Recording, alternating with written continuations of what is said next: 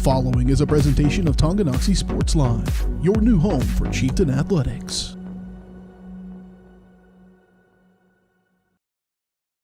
It's time for the Chieftains on your new home for Tonganoxie High School Athletics. Tonganoxie Sports Live.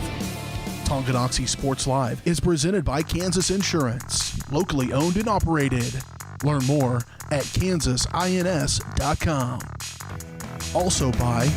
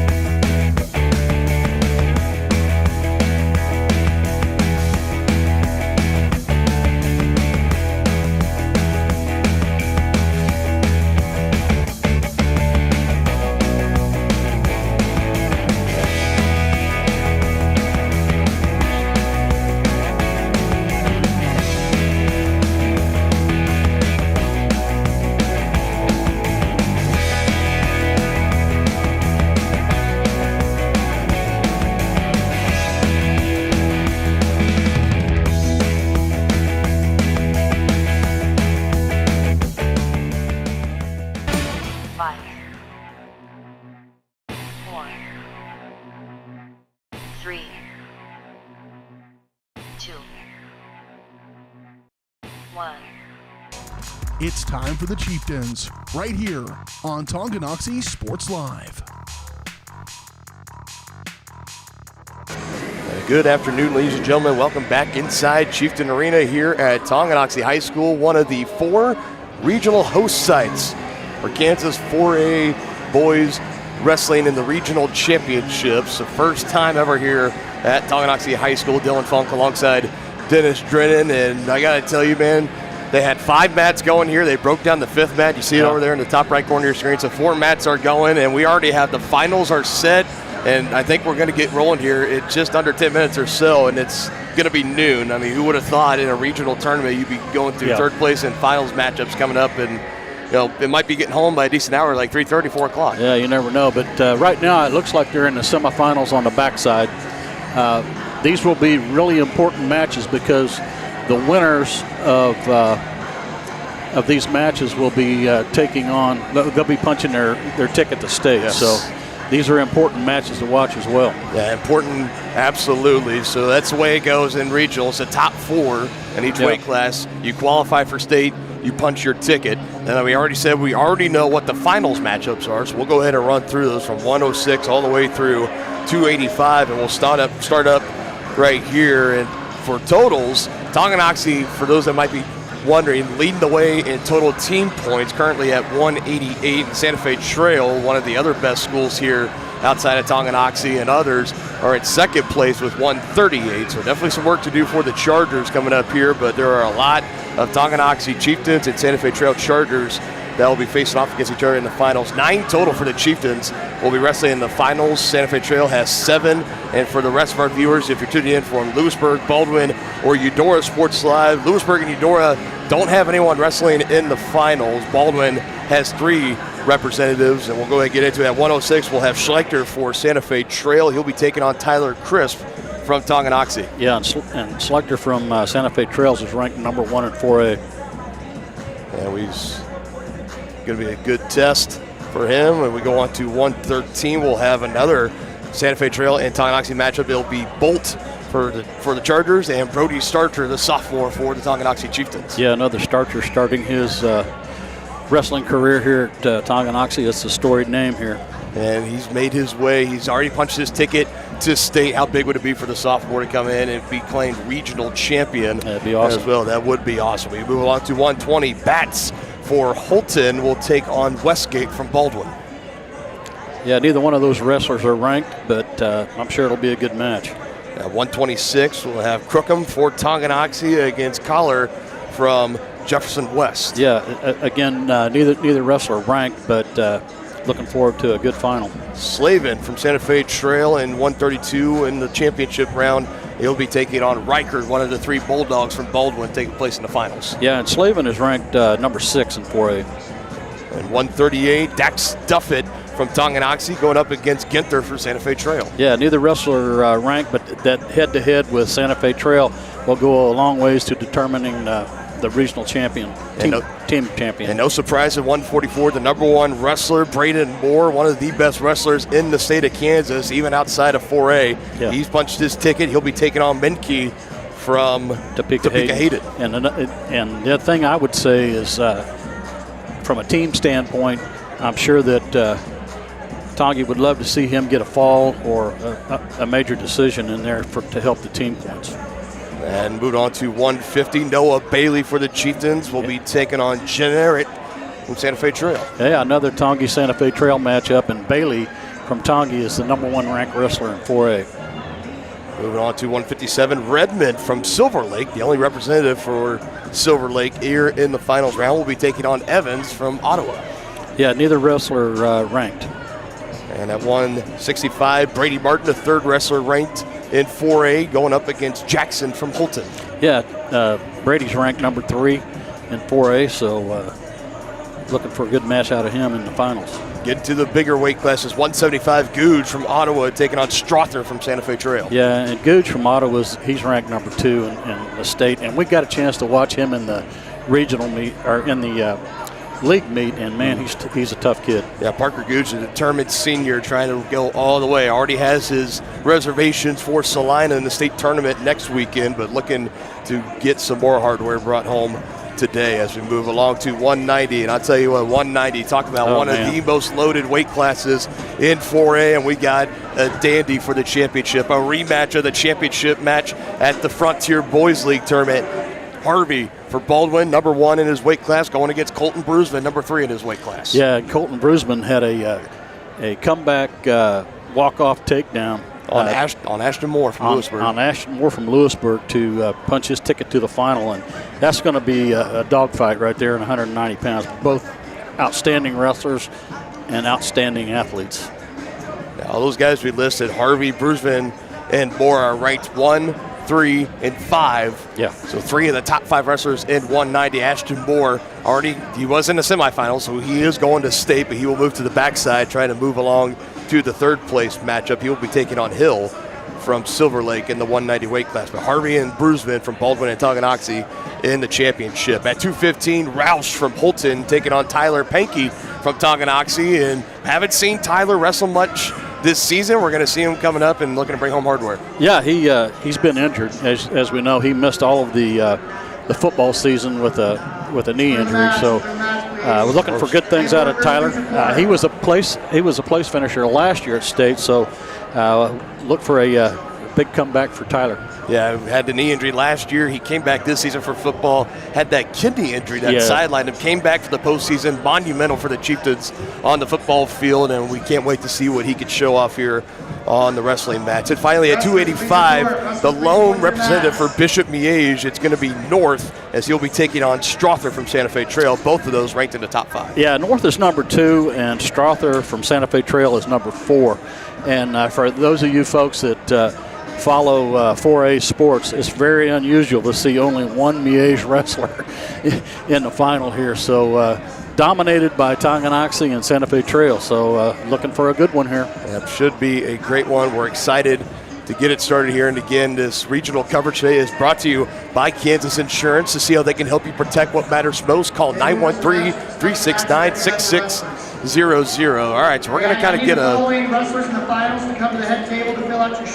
we're kind of getting a lay of the land, and we're going along with this just like everybody back at home. So what we're going to do, I think we're wrestling on the backside of the brackets right now. We're trying to narrow down the third place matchups that will be coming up. I know right here on this mat right here in front of us, it looks like we got kind of nailed down. It's not going to last long. Not going to be very long at all. So 4 total mats are going to be in action. Again, we're going to just bounce around. We're going to try to do our best. We'll try and focus on our league if we can. We've got 2 Lewisburg wrestlers wrestling right now on mat 1 and mat 3. So we'll go ahead. We're going to focus in a little bit on that, and we'll just kind of bounce in and out. We're going to just let the wrestling go on. We'll pitch in every now and then. We'll give some updates, and of course the championship matches are going to be taking place right on the center mat right here in front of us, and we'll have the whole entire broadcast for those. So we're going to just kind of step aside for a moment. We're going to go around. We're going to absorb all the action the most we can. We're going to start here. Looks like on this mat we got, I know it's a Lewisburg wrestler going up. It looks like a wrestler from Jeff West and the Tigers. A battle of the felines here on mat number 3. Yeah, keep in mind, folks, whoever wins this thing is punching their ticket to state. So even though it's the backside, it's extremely important round for these individual wrestlers and for the team. Lewisburg just got the near side cradle. Got the Jeff West kid on his back. Looks like he's going to pin him, and he just did. Hey, Josie, can you come back to the Have another Lewisburg wrestler here on the center mat. Well, partner, can you tell me who these are? Well, I'm going through. I'm trying to find total bout numbers. It's really difficult because they've got 4 mats running, and they fill in mats where if one of them gets behind or one gets ahead. So right now we have 3 Lewisburg wrestlers going at the same time on mats 1, 2, and 3.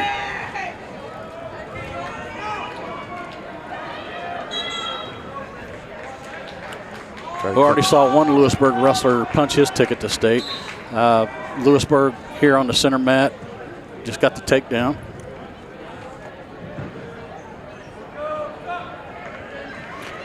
Lewisburg on mat 3 is looking for some back points or to end it.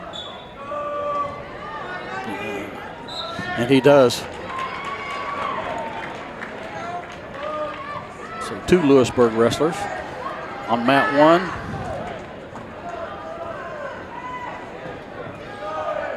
Okay, here on the center mat, we can see the score. It's 2-1 in favor of Lewisburg.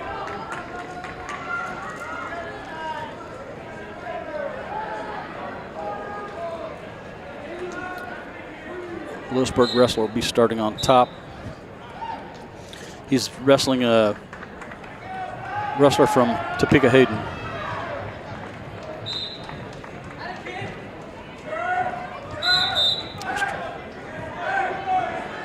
Hayden wrestler getting to his feet real quickly.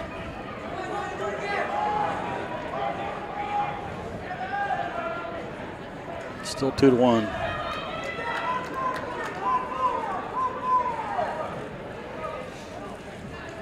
Okay, so I think we can start narrowing this down. So this one that we're focusing in right now, this is mat number 1 and this is mat number 2 right here in the middle. Bout number 119. This is Logan Henry of Lewisburg versus Yanni Yemez from Topeka Hayden. Henry 21-14 on the year. He is in green, and Jimenez 7-16 from Topeka Hayden is in red. Lewisburg, I know, has already punched their ticket for 2 wrestlers. And it looks like they may get their 3rd one here. Working hard for the wrist. Far side half. Doesn't have it deep enough to run it. Near side half now. Okay, on mat. Yeah, so we're good. Yeah, we'll turn over. Mat 3, we got a Tongi wrestler. Yes, we do. And mat number 3, this is Bo Underwood, a sophomore for Tonganoxie, going against George Rocha, a senior from Bishop Miege. Freshman against senior here, so a lot of experience.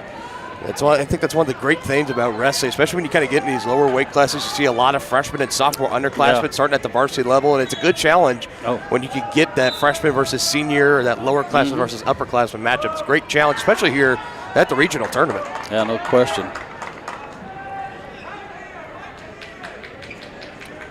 Score is 2-0 right now. Tongi's behind. Underwood needs to get to his base here if he can.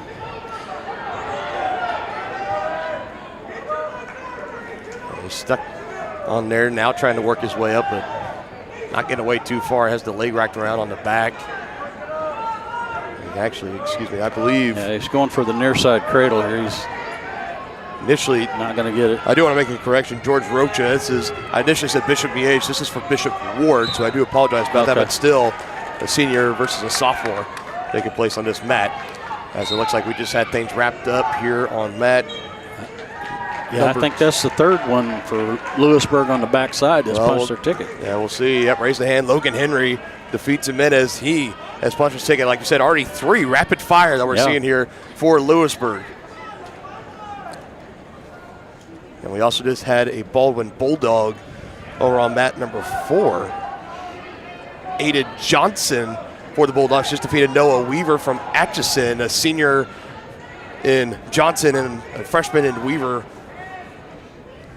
So we're already seeing some league members. 3 for Lewisburg, 1 for Baldwin. We're keeping our attention right here on this one against Tonganoxie and Bishop Ward. Yeah, and Underwood won the toss, and he's going to pick to be on top, which is a little bit surprising. He's down 2-0. You know, he's going to either have to turn him or cut him loose because you got to score points here. But so far, holding his own really well against his senior from Bishop Ward. I like the way he's underhooked on that ankle back there. He's trying to work for a head lever. Unable to get it. He needs to get his hips down, stay anchored. I chopped the arm out from underneath, keeping him down, not letting him get to his There you base. go. Underwood, and he does. Gets Rocha down back on his stomach. All right, he's captured her wrist. See if he can get a wing on one side.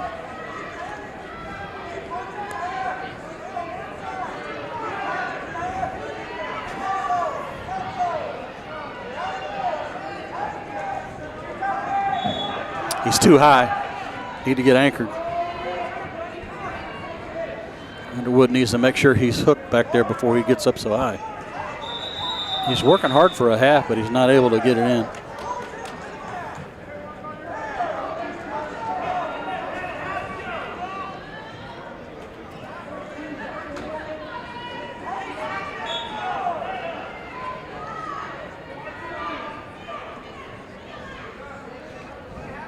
Underwood's still trying to get his opponent's hips down. He's behind 2-0. Having a tough time turning him. He's trying to work for the far side cradle there. You can see he's got a cross face. I feel better if he'd hooked that ankle. And it's way too high.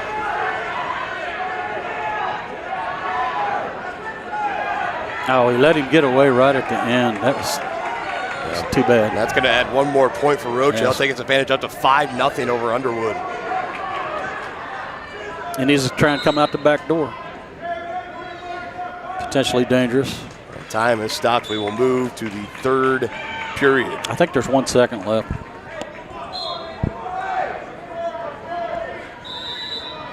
Yeah. They play out those last couple of seconds. And that was the third period. Yep. So Rocha gets the victory over Underwood of You know what, Tonganoxie. though? That's a valiant effort by the young freshman from Tonganoxie, taking a senior to the limit there. He gained invaluable experience right there, folks. He'll be back next year. Definitely great for the young man. Great experience already here, so fairly early in his wrestling career. Just taking another look around, see what we got. Mat 1, we have Bachman from Hiawatha against Julo from Atchison. Mat number 2 currently in action. We have Henry Hayes, a freshman from Perry Lecompton, against Victor Axel from Shawnee Mission Bishop Miege. That's the one on your screen right now. I was trying to look. Again, we're going to prioritize. Axel is looking good. He got him. Yeah, he did. That one wrapping up pretty quick. Henry Hayes with the pinfall victory, the freshman, taking down Victor Axel from Bishop Miege. He's a tough freshman. He just punched his ticket to state.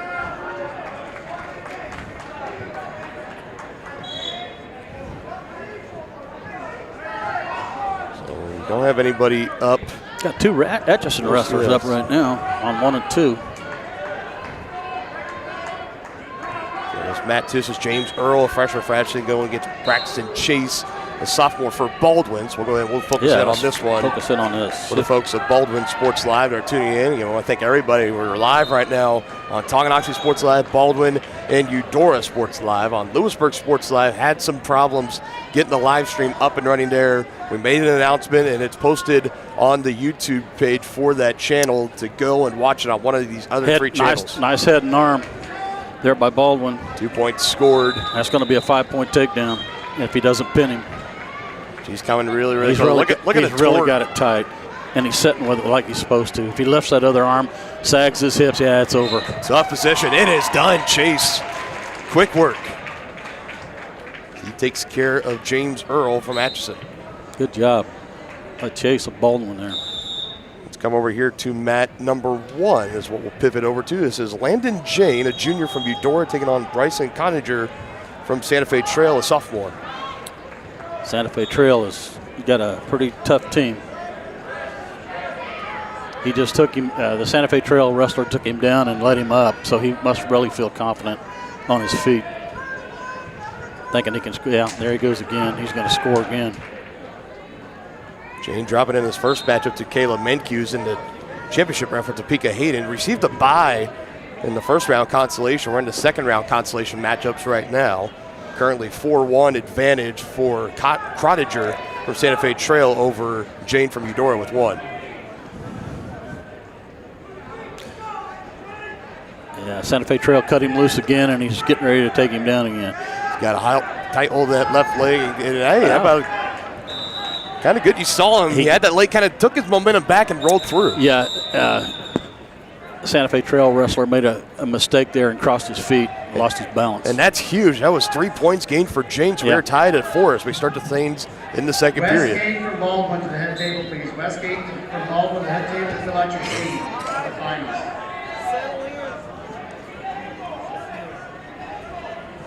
Eudora's going to start top in the referee's position. Santa Fe Trail wrestler is to his feet quickly and fighting the hands. Can he peel him Turn away, into the get away? wrestler. Good job keeping hold of that leg from Jay, not letting him go anywhere. Yeah, he's battling, but he's in a tough position right now. He just gave it up. Yeah. Just rolling back, using that moment. We've seen both wrestlers kind of do that now. Got to get a hold of the grip of that right wrist. Crowder back on top, 6'4". Tough crossface there. He's going to try far side cradle. In that position, you want to take the head to the knee, not the knee to the head. Now Eudora making a comeback here. He needs to elevate. He's got that left foot tucked between his legs. Now getting a hold of it. Crottinger trying to keep his balance and lets it go. They'll run him out. We'll bring him back to the center. He's going to get a 1-point escape for Eudora there. We got another Eudora matchup on deck here. Nate Reason, a senior for Eudora. He'll be taking on Chance Gray, a sophomore from Perry to Compton right here on mat number 1. That's a pretty good match down here on mat 1. And then behind him, we got Tonganoxie and McCrookham. We'll also have Cale Dye. He's got to be careful. His back's exposed. You better give up 2 or 5 instead of getting stuck here. You need to. Yeah. Now he's getting back points. Looks like 3. 3 near fall. Nope, I'm sorry, that's 2 near fall. He's working his way around now. He's got the half, extremely deep. And they're going to call him out of bounds. And they're going to give the 2 points to Crowder. Advantage currently at 10-5. Jane will be down in the referee's position. Jane's going to have to score some points here. Those 2 points just now added, so 12-5. And if you guys want to follow along too at home, we're using Track Wrestling today. Great resource. You can look at the bracket. He's got to be careful. He's got his head down on the mat, and he just gave up the half Nelson. Yeah, he's in pretty tight too, but I think saved by the bell, short time. Yeah, he was fortunate there because he did pin him, I think. He did end up getting a pinfall. We were in short time. It was coming under 10 seconds, 5 seconds to be exact. He had that half really deep. Got the pinfall. Crottinger from Santa Fe Trail, 12. Landed Jane from Eudora, 5.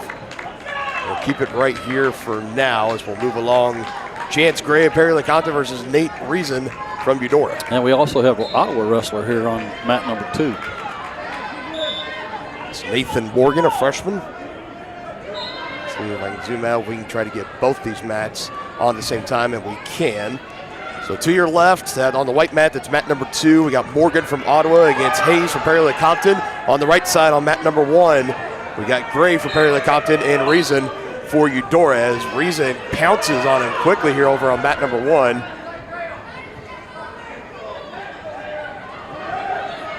Here on the center mat, the Ottawa wrestlers try to put the snake in, see if he can finish it. And he goes for a double leg. He's down 4-1. Trying to be aggressive, score some points. There's a good sprawl out. The Eudora wrestler down here just hit what's called a Peterson. He's going to have a good reversal and a. Oh, look at the bridge up too on that right side. Short time though. Short time. Trying to crank it, trying to get the pin. You see the kid about to let the tube fall. The official. Yeah, he's going to get 3 near fall points though. That was a nice setup. Using a Peterson, that's named after Ben Peterson, an Olympic champion. It's actually a reverse cradle is what it's called. Got 2 more points added here for Hayes of Perry-Lecompton over Morgan. Perry-Lecompton just turned the Ottawa boy on his back. Yeah. He finished it right there. Yep, so let's turn back full undivided attention to mat number 1 between Gray and Reason. He's got that arm really deep, trying to maybe set up a butcher move, but he catches the near side cradle, takes him to his back. He's going to get more back points. Reason currently on top 5-2, but more points are to come here in the second period, under a minute and a half to go. He needs to scoot his hips out and flatten out. It's tough to pin him in that position, but he's going to score 3 back points. Yes, he will.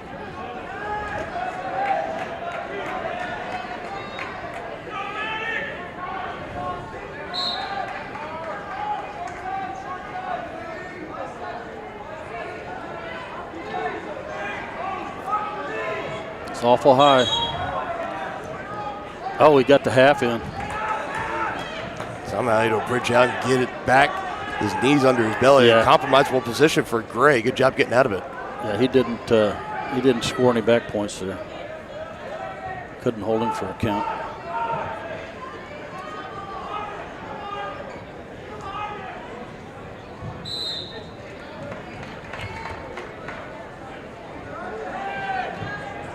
Eudora Russell's still in control of this match, though.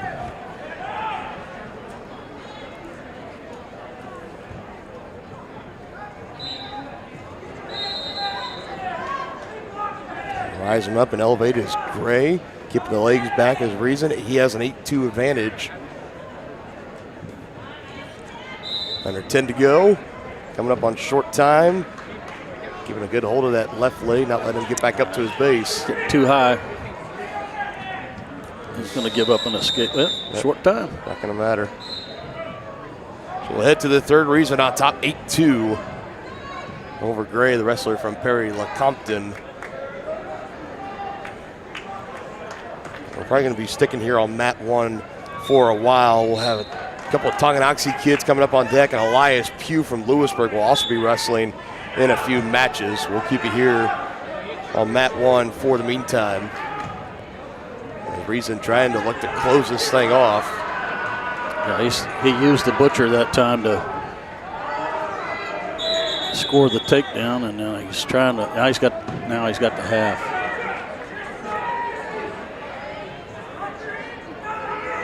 Scoring more back points here. She's trying to finish it. Trying to use his chin, any leverage you can. Yeah, and crank that right shoulder down. Drop his hips back further if he can. Lift that far arm. He's going to lose it here. Yeah, he winged it, so he's still in good shape. He's going to get more back points. It's like 3.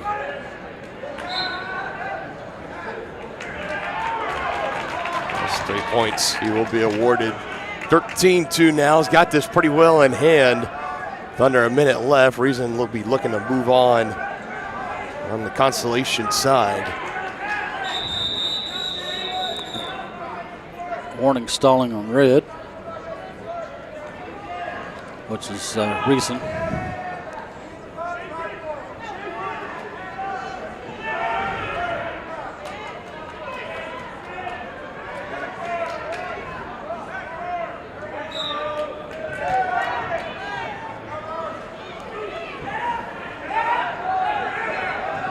You got to stay out of that.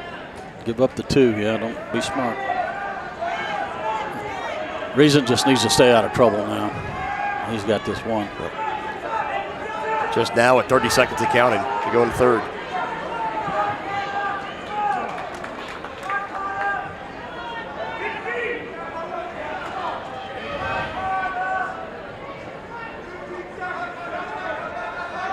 Time, Reason again, just keeping his knees under him, not trying to give this one away as he's going to punch his ticket. He's going to move on to the next round.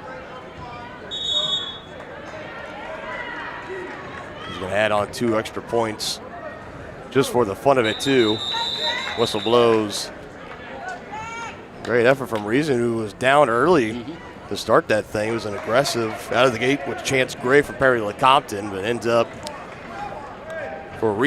coming back from behind. Very aggressive finish. 14-4 is the final in that one. So now we have a Tongi wrestler coming up. We got Andrew Keithley, a sophomore from Holton. He'll take on Emmett Crookham, the junior from Tonganoxie. And the first time, well, it's the first time ever it has been a regional championship for boys wrestling has been hosted here in the new gym at Tonganoxie High School. I don't know if they've hosted it. If they did, it's been a long, long time. A brand new facility, great for hosting these kind of style of events. Tongi would really like to see Crookham punch his ticket to state. That's going to give him more team points and a better opportunity at the state tournament. Oh, he was in really nice on a double leg, but lost his balance and got taken down there. Yeah, he's upset with himself for giving up that takedown. Down early 2-0, so plenty of time. Yeah. Fight the hands, turn in, perfectly done. That's textbook escape right there by Crookham. Oh, nice snap down and spin to the back. Good takedown for Crookham. He's trying to get this a wing and a wrist. Oh, he's got a double chicken wing. He's got short time, though. All right, now, for you folks back home, you see when the referee puts his hand behind his head, that's a potentially dangerous hold. Those chicken wings have to stay 90 degrees on the back. If not, they slip up a little bit. It becomes a dangerous hold. Pretty easy way to separate or dislocate. Touch a shoulder, cause injuries to the elbow. Oh, nice head lever there. Crookham will go to the second with Crookham on top 3-2 over Keithley from Holton. Holton's going to have the choice. He's going to defer. Crookham's going to take down. Smart. That's a smart decision right there. Easier to score from down below.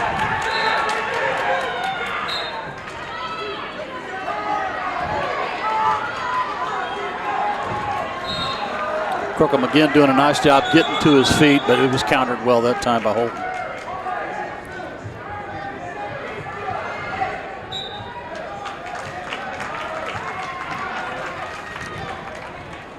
For the Baldwin fans here on mat 2, we just had Keldon Cox against Ivan Campbell from Jeff West, and Cox picks up the victory, the sophomore, on to the next round.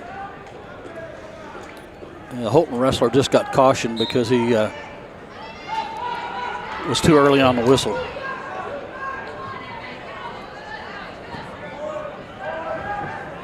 Crookham needs to get his head up. Okay, they're off the mat.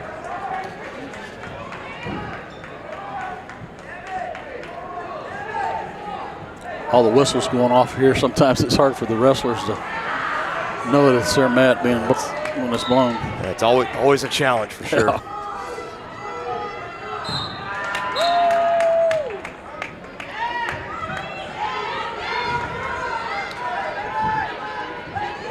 Got to be careful getting on his hip here. You don't want to give up any back points. He's trying to come out the back door. Well, he's trying. He's halfway there. Yeah. Keithley's still keeping a good hold of that right ankle now. Yeah, he's coming out now. He can just work up the back if he can't get his head to the side. Get his head to the side. Nice job. Work up the back. There you go. Beautifully executed. There you go. Good job.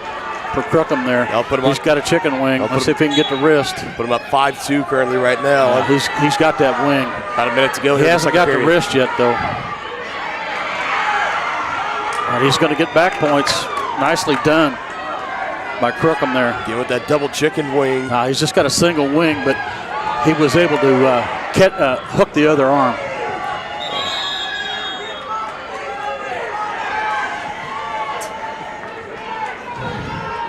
See how he's got that one underhooked?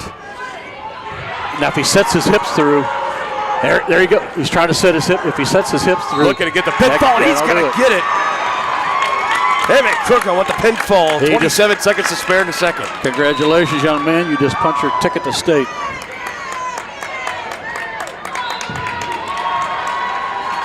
Well, he'll still have a little bit to go, so he'll move on now to take on. You got another Tongi kid coming up. So here in a little while, we'll have Crookham going against Reason. And the winner of that match, I believe, will go on to the third place bout. Oh, okay.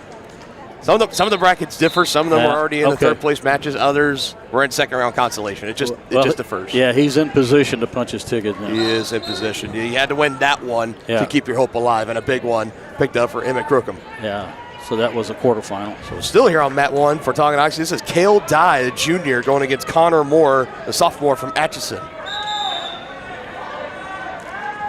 Dye's trying to, he did a nice job. Ooh, man, he gave that two quickly. So it's a 2-1 Dye.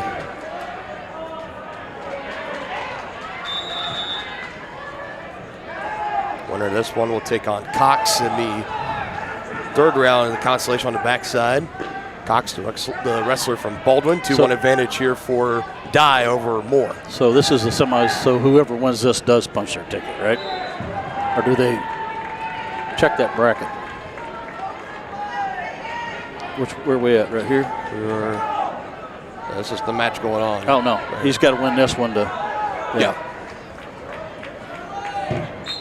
It's a big bracket. It is a big bracket. Some of them, like the 106 to 113s, those are already set.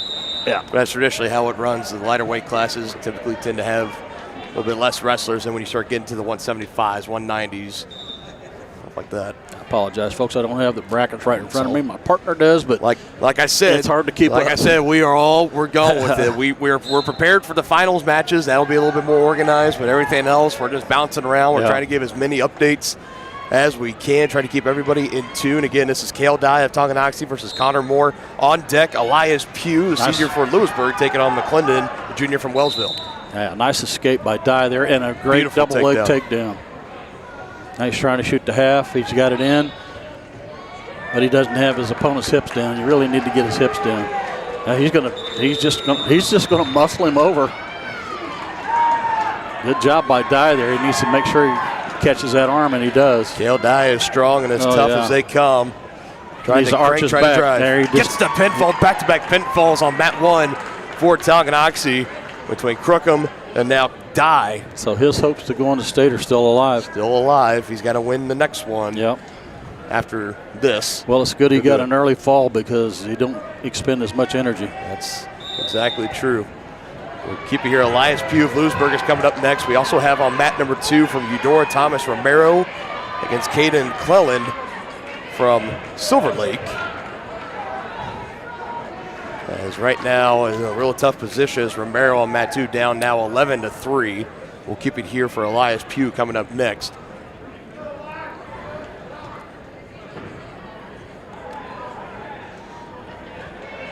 Taking place in the 126 weight class. Excuse me, 175. This is Pugh, right? This is Pugh, Elias Pugh, against McClendon from Wellsville. I want to say he placed at the league tournament. And we also saw him when we were doing coverage over on Lewisburg Sports Live. We were doing the Wildcat Invitational. He won in the championship. Yeah.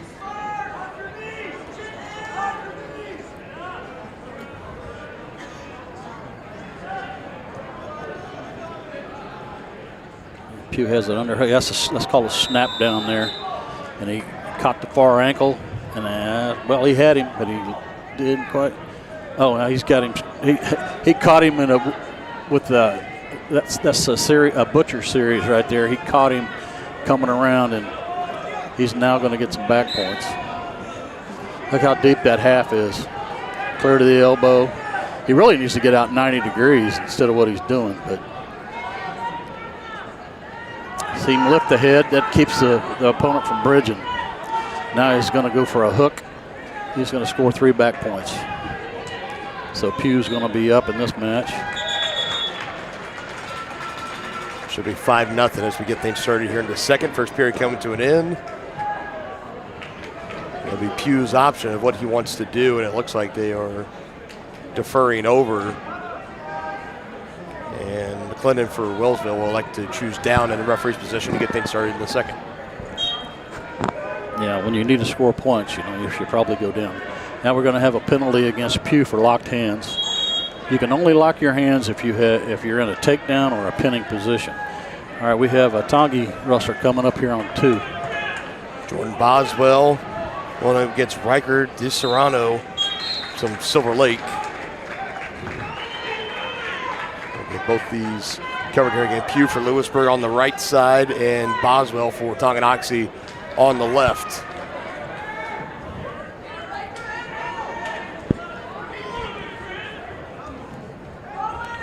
Boswell's got to be careful here. He's got it set up. That's called a snake. Boswell backs out of it. I don't think you want to head wrestle with this kid from Silver Lake. He seems to know what he's doing up top. Elias Pugh still in firm control on the right side of the mat, 5-1. The advantage over McClendon and Wellsville, approaching a minute to go in the second period. Trying to avoid the takedown. A little bit of hit toss, not going down yet. Short time here. It looks like you're on mat number 2 for Tongi and Silver Lake. We're going to be going to period number 2. As the whistle blows.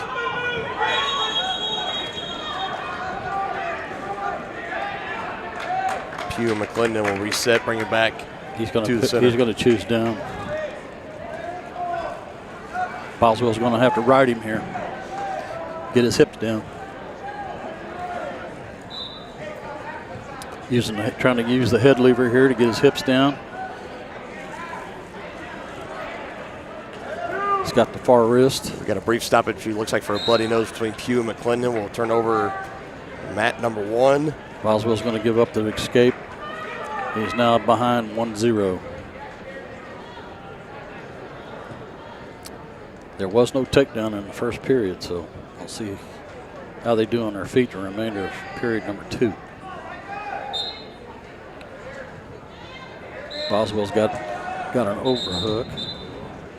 Now, he made a shot for the single leg. Now he's on a good counter there by Silver Lake. He had the whizzer and he dropped his hips back. That's how you counter a single leg. Now Boswell's trying to lift him. He's in on the double, but he's got to be careful. He's going to give it up. DiSerrano, and he did. That's the snake. And a pinfall for DiSerrano over Boswell of Tonganoxie. Yeah, Boswell did everything right there, except he wasn't able to elevate enough to keep from getting caught in that snake. Let's turn back over here to Elias Pugh of Lewisburg in his match on mat 1. Looks like he's well in command here.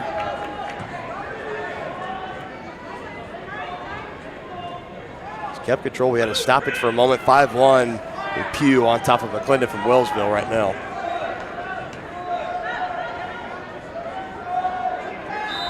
Look at that. That's how you do it. You see him setting up the snake. That's a half and around the head. Now he's going to try and muscle him to his back. That is strictly a strength move, folks. Elias Pugh has plenty of it.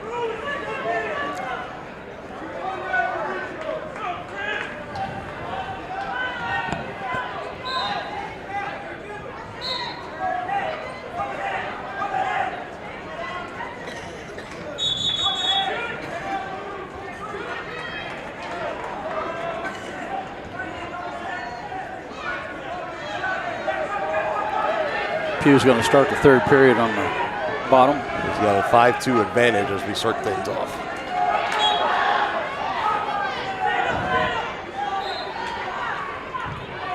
Pyramiding up.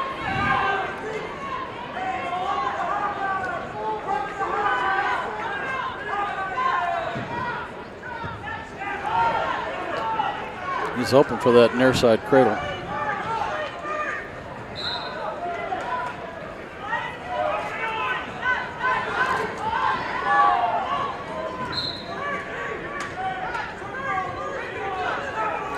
Pugh to his feet. Nice job there. Textbook. Right to a reversal.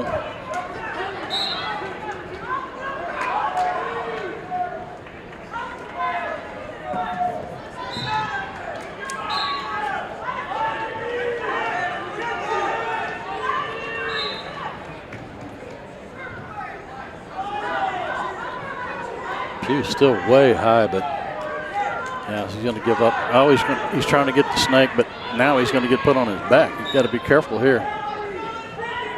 Let's get back to his belly. He did. That'll tighten it up, though. 4-point move there.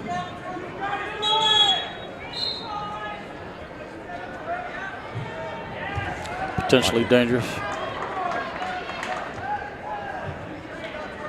Hey, table workers, this is going to be the last match on your tables. I'm going to reload the mats. We're going to run into timing issues, so we're going to break down to 3 matches for the next round. Otherwise, we'll be sitting for 20 minutes every match. We're going to break down to 3 Don't matches. take another match, table workers, until I come find you. And the reason they're doing that, folks, is Keisha determines that each wrestler has to have at least 30 minutes between matches, which makes sense. Right. As we start getting into talking about the finals, talking about final matches for kids to either punch their ticket to state or end up losing out on it, you want to give them as much time to try to prepare physically and mentally to get ready for that. Yeah, that's a good point, partner. This wrestling is is not only a very physical sport, but it's very mental. Look at Pugh tried to throw that's called a snake. He tried to throw that, but he gave up a takedown or a reversal. And that's the end of the third, and Pugh got out to a big advantage, played with fire a little bit. McClendon able to close the gap a little bit.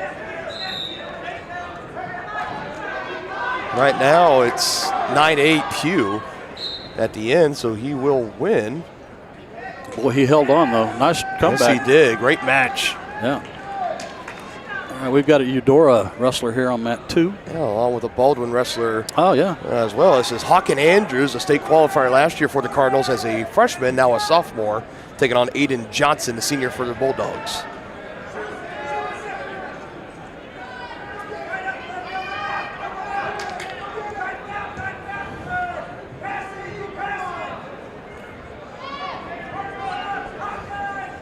Andrews with the win here would move on to take on Motter from Ottawa with a chance to punch his ticket to the third place match and punch his ticket to state. Gonna have to win this one here though. Still going to work. It's 2 points there. We'll go up 5-1. Yeah, that was a good move by the Eudora wrestler. Or were those 2 points just waved off? I'm not sure he did. It looked like he awarded him, but it's still showing only 3-1. He held up 2, and then he went. Yeah, it's still saying 3-1, so I guess. Yeah, you can change your mind if you don't feel like he's secured 2 points.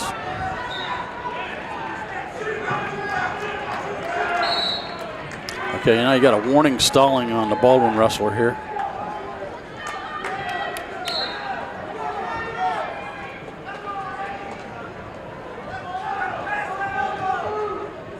We're going to have a Lewisburg wrestler down here on mat 3, looks like. Yeah, he just got that match wrapped up. Oh, it just finished up? Yes, did he win?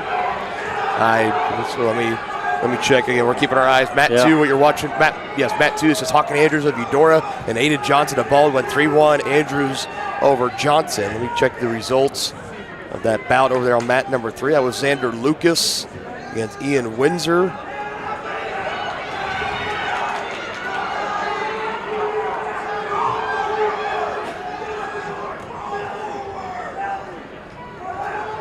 And Lucas did getting the victory there, 5-0 with the pinfall. He's trying to stay off his back here to keep it from getting tighter.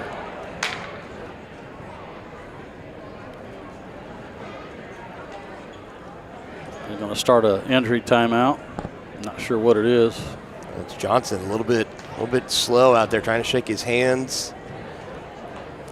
Yeah, this is the final match taking place here. Then we're going to have another intermission. They're going to tear down a mat. We're going to move to 3, as we're really going to start rolling through the rest of these consolation matches on the backside. And while we do have time here, we do want to give a special thank you to all of our great sponsors here on Tonganoxie Sports Live, allowing us to come in and just do this in general, to bring the coverage here from the tournament, playoff football, basketball, volleyball, soccer. It does not matter. Regular season, postseason, we cannot do what we do here on Tonganoxie Sports Live and provide this great service for the players, their families, the school, and the community without your tremendous support. So I want to thank you, all the sponsors. You see them listed on your screen, from Kansas Insurance all the way to Flashbacks Diner and Cafe. Had a great breakfast there this morning before we came here, fueled up for the day. Love the folks and love the food, more importantly, at Flashbacks. Always great time there. And one other thing I'd add there, partner, too, is that it's so nice, again, thanking our sponsors for allowing us to do this, because there are a lot of these student athletes that have family across the country that aren't able to attend. So they're if they tune into our broadcast, they're able to see their loved ones or their kids that they know compete. Yep, again, it's a great thing. Thanks to the tremendous support and backing of our sponsors in this presentation of regional coverage from the 4A Boys Wrestling Regional Championships is presented by Kansas Insurance. They believe in taking time to issue personal care and attention to each individual client. They say they can help you protect what matters most. Call them at 913-369-6600. So again, we're stuck in a little bit of a holding pattern right now in this matchup between Andrews and Johnson from Eudora and Baldwin. Had the brief timeout. They're sanitizing down on the mats. It indicates there was some blood. Yep. Get it all bandaged up. It's currently right now 5-3 Andrews over Johnson. And we are on short time in the third period. 4 seconds to go. Another thing here. So now if you're a chance for both these wrestlers, you have a chance. You got a little quick breather there. You get a little bit of your stamina back. Yeah. You're not as worn out. So for Johnson and Andrews, with state qualifier last year, he's been in this position. He knows what's going to be coming. Johnson's going to try coming out of the gate. Going to try the takedown. He needs one to keep this alive, as we're still wiping the mat down, trying to get it sanitized.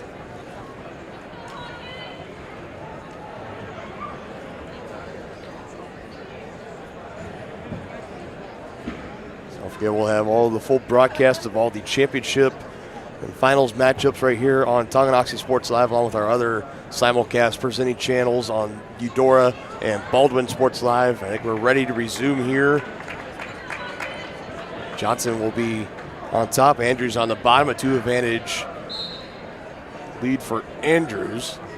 And actually, that was just the injury timeout clock that they had on, it looked like. So potentially dangerous.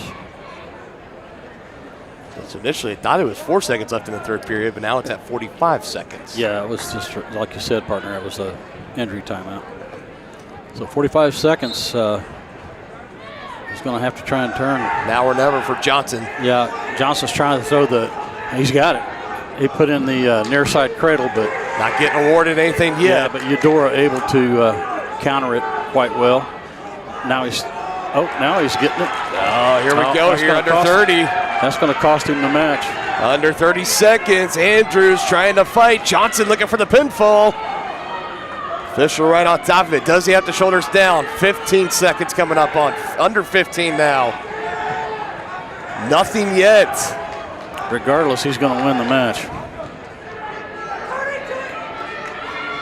Andrews now under 5 seconds and might have just given the match away to Johnson. He did. Well, no, there it goes. Johnson took it. Exactly right. I was getting ready to correct it. You took the words right out of my mouth. Yeah. Nice job there. Under a minute to go, down by 2 in the third period. Johnson pulling off the moves.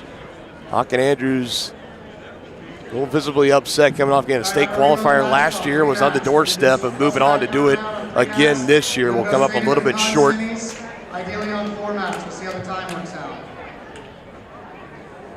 Okay, so we just had an announcement over the PA, so it sounds like they're still wanting to do the consolation semifinals on 4 mats. Is that what I just heard? That's what I think you heard. I thought they were going to go to 3, but maybe they're not. That was the initial indication. So again, we're in a little bit of a holding pattern, holding off. We're gonna take a timeout here. We'll come back with more coverage live from Tonganoxie High School. This is regional wrestling on Tonganoxie and our corresponding Sports Live channels. A great collision on the field? Awesome. An awesome collision on the road? Not so great. If that bad play does come your way, take your car to S&S Body Shop in Tonganoxie. S&S has been the area's premier auto collision repair center since 1972, working on all makes and models, glass replacement, bumper repair, fiberglass and plastic, color matching, and more. Plus, they work with all insurance companies. Get your ride back in the game. Learn more at snsautoandbody.com or call 913-369-3193. Whether you're an athlete looking to get back for another big win or you're just trying to win at life, Dr. Adam Ludwin at Win Chiropractic and Sports Therapy can get you back in the game. Dr. Adam has the tools and skills to have you feeling your best in no time with chiropractic adjustment, physical therapy, cupping, taping, muscle scraping, on-site x-ray, and more. Lose the pain and win the day at Win Chiropractic and Sports Therapy, now open in Tonganoxie. Book online at winchiropracticst.com or call 913-214-1020. Call insurance agent. Hello, customer. Oh, great. I just had a quick question about my insurance. You are 312th in line. Oh, it's just a real quick question. Would you like a callback in 6 hours? Sometimes humans are just more helpful. Hey, Max, I can answer your insurance question. Awesome. Appreciate it. Farm Bureau Financial Services. It's your future. Let's protect it. Contact Farm Bureau agents Tex Vandervoort and Jerry Sanders in Tonganoxie today. Thinking about starting your next outdoor home project? Be sure to call 811 before you dig. After calling 811, wait a few days for utilities to mark your yard with paint or flags to avoid unintentionally hitting a utility line. Hitting a buried line can disrupt service in your area, cost money to repair, or cause serious injury. Southern Star asks you to help protect our community. Know what's below. Call 811 before you dig.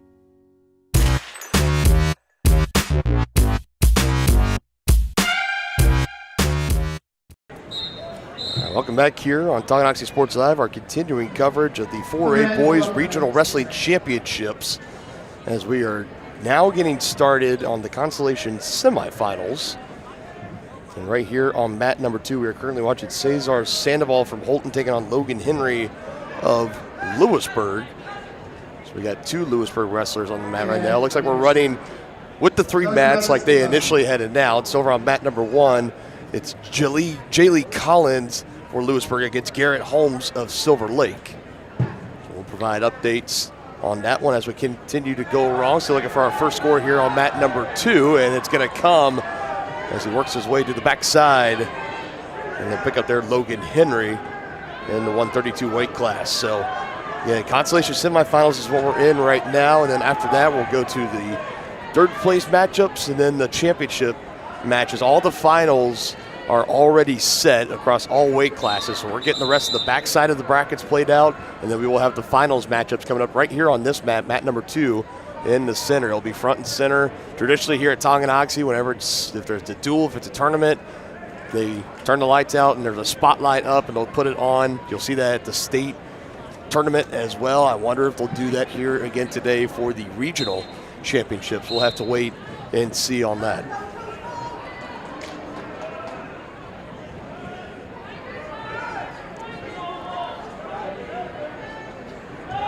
Winner to this one between Sandoval and Henry will go on to take on Schreiner of Eudora in the next round. Henry currently on top 3-0. And this other match with Jaylee Collins on mat number 1 is yet to start. We're at the scorers table trying to get, looks like having some kind of difficulties, having a slow time getting things started. So that nothing has started over there yet. Possibly after this match concludes, we could turn over there and bring you most, if not all of that match in its entirety. And my name's Dylan Funk, alongside my broadcast partner, Dennis Drennan, getting ready to rejoin us back here on the set.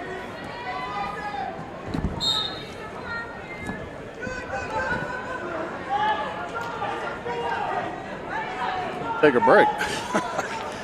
Well, by break, it was a couple minutes. We're already back at it. We're focused on this mat number 2 right now. Logan Henry of Lewisburg, a 3-0 advantage over Cesar Sandoval from Holton.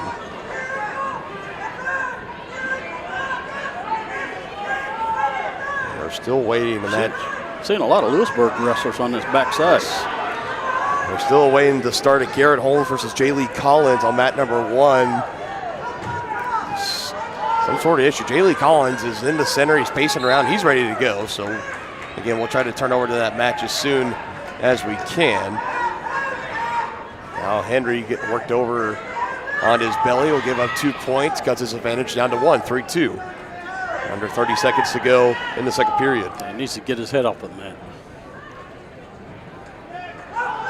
Be careful stepping over. He's able to roll through, trying to stay with it. He's going to get one. He will. He's going to get one. That's called a Granby roll that you saw just there. So you gave us the origin of the Peterson. What's the origin of the Granby roll? Granby roll's a really old move. I'm not sure who that one's actually named after, but it's been around a long time and still being used, obviously, today.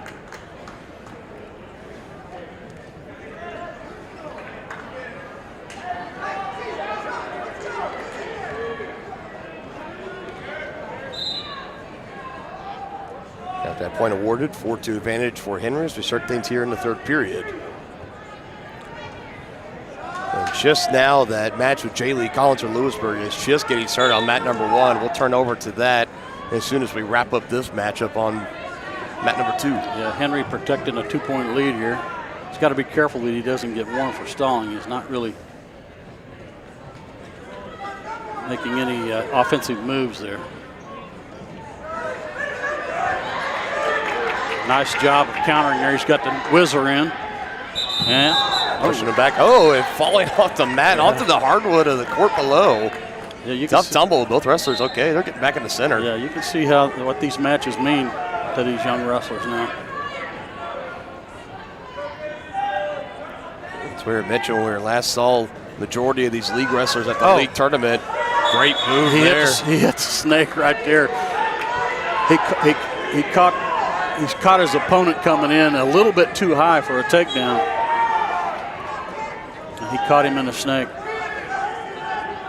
He needs to let go of that ankle and get out 90 degrees and arch his back and lift the head. Still anchoring on there right now, not letting it get away. Well, it's pretty tough to pin him in that position.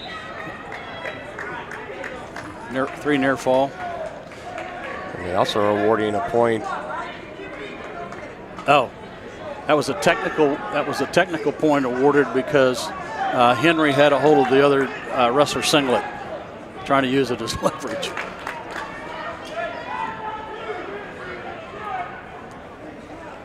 There'll be a caution here. I'm kind of surprised that's a technical, and I feel it's one of the things you don't really see all that often. But you feel like it'd be kind of understandable if, when you're in the heat of the moment, you're trying to do anything you possibly can. Like at the league tournament, someone tried to grab the side of the mat to get leverage.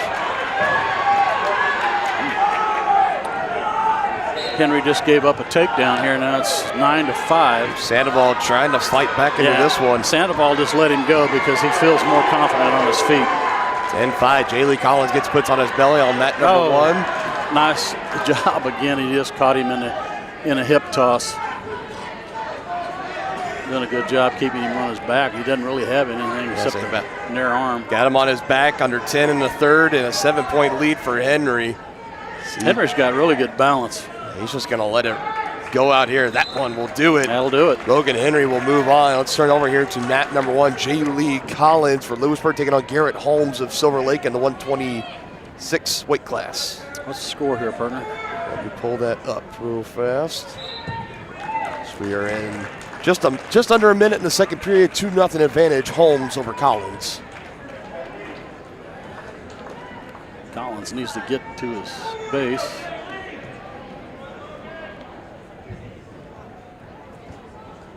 Oh, he's trying to come out the back door, and he's going to do it. I'll tell you, Logan Henry just came off the mat and almost collapsed, exhaustion. Oh, yeah. But knowing what is on the line, giving it his all, that's perfect of what it means to these wrestlers, everybody that's here today.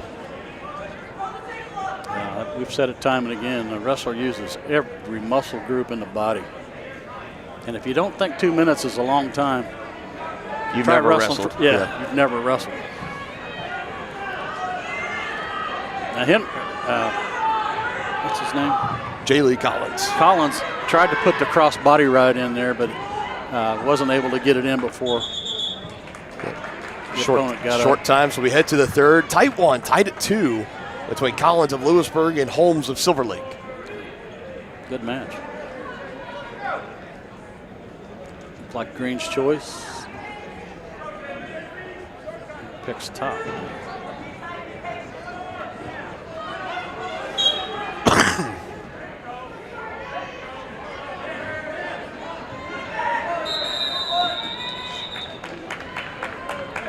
Collins is trying to set up a reverse cradle. Potentially dangerous when you're on your feet.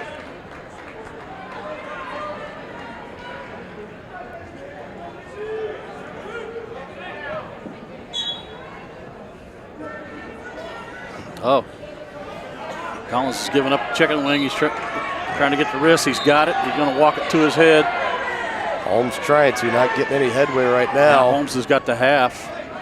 Over on that right side he did. He lets it go. Now he's got the wrist again. Now he's going to try and turn him, and he will. Collins trying to bridge out, using all of the muscles on that neck. Yeah.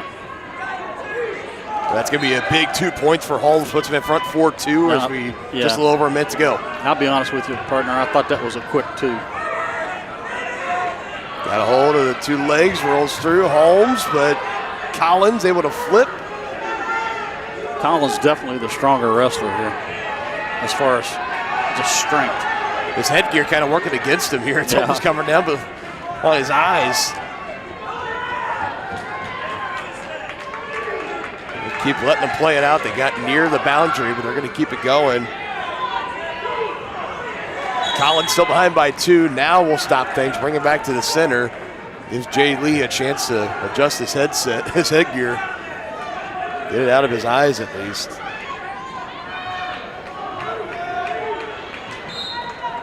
.44 seconds to go in the third period. Collins needs to go here, and he knows it. He tried to do a set out, but man, it looks like he's gassed. His head's on the mat.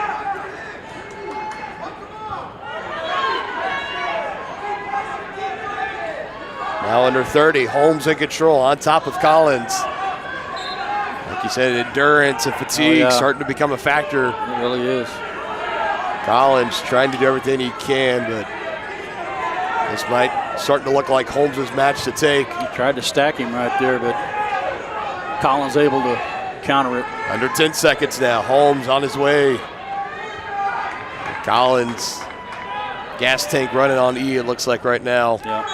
And that will do it. A great match. On the hands out, shaking. Great sportsmanship. Yep. Jay Lee Collins comes up just a little bit short against Garrett Holmes from Silver Lake 4-2. Great match. We're going to have another Lewisburg wrestler here. Yeah, we're going to have a string of Lewisburg wrestlers coming up here. So we're going to have Parker Gillen from Silver Lake against Micah McKittrick of Lewisburg. And on deck, we'll have some Frontier League action. Blake Ulfant for Lewisburg will be taking on Grady Summerall from Ottawa. So we're gonna be anchored in here on mat number 1 for a little bit of time here. And we're giving all the priority to our Frontier League channels that are here today. It's Eudora, Baldwin, Eudora, Lewisburg, and of course Tonganoxie. We'll see a lot of Chieftains coming up in the finals round. They'll be coming up a little bit later on this afternoon, probably around 2 o'clock or so. Good takedown there by Lewisburg. He's a little high though. If you can look over and see the mat, you're too high if you don't have something anchored. He's worked, he's got him a wing, trying to get the far wrist. He's going to try and turn him. Yeah, he's got the wrist and he's trying to figure 4 the head, but short time and he's going to get 3 points.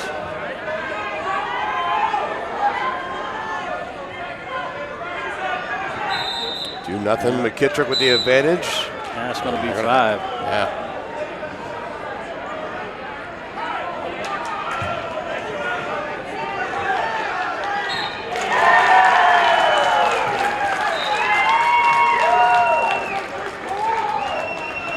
McKittrick chose down.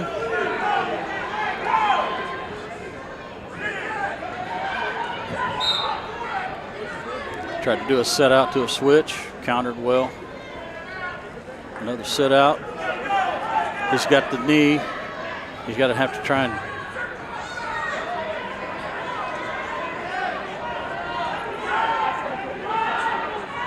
his opponent's way too high. He just needs to try and come out the back door if he can.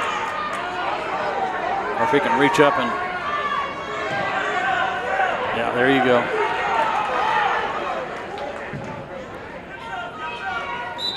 That's 7-0. McKittrick. McKittrick working for a wing. He's got one. He's looking for the wrist. On the far side, he's got it.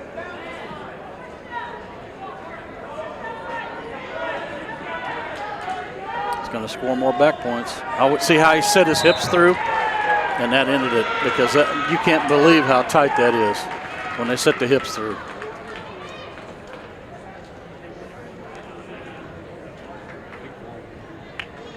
Big one picked up for McKittrick. He'll move on, taking care of Parker Gillen from Silver Lake. And again, we'll keep it here. More we got Lewisburg action. We got a Tongi wrestler on, too.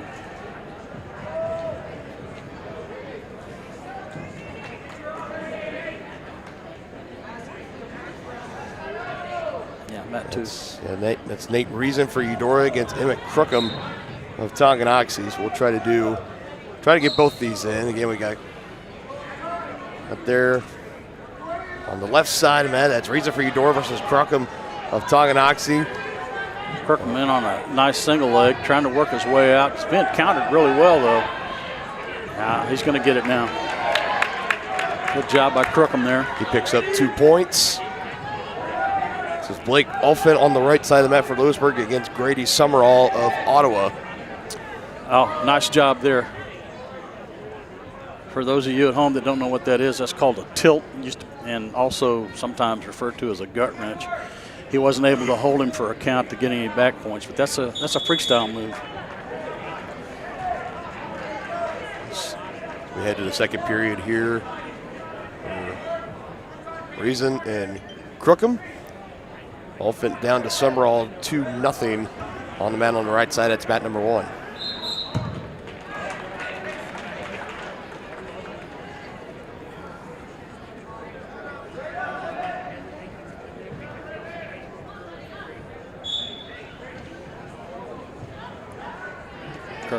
Trying to get to his feet. Does a good job, turns in. And on a single leg, needs to get his head to the side. Head to the side.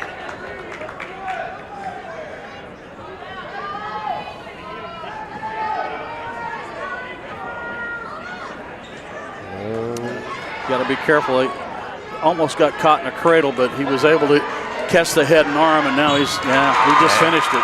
Crookham. Nice job by Crookham. Finishes it off there at the pinfall of a Reason from Eudora.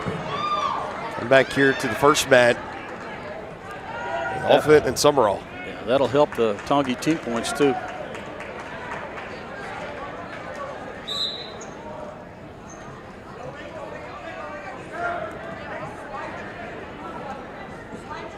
We also have Max Harvey on mat number 3 for Baldwin going against David Hayes from Perry LeCompton.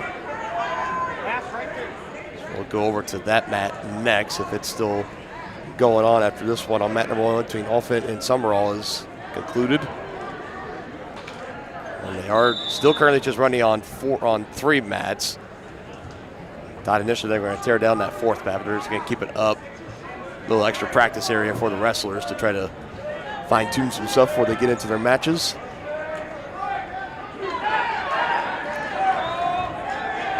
So we've got a 4-0 advantage for Summerall on this mat over Olfin. Summerall's in control so far. He's controlling his opponent's hips. He's got him flat on the mat. He's got a far arm. Now he changes to a wrist.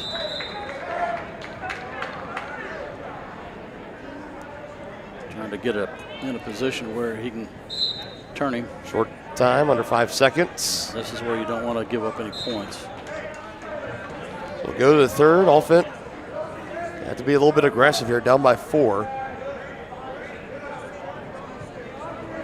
Summerall just needs to be smart here, and he'll advance.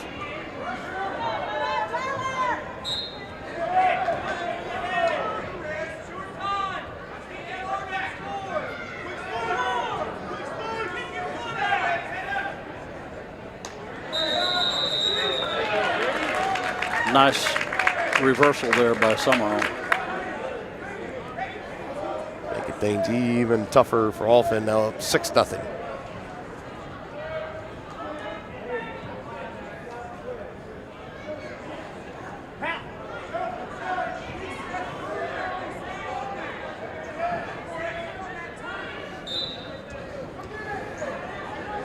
Summerall in control.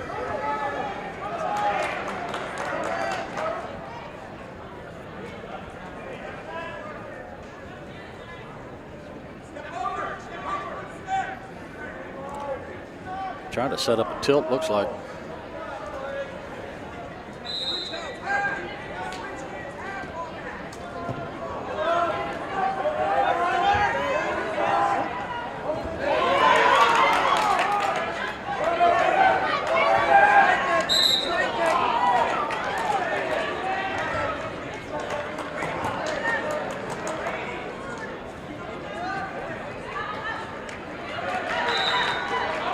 Now dipping under 40 seconds on this mat.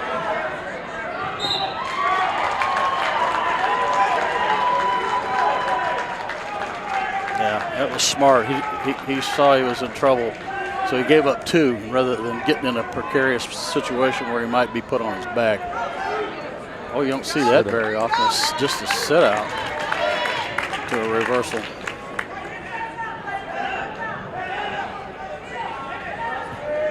It looks like Grady Summerall just picking up the 2 extra points there. Under 5 seconds to go, he will be moving on in the consolation round on the back side of the bracket. I think we just had, see on mat number 3. Let's see who we got coming up on that mat number 3. We got Topeka Hayden versus Santa Fe Trails here on mat number 2. On mat number 1, we'll have Lewisburg wrestler. Yeah, we'll have Bilderback versus Alan Hawkins from Jefferson West. Oh. So on mat number 3, let's see who we got coming up on here. It looks like we'll have Santa Fe Trail wrestlers. We're going to come all the way over here to mat number 3. We got a Eudora over here on mat number 3. I believe this is Riley Neese. See, the weight classes are getting bigger, so we're getting close to the end of this one. Yes. And we haven't gotten any confirmation yet if they will do the third place matches at the same time of the championships, or they'll do the third place and then clear all the mats and do the championships. I know traditionally that's what they like to do. Yeah. Usually when you get to this part of the postseason in wrestling, so that's what we'll keep it going. But this is right here. This is Tage Skokny for Santa Fe Trail and Riley Neese, the freshman for Eudora. He's a freshman? He's a freshman. Wow. The 215 weight class.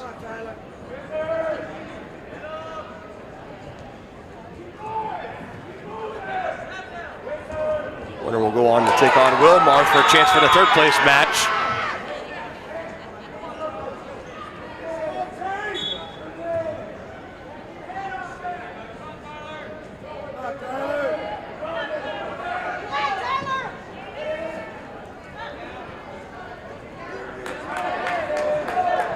Have a takedown by the Eudora wrestler here. That's Neese. Yep. Oh boy, and right at the whistle too. That's huge. That's huge. So when you get to that short time, you always want to try to be on the defense. You never want to give up points that late into a round. Big one picked up there for Neese. He gets 2. That's the first points too. So he'll go to the second period up 2-0. Yeah, he had the choice. He's going to choose down. He's confident he's going to be able to either reverse or get an escape here.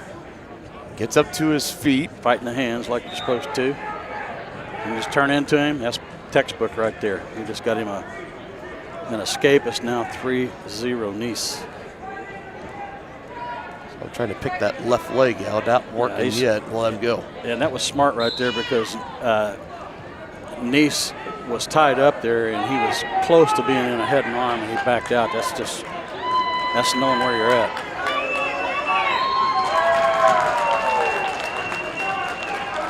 That's called a shuck right there, but Nice is going to hit a double leg, and he scored another takedown. So now it's 5-0.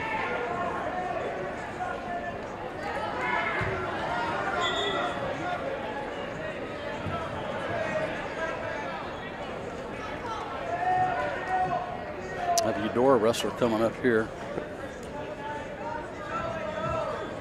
Mat number 2. Let's get the updated bout numbers. This is Braden Van Dong for Eudora taking on Colton Wade of Perry Lecompton. Nice a 5-0 advantage on mat number 3. That's Matt over on your left. So we got dual Eudora action going on here on the white mat. Again, that is Wade of Perry Lecompton versus Van Dong of Eudora.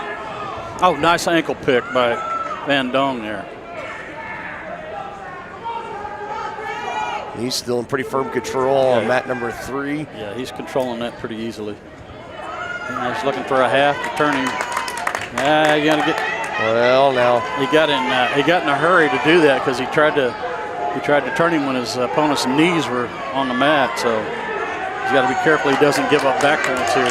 And Dong sticking with him. Oh yeah, nice job.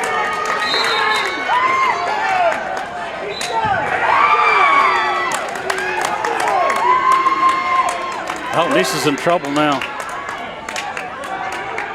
Over there on the left side, Nice coming back for the pinfall from Santa Fe. And Nice can't believe it. Yeah, that hurts when you're in control of a match and get in a bad position and get pinned. It's heartbreaking. I know, I've been there. We'll give our full attention here back on mat number 2, Colton Wade versus Brandon Van Dong.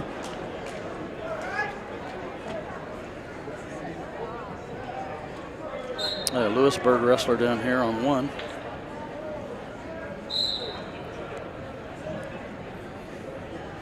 Bryce Thompson of Lewisburg taking on Malachi Laws from Perry Lecompton. And Dong in on a single leg. Countered well by Perry Lecompton. He's going to have to watch that knee. It's in a bad position there. He's trying to set up that cradle. I can't see if he's got it locked or not. It looks like he does.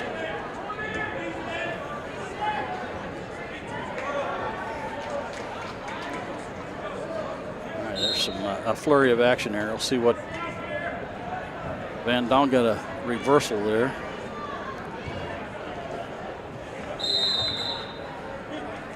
Right now they have the score at 4-2, Van Dong. Another Lewisburg wrestler on 3. I think that's Pugh. Yes, it is. It is Elias Pugh over on 3.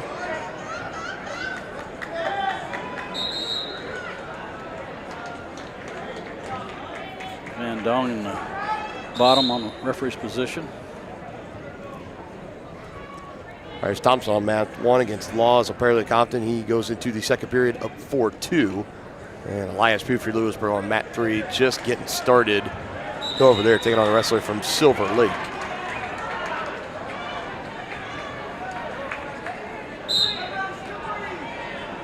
Van Dong gives up an escape here, so now it's 4-3. Van Dong holding on to a 1-point lead.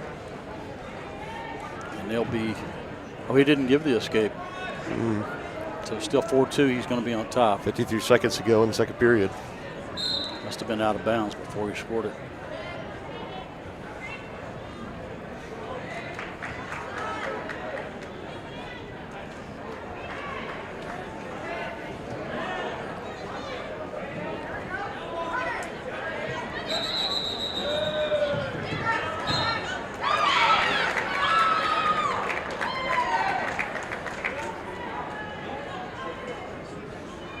Van Dong working for a half Nelson.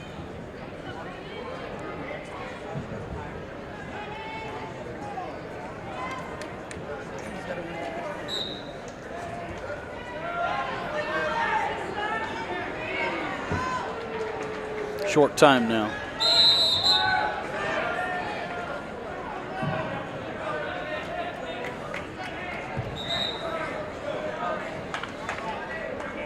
Okay, we have a Chieftain wrestler on mat 1.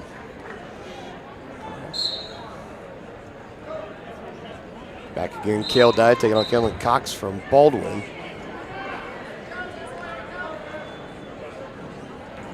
Dye needing to win this to keep his hopes alive for going to state.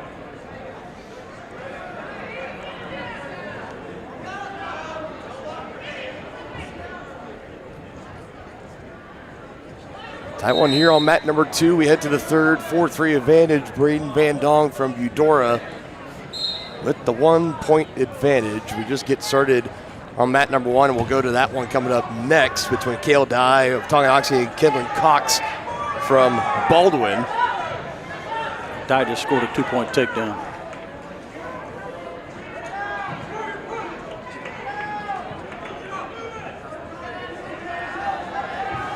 Can you split and show both of those mats, buddy? Well, I'm trying to.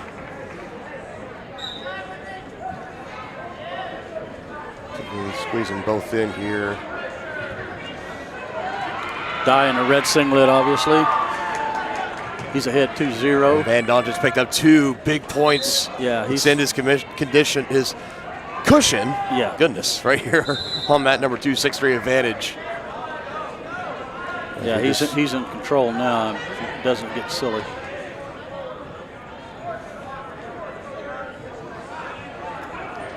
Dye's going to choose down on the referee's position. I think that's a good choice. Oh, he quickly to his feet. Van Dong has got half. That's it. Van Dong wins it. By pinfall on mat number 1. 44 seconds to spare in the third period. Congratulations to him. He moves on and keeps his hopes to qualify for state alive. He'll have one more victory to pick up coming up in the consolation semifinals. This is now Cale Dye for Tonganoxie here. This is 3-0 now, I think, isn't it? This is the 175-pound weight class pulling up the matchup right now on track wrestling. 3-0 advantage for Cale Dye. Good call.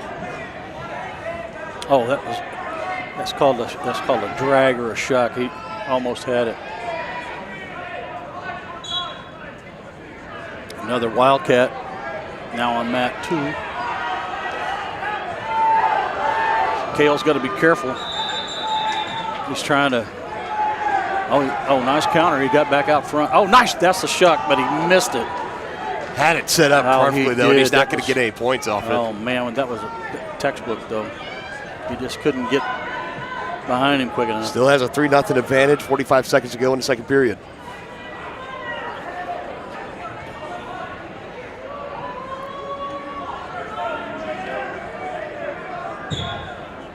Lewisburg wrestler here on mat 2. I believe that was Xander Lucas that just got pinned for Lewisburg.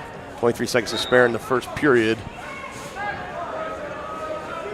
Cale Dye and Kendall Cox. Oh, still fighting for it. Cale shooting for that single leg. Getting that elbow caught up in there. Yeah, now lifting up. Can't quite elevate him all the way to come out. Short time he needs to hold on, though. He doesn't want to give up under 10 seconds. Any points here. In the second period, still a 3-point there you go. Work up advantage. His back. If he works up his back, he got it. 2 points awarded. He'll go into the third final period up 5-0. Good job by Cale Dye there. Coach Delich coaching him up. Yeah, Coach Delich, he's really an awesome coach. He hit state champion. Since he's really come in, it's been a lot of state championship team last year. And they're going to play. We'll move you to mat 2. Beard, Baldwin, Wilson, Ottawa to mat 2. They're going to take quite a few wrestlers to state again this year, so they'll have a shot. Yeah. Already kick confirmed for Tonganoxie. 9 of them already punching their tickets via just going to the Yes. championship round, if not more, coming up here on the backside. Kale Dye looking to be one of them. Yeah. If he wins this one, he's going to be in good shape. Yes, he will. He'll be one match away. If he wins this one, he'll take on Desh from Topeka Hayden, and the winner of that one will take third. He's got another takedown here.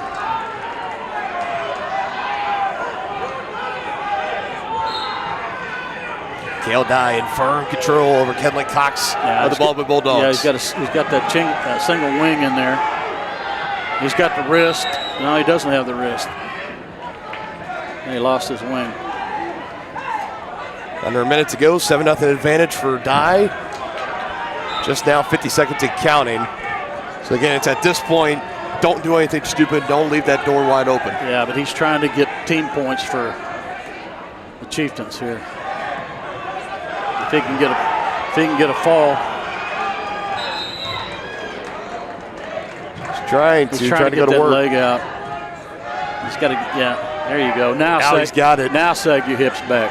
He's doing it. There you go. Looking Lift for that his arm. second pinfall today, Kale Dye. Lift your arm. Lift that far arm. He's doing it right. Can he get it? Short time. Got it. He got it. Good job, Kale. 12 seconds to spare in the third period. Kale Dye, his second pinfall victory on the consolation side of the bracket. And he will move on one match away from qualifying for state. The young man's doing his job. After Mat 3 is done, I'm going to reload the match. We're going to do non-semis and third place, all in back-to-back matches on match 1 through 3. We're going to stay on 3 matches. We're going to win as many timeouts. Okay. As soon as Mat 3 is done, I will reload the match. Okay, so we just heard it there. They're going to go straight through it to consolation semifinals and the third place matches. It sounded like you just said we're going to go through, we're going to step aside, we're going to reset the stage, probably take that break before the championship round. You know, honestly, you would think, and we'll come over here to Mat 3, as this is Elias Pugh for Lewisburg. There's a stoppage here. It must be a injury timeout. Yeah, let me get the matchup information coming up. He's going up against Caden Cleland from Silver Lake. The 175 pound Not weight sure class. who's injured here. Pugh? I don't know. Let's see. He's trying to show the trainer that he's fit to go by running around the mat. Yeah, they're taking their time over there talking to him. The gloves are on. That indicates that there's some kind of either a cut, maybe some slight bleeding. Haven't seen him get out and sanitize the mat, though. So maybe just I wonder, maybe it was a head injury. Yeah, head injury. It looks like he's cleared to go. Yeah. Making sure he's go. 5-3. Cleland with the advantage over Pugh in the third period. It's very short time, 10 seconds.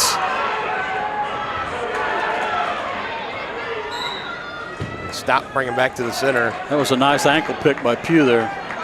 He needed the takedown there to get the 2 points really to tie and take it into extra time potentially, but.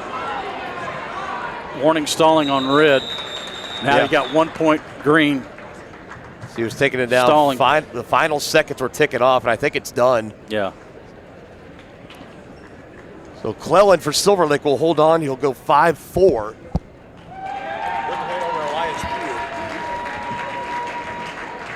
Well, let's hope Elias is okay with that head injury. Definitely. He'll have the off season to recover. All right, so again, we're sitting here. All mats are emptied out right now. We're going to go right into the consolation semifinals coming up next. Third place matches will be taking place after that. And then, of course, later on this afternoon, the finals will be taking place right here on Tonganoxie Sports Live. It's going to be great. We're going to see 9 Chieftains wrestling here in the finals round. Santa Fe Trail bringing a lot of representation as well with 7 total. Yep.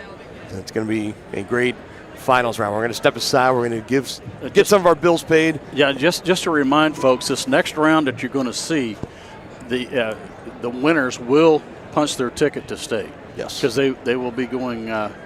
They can't do any worse than 4th place, and they take 4 wrestlers to state in each weight class. The top 4. No. All right, so we'll step aside here. We'll be back with more after this live from Tonganoxie High School on Tonganoxie Sports Live.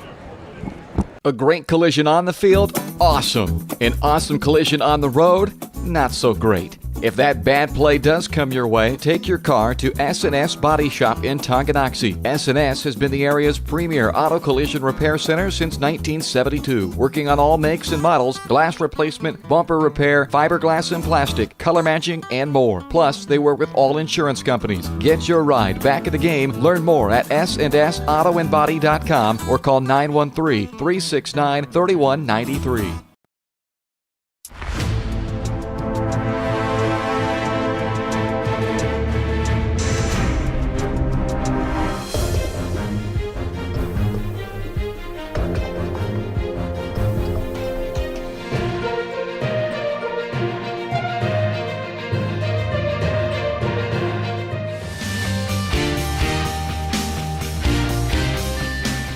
For a winning team, contact White Birch Properties, the real estate MVPs. At Kansas Insurance, we know one size doesn't fit all. In fact, our whole mindset is based on customized policies for you and your families. We're local, and we do what we do because we care about you. Think of us as brokers for your insurance needs. Working with Kansas Insurance gets you the award-winning service and attention to detail that only an independent agency can provide. All across Kansas, we're here to help you manage and plan for all types of risk. Contact a local agent today. Kansas Insurance. Local, independent, serving you. All right, it's like we said, not wasting a whole lot of time. They're rolling through it. Boy, they are. As there we just saw, that was Clayton for Lewisburg who's picked up the pinfall victory, so he is on his way to the third place match.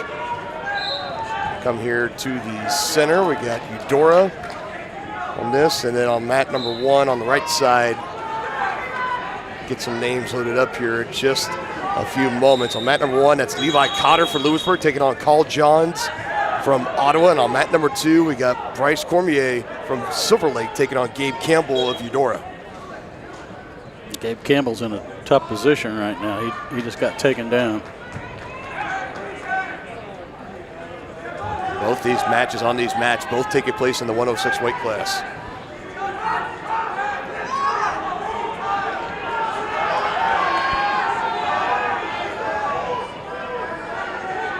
Still no score on the right side of the mat between Cotter and Johns. Cotter with a hold of that right leg, trying to drive. Short time. First period comes to an end there. Johns countered well with a whizzer there. We're here on the second. This is Cormier, a 5-0 advantage over Campbell from Eudora as we head to the second there. So we're going to step aside. Let's focus in on this one over here. Still no score in Cormier on top of Campbell, 5-0 here on mat number 2.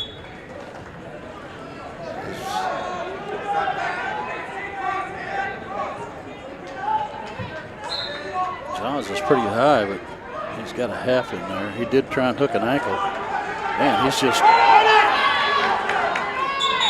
Again, the winner between Johns and Cotter here goes to the third place mat and punches their ticket to state.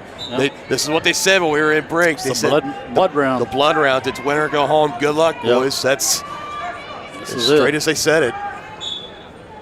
But if you're these wrestlers here, this is exactly what you want. This is the position that you want to be in. This is where you're going to see some of the best wrestling. Now,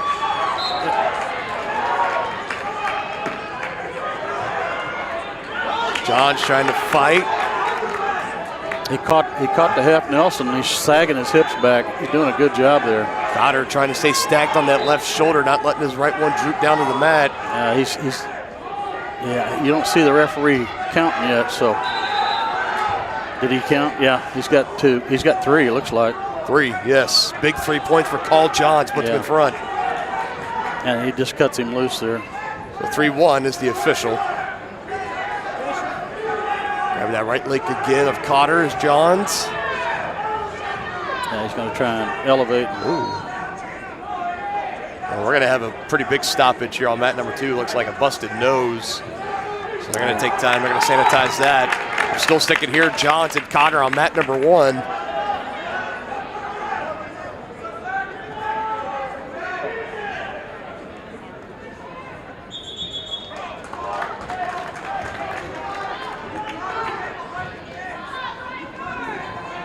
Nothing.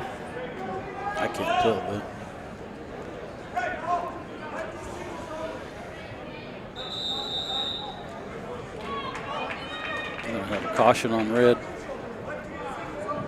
Caution on Johns.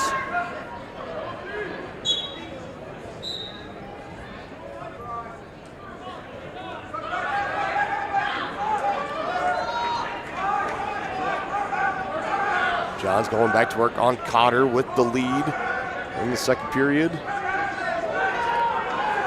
Needs to get his hips back. Short time.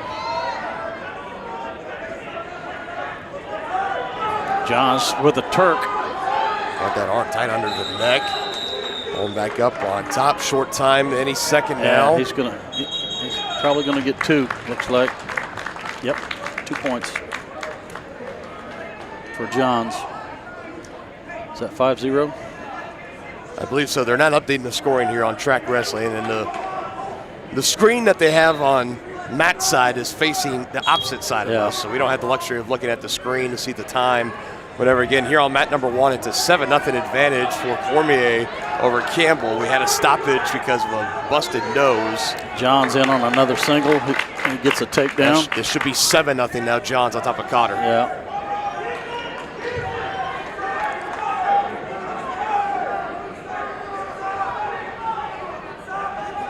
Good balance by Johns. He's got to be careful. He's trying to set the Peterson up. Johns is doing a good job of countering it. And it looks like he's going to get some more back points, possibly.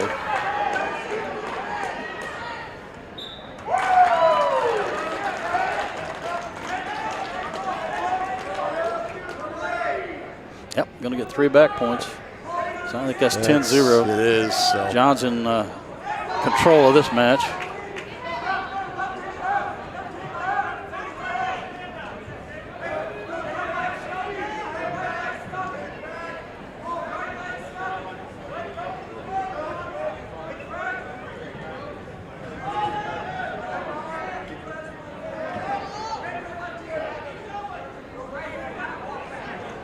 Not a whole lot.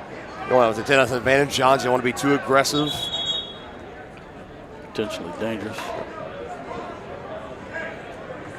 Johns in control of that match down there on mat number 1.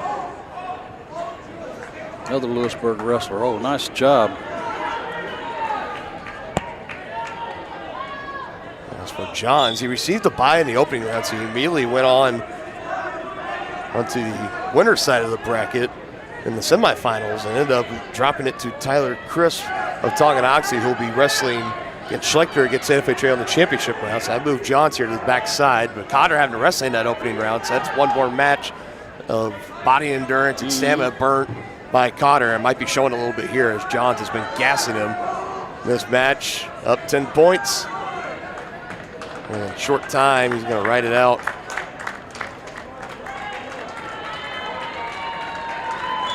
How about that for Carl Johns getting a round of applause. All the Alderwood fans here, the young sophomore just punched his ticket to state. That's awesome. Congratulations to him. Let's move things over here to mat number 3, another Lewisburg wrestler.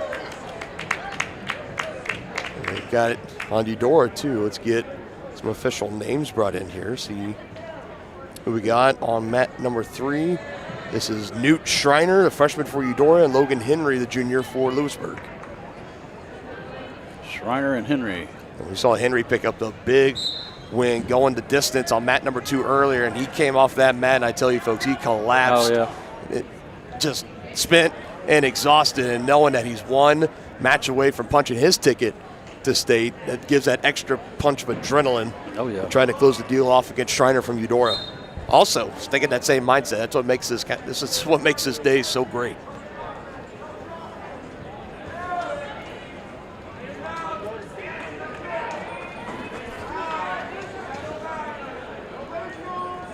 Right now, Henry on top, 6-0 of Schreiner. We're in the second period, under a minute and a half to go.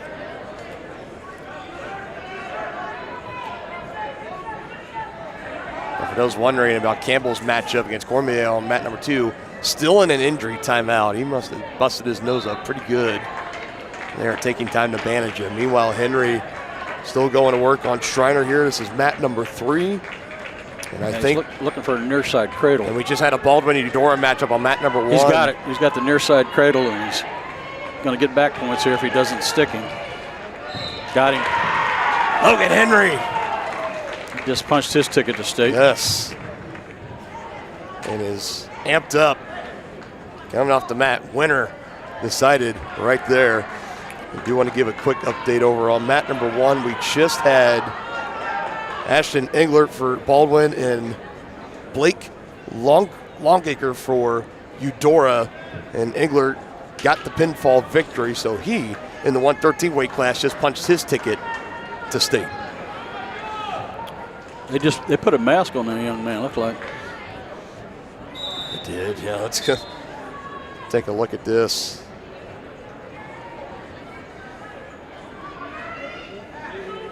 You know, whatever it takes, right? Exactly. He's up 7-0, one match away from qualifying for state. He says there is no way you are taking me out of this one. We're going to do two mats here. This is Campbell for Eudora against Cormier. We're going to resume action on mat 2. Over here on mat number 3, it looks like we have, I know, a Lewisburg wrestler. Might be going up against a Baldwin wrestler. Let's get some official names here as they're getting them updated. This is Micah McKittrick for Lewisburg against Ethan Williams of Baldwin on the left side of your screen on mat number 3. We are still here on mat number 2. Bryce Cormier of Silver Lake and Gabe Campbell of Eudora. Cormier a 7-0 lead. Goes in on a minute to go in the second period. We are just now getting things started between McKittrick and Williams, my number 3.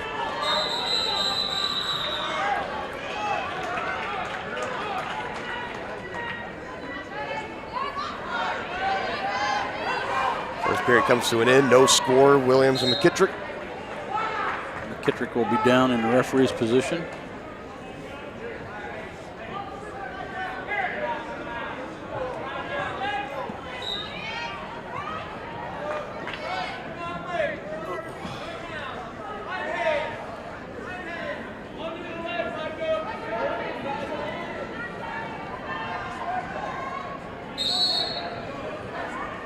Cormier continuing to grind it out against Campbell from Eudora, still 7-0 advantage, barring anything. Where Campbell trying to come back, so has 14 seconds to work with in the second and a full third period. Things not looking very great, chopping the arm out underneath, keeping him on his belly. McKittrick and Williams continue to go at it. On mat number 3, Williams got 2 back points. 2 points. Trying to get some more right here. He's got that far arm. Yeah, he's going to get more back points.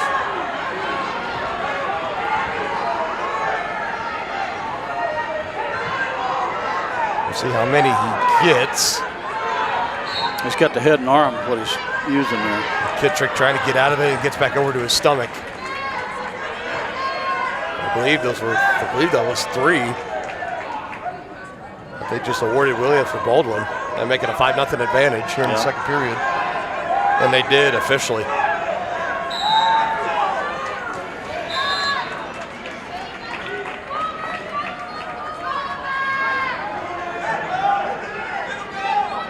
Cormier now 9-0 over Campbell. Let's focus in more here on the third mat between McKittrick and Williams. McKittrick down 5-0. He's on bottom.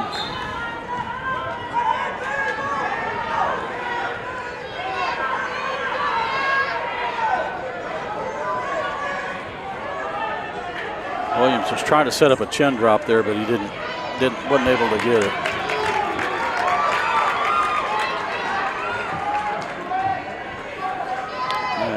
He's going to try and get a Turk, and that's called a Turk right there. Now he's going to get more back points.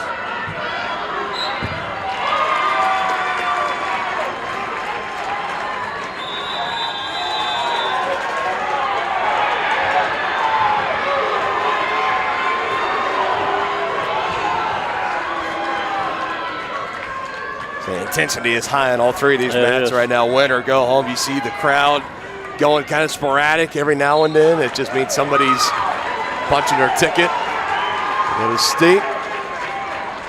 That match between Campbell and Cormier just wrapped up. Cormier able to hold on. Now we'll move along. It's still 8-0 Williams on top of McKittrick. We just freshly getting things started here in the third period. On mat number 2, we got a new matchup here, and this is Dane Baumgartner for Eudora, the freshman, against Will Showalter, the junior from Lewisburg. We'll try to get McKittrick just gave up another escape, and then he got a takedown. Now he's in trouble again.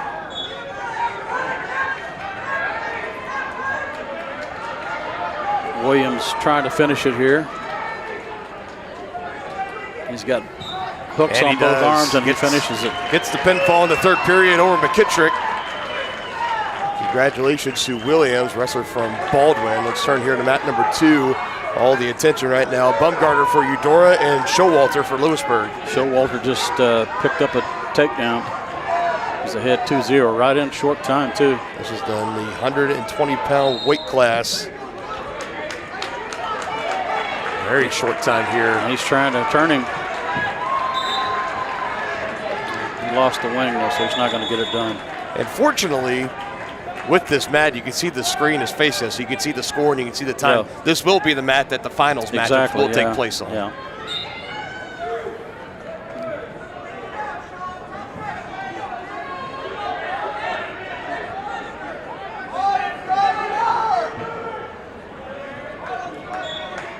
Back in the center, Showalter on top 2-0 early against Baumgartner. Yeah, and it was Showalter's prerogative there, and he chose to go neutral, get back on his feet, because he had some success getting the takedown in the first period.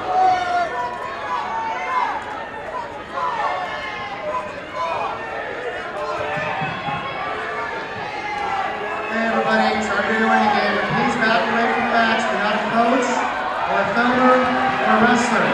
Back off the mats.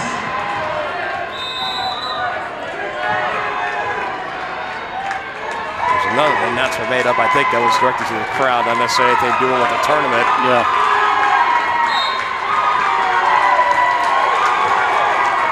Someone for Silver Lake on mat number 1 just punched their ticket to state. Yeah, I know this is an awesome round, guys. Just try to stay off this red strip here. Just back up to the refs and the trainers have room to move. Boys, just back up off this red strip. They're running a tight ship here today. They really are. Tonganoxie High School. Like, I give them credit. Well I haven't seen a regional tournament go this smooth and this fast in a long, long time.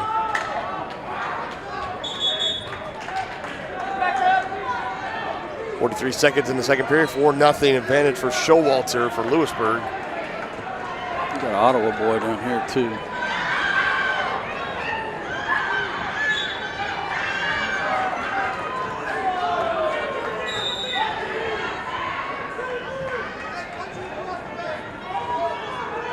That's Summerall.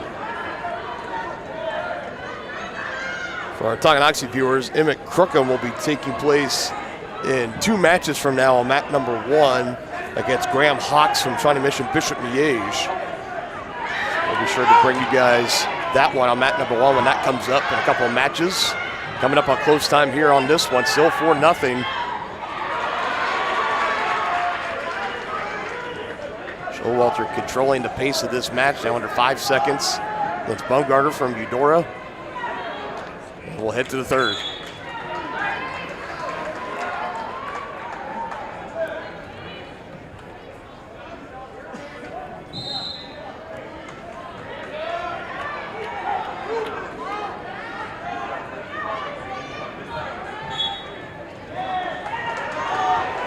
Quick escape there for Showalter. Oh, and how about this? He's got to be careful. He's in the head and arm. He's trying to roll through with it. Baumgartner trying to hold on. Oh, he's got it tight too. Tight. Treble here. This is going to tie it up if he doesn't pin him. Showalter will take the tie rather than the pin. He's trying to get out of it. Baumgartner having it tight though, trying to keep it rolling, and eventually gets back over, knees under his stomach. Whew. For Showalter. That was a close one for Showalter there. And we are tied. Big 3-point advantage there for Dane Baumgartner, the freshman.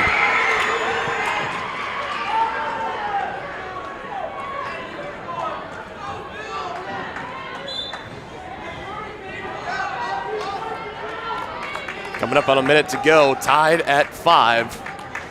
And let me tell you, it takes a lot of energy to get off your back. Oh, he just got an escape, though. Big 1 point picked up for Showalter. Now 6-5. He's back in front under a minute. Takedown will win it.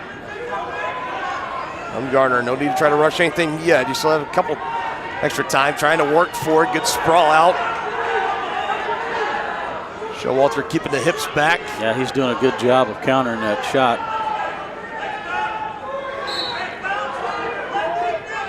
No points awarded, now under 30. Yeah, they're burning a lot of clock, though.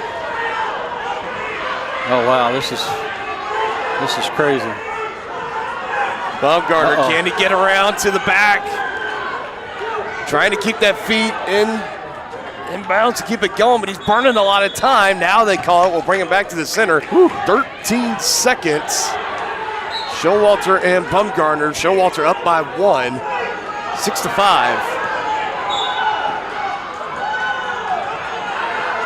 Showalter going to go for defense here. Warren for stalling.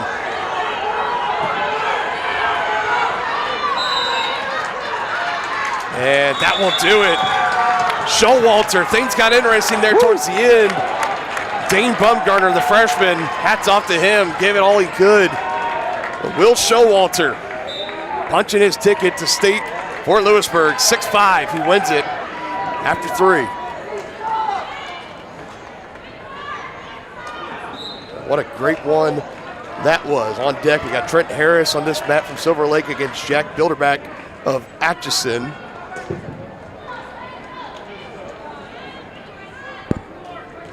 Still waiting. Again, this is the consolation semifinals we're going through right now. Then we're going to go right into the third place matches. Do you think there's going to be a break? Well, they have to give them 30 minutes between matches, so I'm assuming there'll at least have to be a 15-minute break, but we'll have to see how they're going to do it. All right, so we got nobody that's at least within the... Especially with going with 3 mats. I mean, it's going pretty quickly this round. We'll just keep it here on mat number 1. So I thought.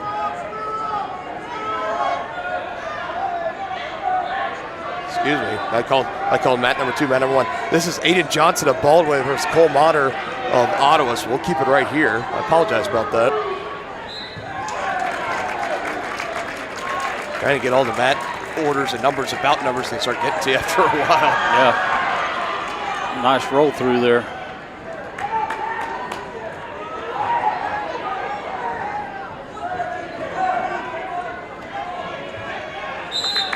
Two back points for Mater. That'll put him up 4-0 going into the second period. Winner will take on Holmes from Silver Lake, who just punched his ticket earlier in the 126-pound third place match. Winner here between Johnson and Motter, 4-0, Motter on top. We head to the second period. Johnson will be down in the referee's position.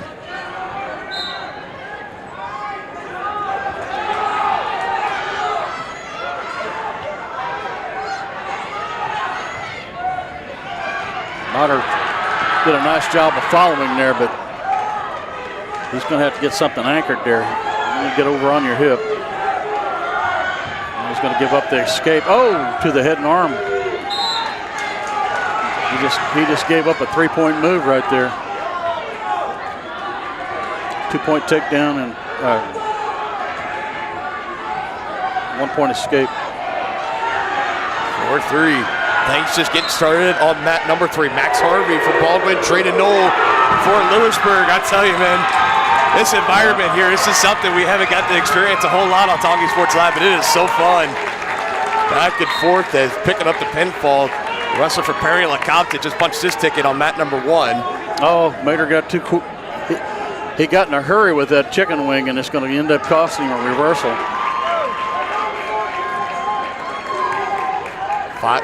7-5, Mater on top of Johnson from Baldwin, closing on the final minute of the second. Johnson's got the legs in. He's trying to do a power half. Pretty tough to turn an opponent with that.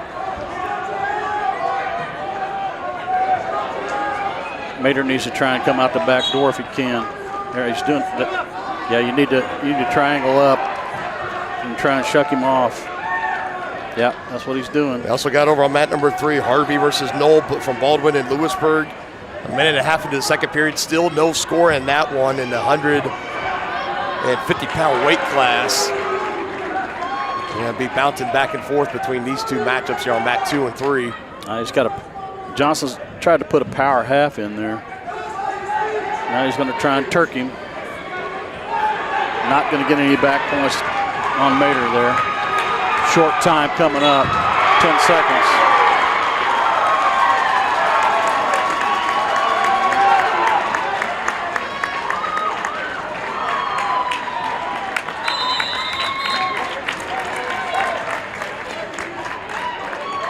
Mater's going to go into the third period up 7-5. We're gonna turn here. We're gonna have a stoppage over on mat 3. So we're gonna try to bring it in here. This is Emmett Crookham for Tonganoxie on mat number 1.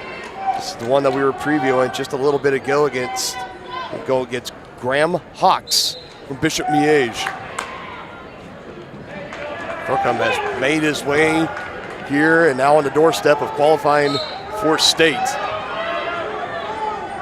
This one's still a tight contest on mat 1, 7-5. Yeah, it is.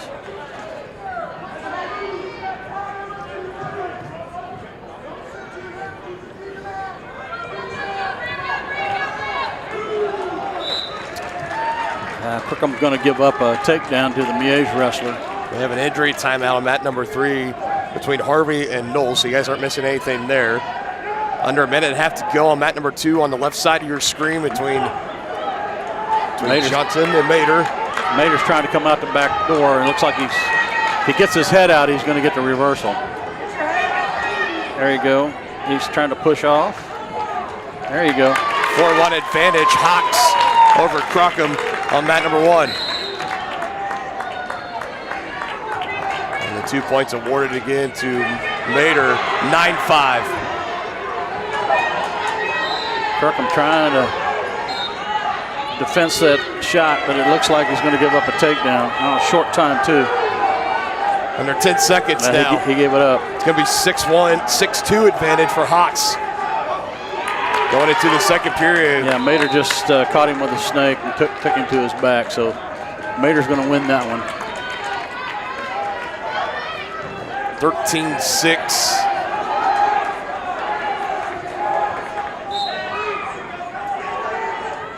Just now at 30 seconds in that one. We'll still hang on here just in case something happens. Hawks in on the takedown attempt for Crookham, able to sprawl out, so has a hold of that right leg, trying to get him turned over. 2 more points awarded to Hawks. He is starting to run away with this one, 8-2 now. Crookham needs to get to his feet. Final seconds ticking down. Mater looking to pick up the pinfall over Johnson. Doesn't matter, he's up 13-6. And Aiden Johnson will come up just a little bit short. Bonner for Ottawa punches his ticket to state. Let's come into focus here on mat number 1. Hawks versus Crookham of Miege and Tonganoxie.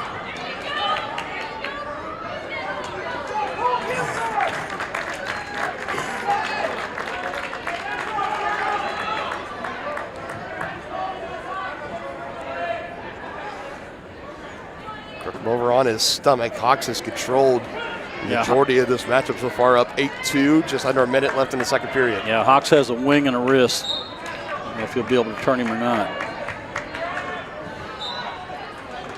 Be out of bounds.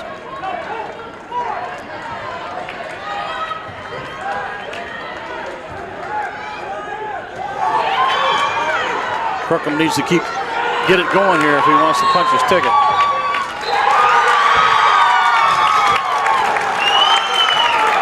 Another Ottawa wrestler on mat 2. Just punched his ticket. Punched his ticket. Back-to-back Cyclones going to state.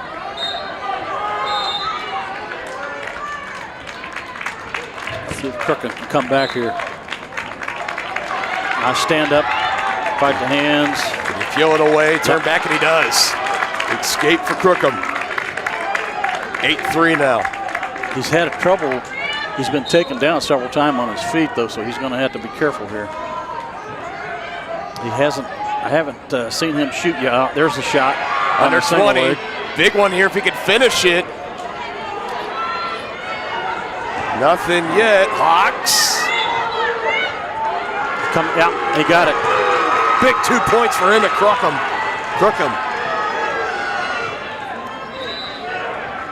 In a short time, we'll head to the third period. First one belonged to Hawks, and the second period belonging to him at Crookham. Delich yelling at him, dig deep. This is your chance. Yep. Is Crookham down? On the scoring? Yes. I think he's going to take down in the referee's position, too. So start things in the third, 8-5. Crookham still have a little bit of work to do, down by 3. An escape and a takedown will tie it up. He's got the momentum on his side right now.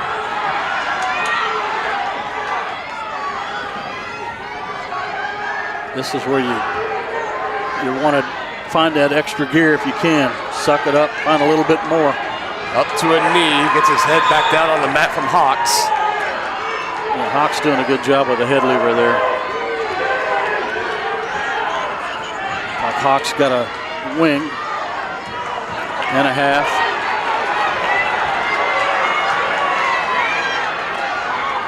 Crookham trying his best. Oh, bad position here. Hawks, sagging the hips back. Can he get the shoulders down?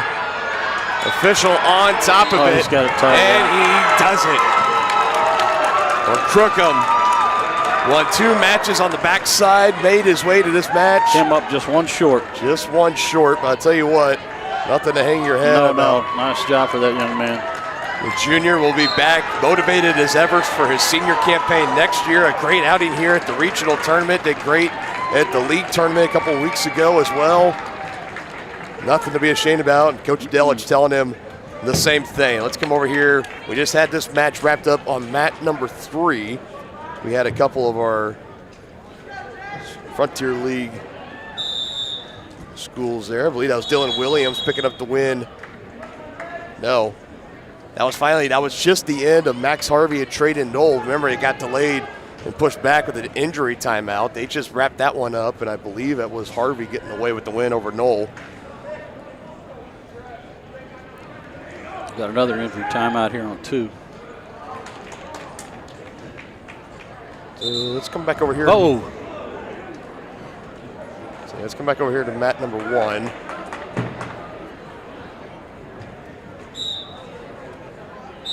So you see this is Bryce Thompson for Lewisburg against Jude Krentz, a sophomore from Topeka Hayden.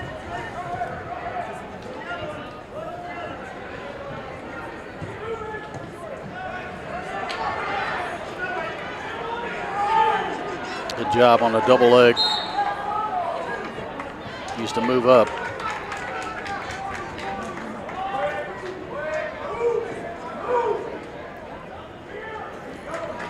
Escape by Frentz. Going to make it 2-1. On mat number 3, Dylan Williams of Baldwin just getting things started against Justin Cole, the senior from Santa Fe Trail. We're on mat number 1 right now. Thompson of Lewisburg versus Krentz of Topeka Hayden. And we're back out of the injury timeout here on mat number 2. Luke Grinfield from Santa Fe Trail versus Jay McCaskill of Lewisburg. Try to include, we'll get mats 1 and 2 into the screen. So on the right side, you got Thompson and Krentz, and on the left side of your screen, you got McCaskill and Greenfield. Frentz is going to pick up the takedown.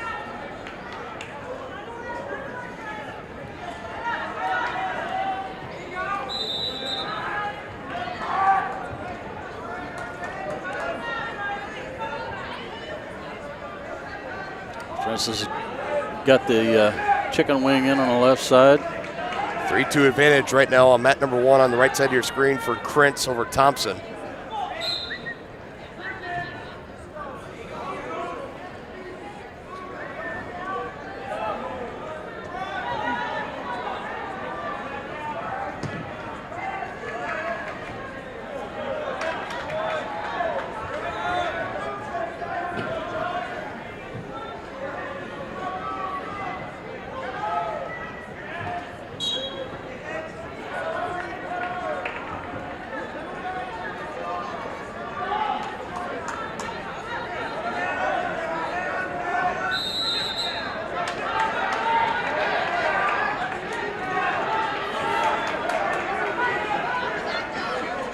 Still 3-2, Krentz over Thompson. Under 30 to go in the second period. Not much going on there. Not too much. Krentz is trying to get a power half. Short time.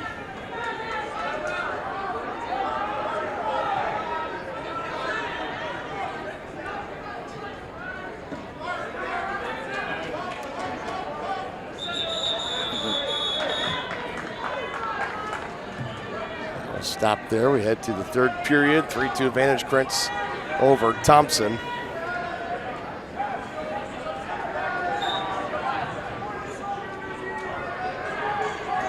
We got a 4-0 advantage here on mat number 2 on the white mat. McCaskill over Grinfield from Santa Fe Trail. McCaskill trying to come out the back door.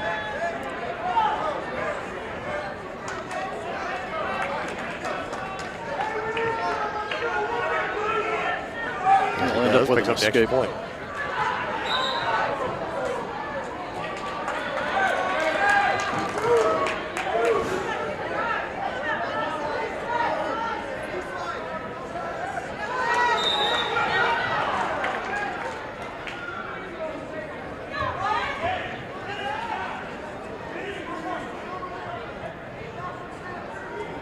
Two-point near fall.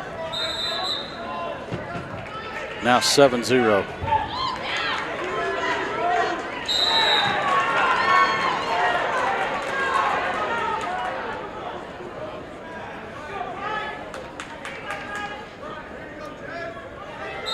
Krentz just gave up a reversal over on mat 1.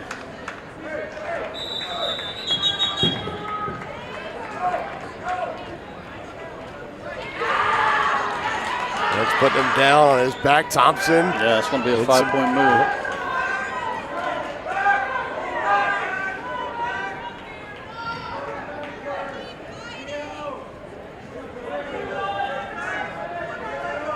This one on mat 2 is pretty well decided. 7-0, final second to the third. 5-4, Krentz over Thompson here on mat number 1. Just now 40 seconds to go in the third period, so. Thompson's in a bad way there, though. Potentially dangerous, that's what I thought. Yep. That's what the Lewisburg official was saying, too.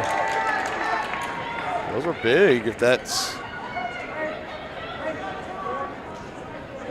But they won't award any points on a potentially dangerous, unless it's an illegal move. Well, they just gave 2 more to Krentz on here. Now it's 7-4. Oh, did they? Now a 7-4 advantage. Thompson back on his backside. Second hips back is Krentz trying to put it away. Yeah. Now it's 9-4, and he'll get back points too. And he got it. Krentz will end up with the fall. With the pinfall over Bryce Thompson. Krentz will move on to the third place mat, punching his ticket to state for Bryce Thompson. The end of the road comes here at Tonganoxie High School. And we have Ottawa and Eudora coming up on mat 1.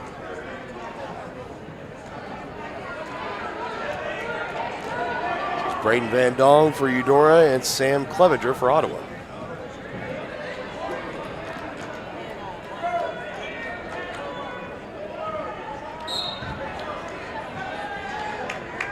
Van Dong had a tough match his last opponent. Of course, every time you move on now, it gets tougher and tougher. Yeah, there's no, at this point in the season, and at this point of this tournament, all the lesser ones are weeded out. Yeah. The cream is rising to the top. That's it. Got a hold of that left leg on Clevenger, trying to bring him down. Van Dong, out near the scores table. We'll bring him back to the middle.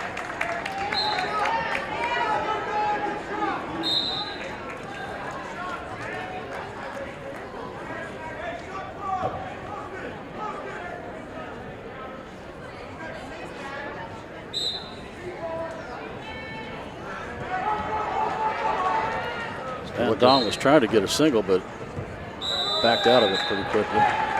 Still looking for the first periods, under 10 to go. Okay, he's looking to set up a fireman's carry, but it's kind of in a bad way.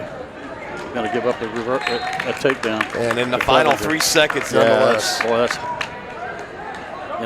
hopefully his corner's telling him how much time's left, not to give that up. But nonetheless, he's going to start the second period down 2-0. Could be the firm difference between going to state or going home. Exactly. Got a Tongi wrestler down here. So we'll turn over this one here. We'll continue to give. This is Kildai. We'll continue to give updates from mat number 1. I want to see if Kildai can punch his ticket here.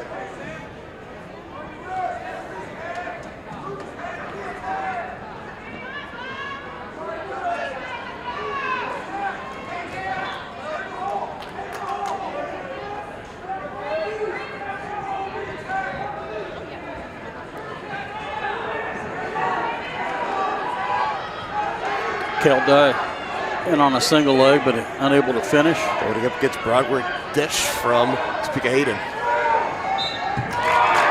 Short time.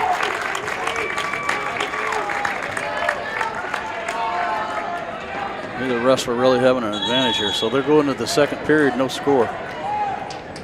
Let's see who gets the choice here. Looks like it's going to be Kildai's choice. He's going to pick down.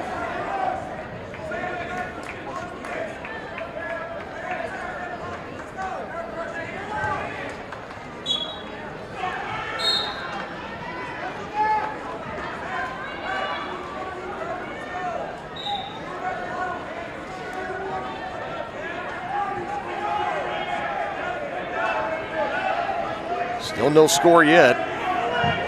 Yeah, Dye needs to get off of his belly and get to his base. Crawl his hips back up under his midsection.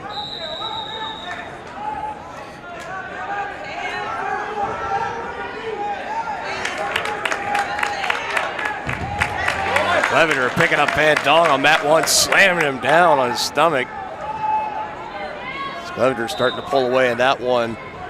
Still a close one here between Desh from Topeka Hayden and Kale Dye of Tonganoxie. Dye picked up and put down over on his stomach. Kale did a good job getting to his feet, but he couldn't fight the hands. Dutch was able to get his hands locked before Kale could get them separated. Still no score. Oh, there you go. Now Dye's got to escape. 1-0 advantage. 1-0 lead.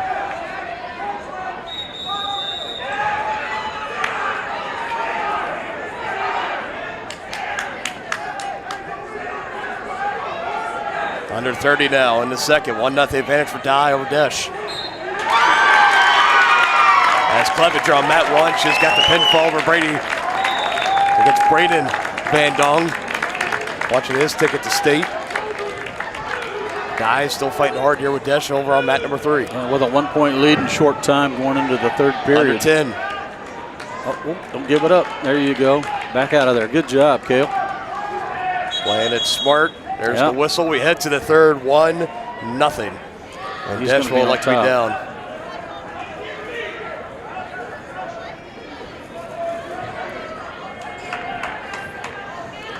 See if Kale can ride him. Need to get his hips down. He's got that far arm. Try to sit out, still on him is Dye, taking him back to his belly. Yeah, that's where you need your opponent, have his belly button on the mat.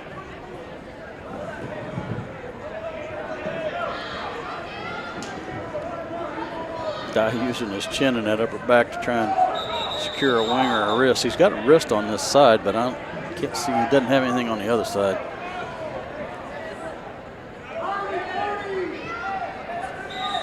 Don't stay anchored back there, you're too high. Get back, you need to get back.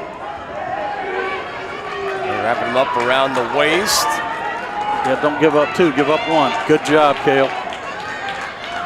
Knotted up again, short time here in the third, approaching a minute left. It could be the next takedown could decide the winner and who's going to state.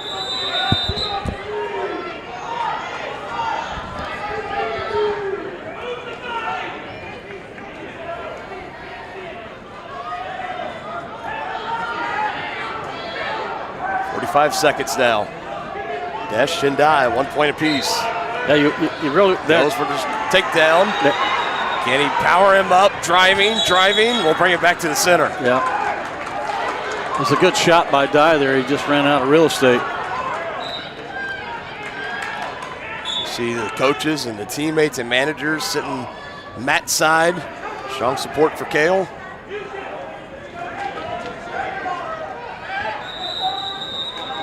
Kale tried to snap him down. Under 30 now. Coming up now under 20. Another Goes for it again. Another Sprawl shot on the by legs out Kale. his Desh. Now he tries. Good sprawl back by Kale. Yep. Back on and their forth feet. we go here. Both of these wrestlers deserving to keep their season alive to the state tournament, but only one can go. Who's it going to be? 10 seconds, short time. We will go to sudden death and extra time if we need to. Sudden victory. Sudden victory. All right, we're going to go to extra time here. And now it comes down to who wants it the most. 3 periods wrestled there, only 2 points total, one for each wrestler. And almost all eyes are now glued onto this mat in this gymnasium. Dye and Desh. Winner moves on, loser goes home.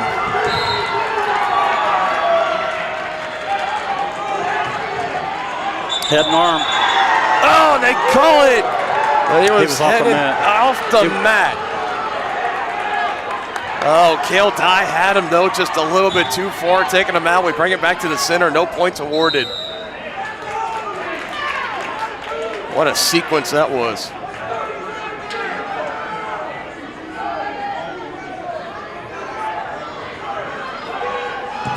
Dye Try to shut him back. Got a hold of that right wrist, wrap him up around the neck with the right.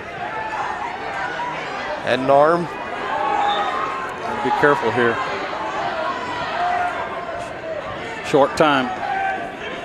Good. That was smart by Under Kale 10. there. Yeah, push him off the mat. That's a good job.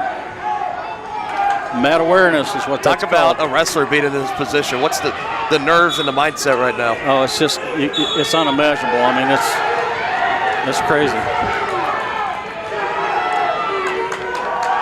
We're at sudden death.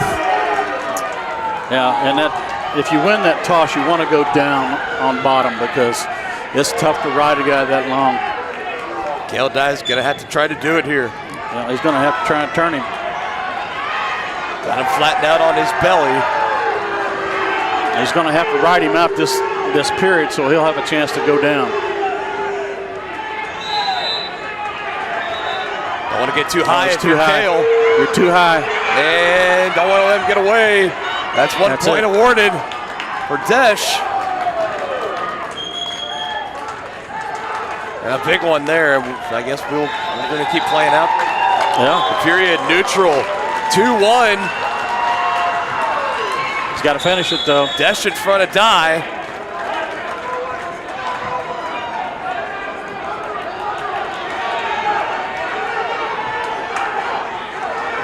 Two to one. Still going. Yeah, it's 2-1. Bruceman and some other team, you see him right down the screen, told to back up. Everybody is coming to the support of Kale Dye, down 2-1. Starting the third period of overtime. It's a 2-1 advantage for Desh right now for Topeka Hayden. Kale, can he get away? Got that left leg wrapped up and brought down. Needs to get back to his feet. Got his knees, trying to get back up to his base. These are 1 minute periods. Picking the hands away, but off the mat, they'll bring him back to the center.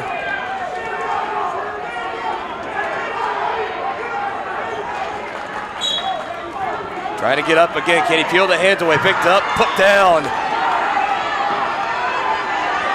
10 seconds now for Kale. It's now or never. Down by 1 point. Needs to get away. Still keeping a hold. You got to get that leg loose.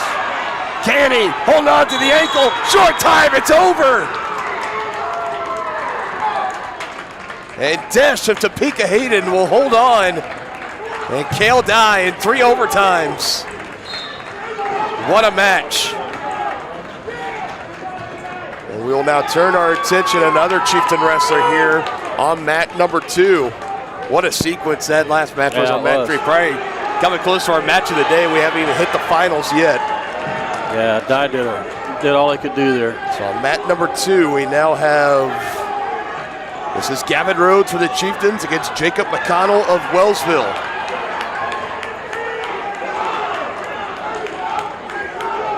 We are coming to an end of the semi-consolations, now in the 285-pound weight class.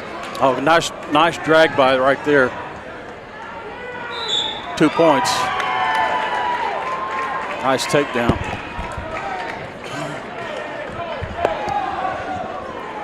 A little too high now. Under 10 seconds, 2-0 advantage for Gavin Rhodes.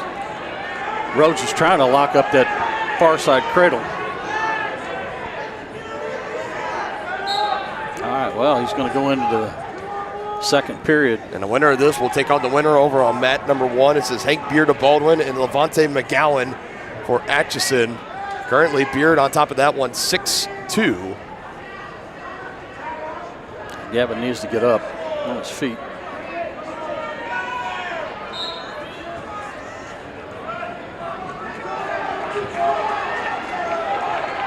Connell on top of Rhodes right now, trying to go to work on that right side.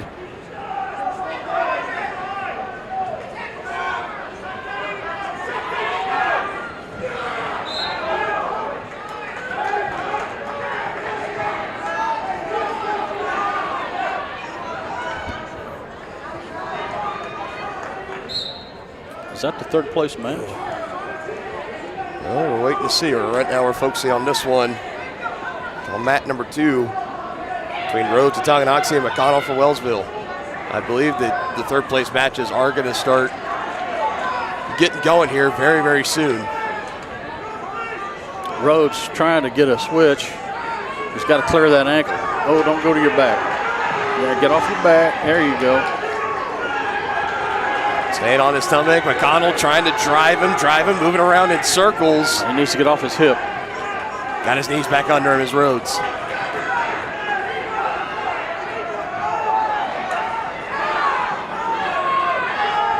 No. Bridging out. Rhodes just tossing him up and off. He needs to get his head out of there, though. He's giving up back points. Does. That's 2 points awarded for McConnell. We're tied 2 apiece. Approaching 30 seconds to go in the second period. Now Rhodes just got a reversal. Big one, puts him back in front by 2, trying to move McConnell over. Oh, yeah, McConnell. Got the pinfall. Gavin Rhodes just punched his ticket via pinfall.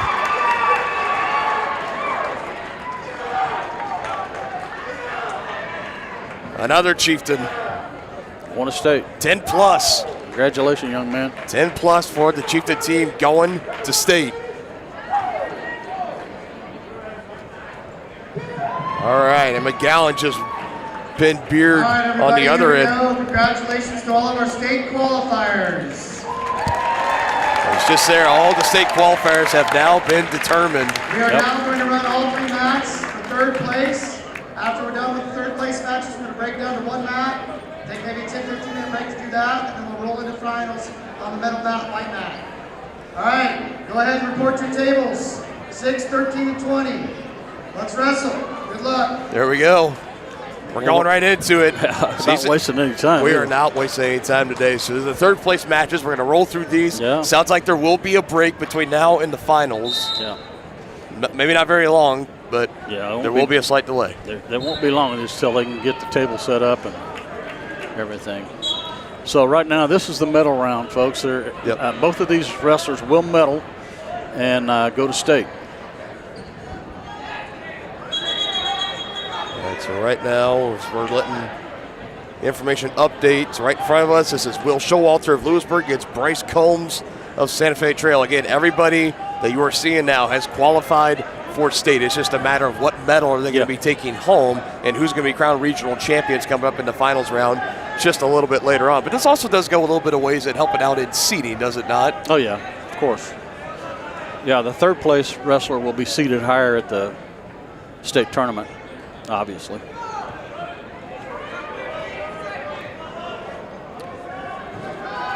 Yeah, actually, if you look at all of these wrestlers you're going to be seeing right now in this round are going to be in the top 16 in the state. And to try to put that into perspective, it's being one of the top 16 wrestlers in your weight class in the state of Kansas. That's East and West. I mean, it's an accomplishment. It's in the entire state.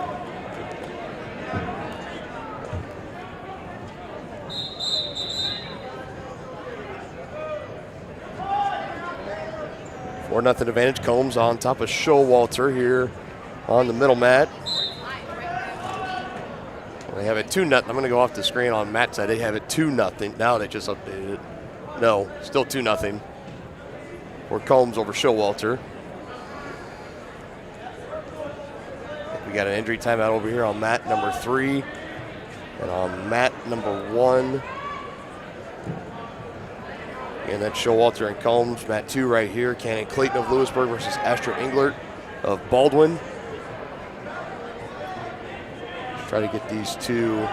People are starting to make their way out of the gymnasium, but we'll try to get these two matches in. Showalter and Combs on the right side. Clayton and Englert right here on mat number 2 on the left side of your screen.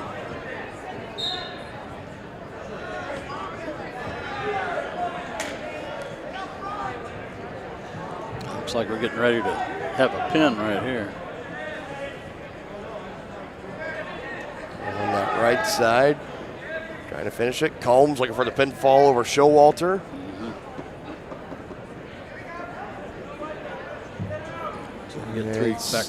He's still over on his right shoulder, right hip, so nothing yet. Now gets back over to his stomach, and 2 points will still be awarded.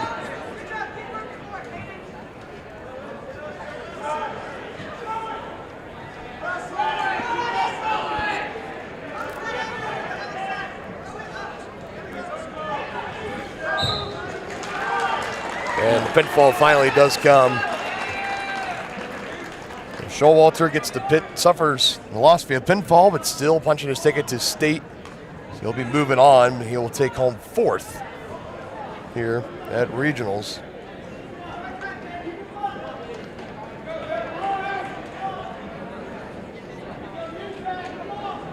Back here on the second mat, Clayton for Lewisburg, Englert for Baldwin.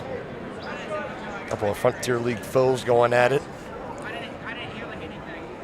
Yeah, Clayton's up 4-0 going into the second period, and he chooses neutral.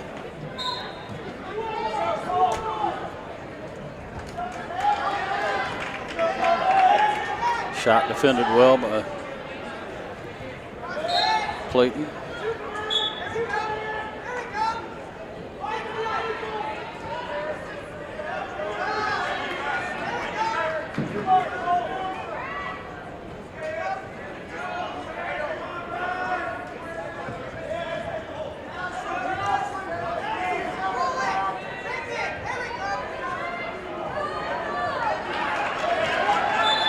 Still 4-0. Clayton on top of Englert.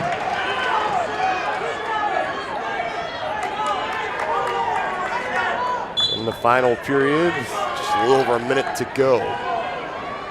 He's got the near side cradle. He can turn him.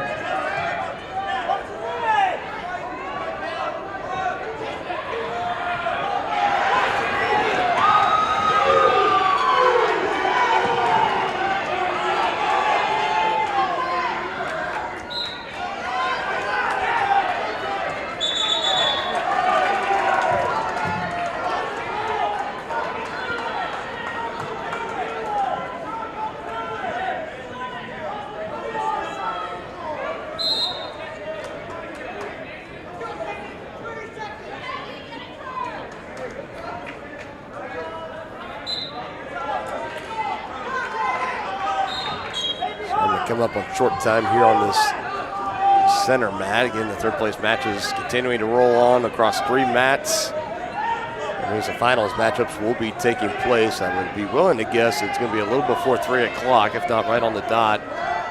If even that, it's 2:25 right now.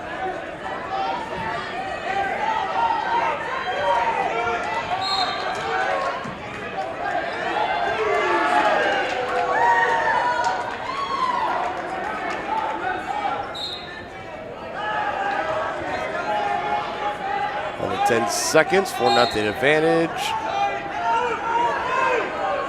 back to the center. Try to wrap this one up between Clayton and Eglert. Clayton's going to win it 4-0. He will. Great showing for him today, bringing home third place in the regionals. Yeah. Late tempers flaring there towards the end, but. Yeah, emotions are running really high at this level. Yes, they are at this point of the day. We'll keep it on this mat right now here on mat number 2. We move along as Logan Henry of Lewisburg been following him through most of the day for the Wildcats, taking on Zach Rodenbaugh, the sophomore from Silver Lake. Oh, nice job. He's looking to waste no time here. Henry got the arm around the head, trying to get back up to his feet, looking to take him back down. Great job getting out of it. Only 3 points surrendered. Yeah, he gave up 5. Yeah, went to 2 for the takedown. He does get 1 for the escape, does Rodenbaugh.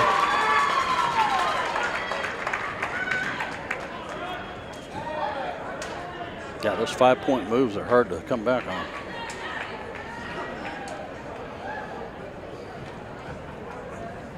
Nice shot. Fireman's carry coming up right there. He finished it nicely.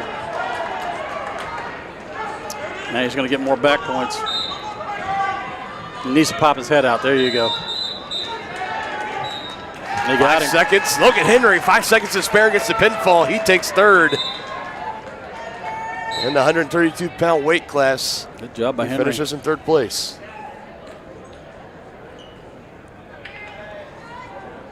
It's been fun watching him from starting on the backside, working his way through, and not wasting any time. He's spent a lot of energy to get to that match right there. He took advantage of it, gets the pinfall. He'll have some chance to rest and recoup before going to Salina for the state tournament. Yeah, another Lewisburg wrestler here on mat 2.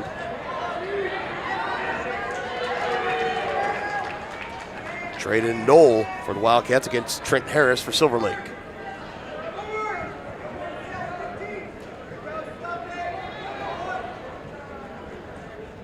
I think still waiting for Harris to come and report for Silver Lake. He hasn't showed up yet.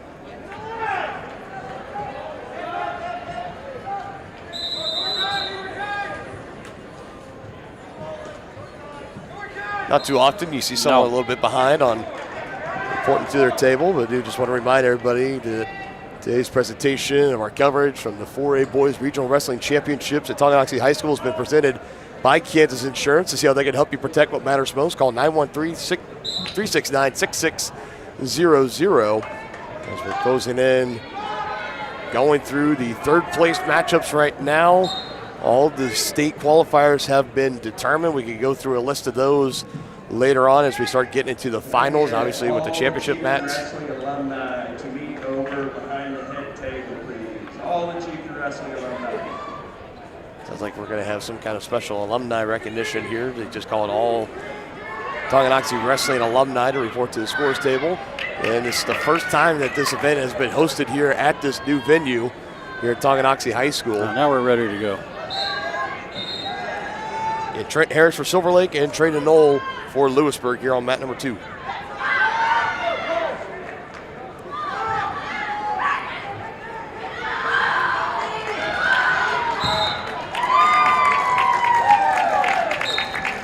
Also over on mat number 3 have Cole Mader for Ottawa taking on Garrett Holmes. Knoll just fell into a head and arm and he's in trouble. He's pinned.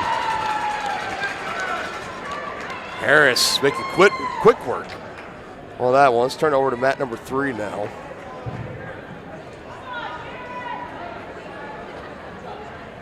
Bear with us again. Mader for Ottawa and Holmes for Silver Lake.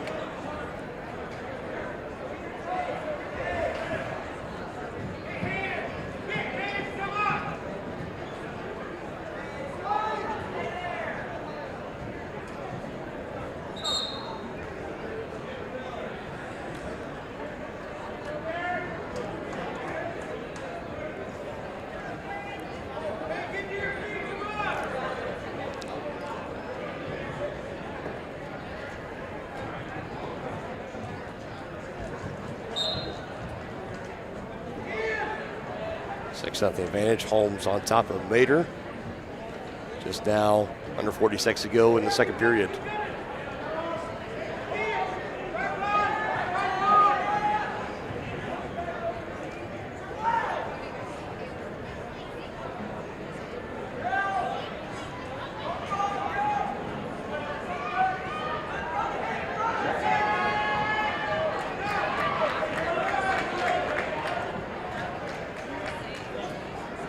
Short time here on mat 3. Just now at 10 seconds.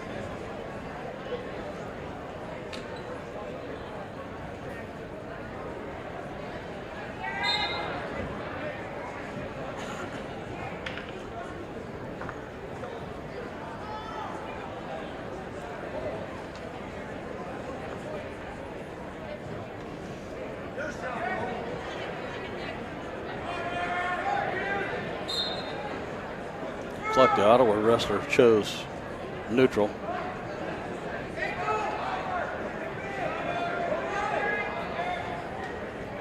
And on a single leg, but countered well.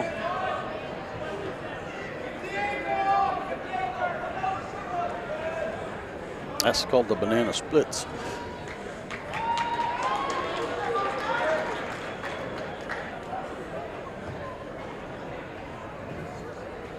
The only action happening on the mats right now. I'm not sure. They're probably running into time between matches. You got to have 30 minutes. And I'm telling you, this round was flying. It has. The whole entire day is really Yeah, gone. it really has. It's gone well. Very fast.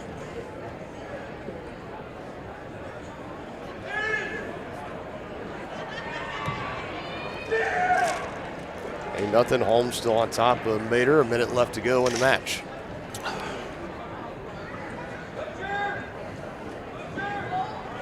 Holmes trying to get the far side cradle. He's got it locked up. He's going to try to take Mater to his back. Mater rolls through with it, not giving up any back points.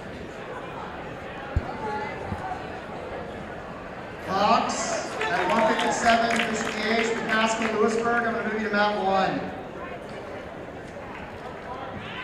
Hawks and McCaskill go to mat 1. Your time's okay. See, they're running into time issues. Right, the only thing that could really slow this tournament down right now is just time between matches. Time. Good thing for the champions in the championship rounds. They're not going to have to worry about that. Those guys, they stopped wrestling probably right before 11 o'clock. They've had a long time. Yeah, they've had a while. But you get kind of dips back into that mindset thing. So you come in, you're so amped up, you have pretty quick matches. You punch your ticket to the championship, and now you got to sit around. You got to wait for 3 hours, 4 hours, if not even more. That's how it works. Makes it really, really tough. Holmes able to put it away against Mater on mat number 3. Let's come across over here to mat number 1 as they just announced, I believe, McCaskill for Lewisburg and Cox. I think that's who they announced. We'll see.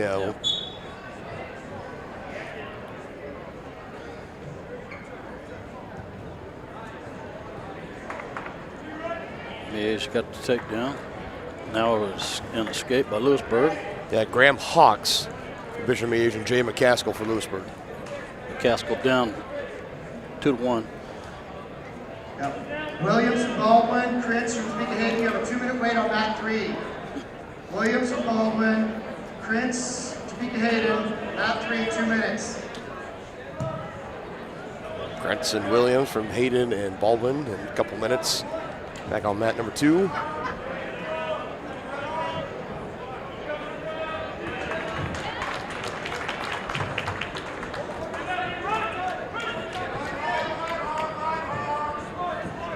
Short time. 4-1 advantage. McCaskill falling behind to Hawks from Bishop Miege. 3 seconds now, and he's second. And there it is.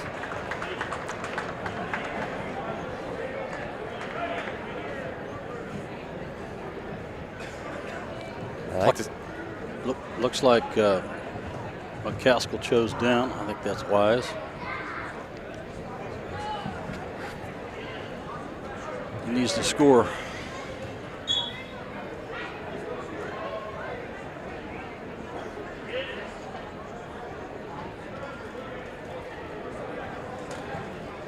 McCaskill working his way back to his base. Hawks still wrapped up around the waist, and will potentially dangerous on the knee. Put it back down in the referee's position. So how's that? Is there like a textbook kind of thing, or is it more of a discretion? Well, no, there really is. I mean, but it is the discretion of the referee. But yeah, they're trained in what's potentially dangerous.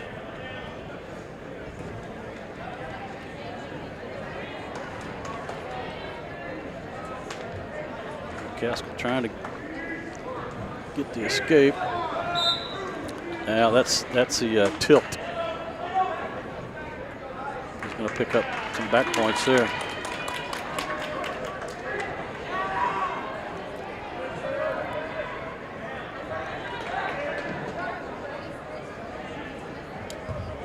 McCaskill having a tough time getting out of there.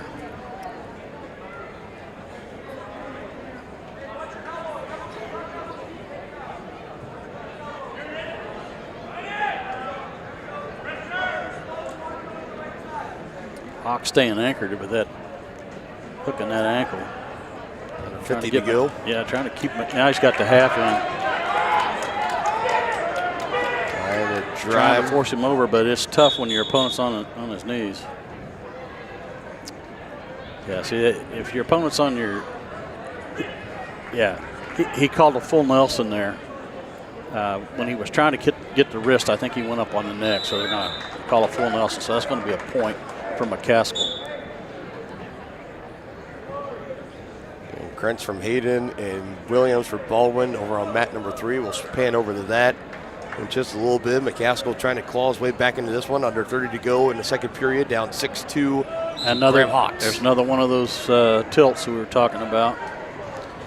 It's a freestyle move. Keep it tight around the head and the neck. McCaskill now, short time. McCaskill's going to pick up some points here. It's like 3. That's what he'll get. That's big. Let's make it. Tonganoxie wrestlers, all finalists need to meet in the back hallway with Coach Delix. Tonganoxie wrestlers that are in the finals meet in the back hall with Coach Delix.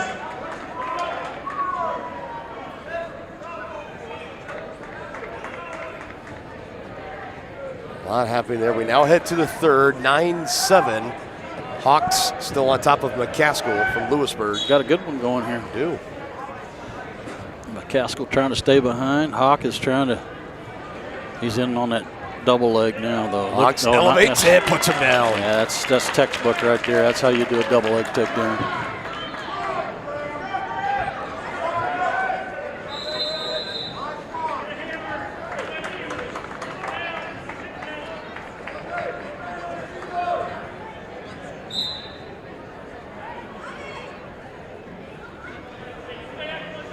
McCaskill's going to have to get going here.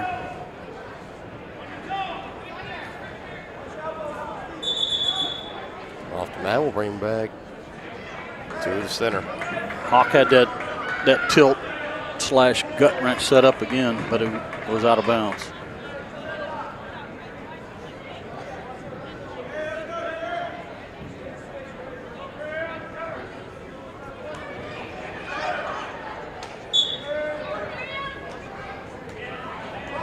Hawk's got the half in.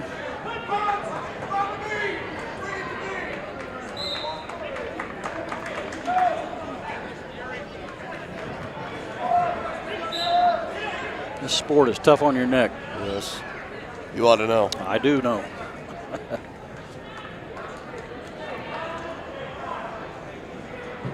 Just now under a minute to go, 11-7 advantage for Hawks. Hawks is in pretty good position here. And to reiterate, both these wrestlers already qualified for state. Hawks potentially looks like he's going to be on his way to claiming third. He's trying to set up the Peterson here. McCaskill is. Hawks having nothing to do with that. Now under 30. That's Granby roll, but he got caught. Hawk doing a nice job following. McCaskill, but Hawks able to get back over. It gets right back over to the backside. That's just good mat awareness and good balance. Another Granby attempt at a Granby.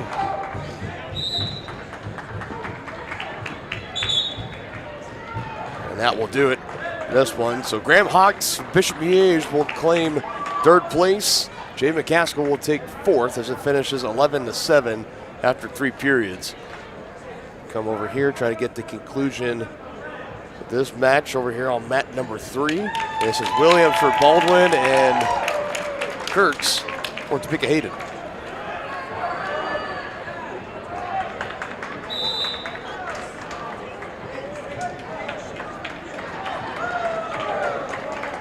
It's right now a 5-0 advantage for Krentz over Williams. Just now a minute to go in the third period. Krentz stays out of trouble. He'll be the third place finisher.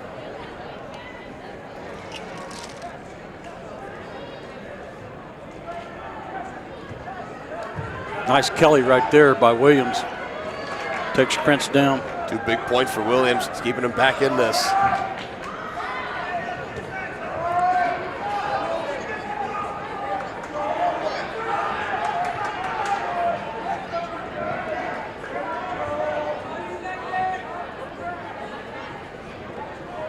Krentz tries a Granby, but followed nicely by Williams. Now he's got the crossbody ride in, does Williams. He's a little bit too high, though. Krentz is going to come right on out, get the reversal, and take him to his back. And that's going to pretty much wrap this one up. So Jude Krentz at Topeka Hayden. Picks up an extra 2 points there at the end. Wouldn't surprise me if those two meet again later on in the state tournament coming up next week. Krentz takes third place here at regionals. Again, to set the scene here, we're going through third place matchups right now, and then shortly after this, we're going to be going into our finals right here on the center mat, the white mat. We'll have a full broadcast on that. A lot of great matchups taking place, even a couple of rematches from the Frontier League boys wrestling tournament that we did back on February 7th.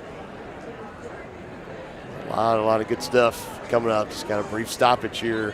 So we're halting. We're going to step aside for a moment and let some time catch up with our wrestlers. We'll be back with more action live from Chieftain Arena here on Tonganoxie Sports Live.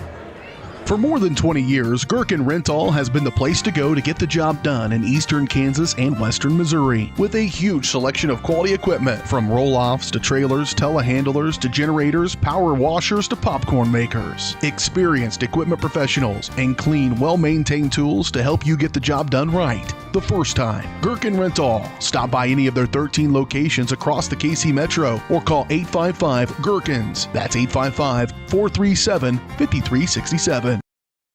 Are you ready for a mouth-watering journey down memory lane? Introducing Flashbacks. Start your day off right with our fluffy pancakes, omelets, or a cinnamon roll. For lunch, sink your teeth into our juicy made-to-order burgers, Philly cheese, and more. Flashbacks' friendly staff and welcoming atmosphere make every visit a delight, and their menu is filled with comfort food that will give you those warm, delicious flashbacks. Visit them today in downtown Tonganoxie, open 7 days a week from 7 a.m. to 12:30 p.m.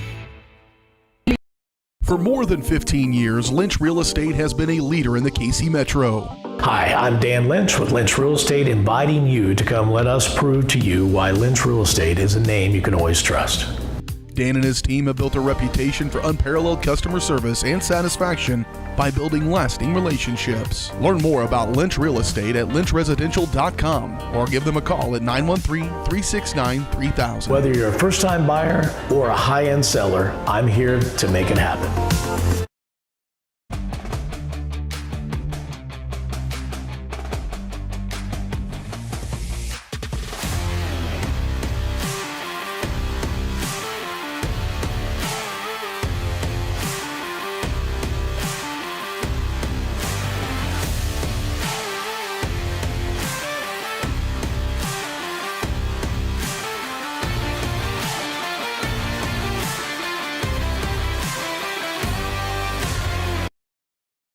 Thinking about starting your next outdoor home project? Be sure to call 811 before you dig. After calling 811, wait a few days for utilities to mark your yard with paint or flags to avoid unintentionally hitting a utility line. Hitting a buried line can disrupt service in your area, cost money to repair, or cause serious injury. Southern Star asks you to help protect our community. Know what's below. Call 811 before you dig. Transform the look and feel of your home with the perfect flooring from Midwest Carpet Center in downtown Tonganoxie. Discover a world of exquisite carpets, stunning hardwoods, and luxurious vinyl. With over 20 years of trusted service, they are your local flooring experts. And they're so much more than just carpet. Shop a variety of styles from quality brands like Shaw, Anderson Tuftex, Hortec, and so much more. From cozy living rooms to elegant bedrooms, sleek kitchens to stunning baths, you'll find it all at Midwest Carpet Center. Explore online at MidwestCarpetCenter.com.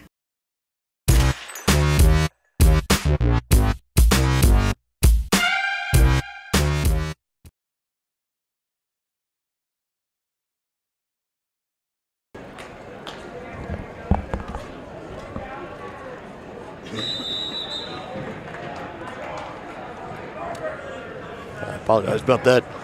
New late folks back here in action. All three mats busy. We'll keep you here on mat number 2, as I believe this is Ashton Moore for Lewisburg. Let's get the updated look at what we have on mat assignments. This is Ashton Moore right here versus Sam Clevenger of Ottawa in the 190-pound weight class.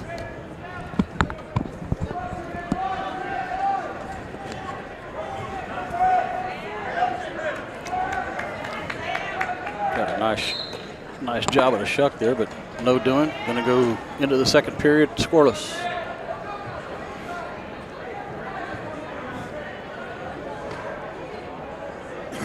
Ottawa and Lewisburg squaring off here for the third place match. This is Ashton Moore for Lewisburg at 190. We saw him and Colton Brusman have an exciting match. And the other side, Brusman defeating Moore to punch his ticket to the final round. I believe that was one that went into overtime, and it was Brusman that got the final takedown, and that was all she wrote. But so at 190, you're looking at Ashton Moore, who's sitting there, I think, the 5th ranked in the class of 4A. And you got Brusman, Colton Brusman at Tonganoxie, and Jack Harvey for Baldwin. And all three of them wrestling today. We're going to see Brusman and Harvey in the championship match coming up a little bit later on here, coming up next on Tonganoxie Sports Live. I mean, just that 190 weight class is absolutely stacked this season. In this regional, it sure is. So many great wrestlers, Ashton Moore being one of them for Lewisburg. 1 point going to be awarded here for Clevenger. He'll take the early advantage, a little over a minute to go in the second period.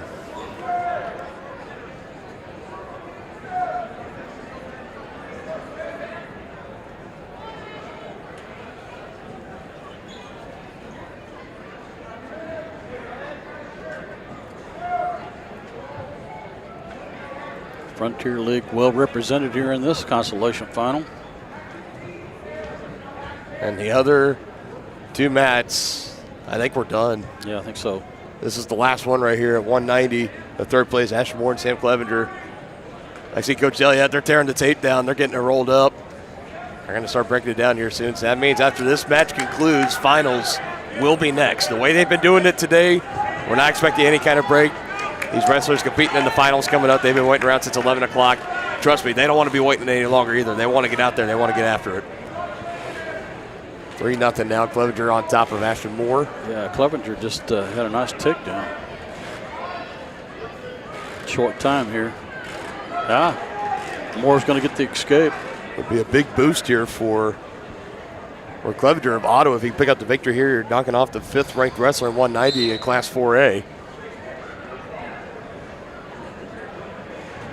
Take 3rd here at regionals, and a lot of confidence. On the flip side of that coin, though, if you're Ashton Moore, you haven't had, I don't know if this season if he's ever been handed back-to-back losses in tournaments and duels and such, but if you're going into, again, we already talked about how tough that 190 class here on the east side, you know it's going to be just as tough over on the west side. And going in as the fourth seed, having that lower seed, it's going to make that road even tougher for him to try to bring home hardware at the state tournament. Yeah, he just scored a nice escape there to bring it within 1 point.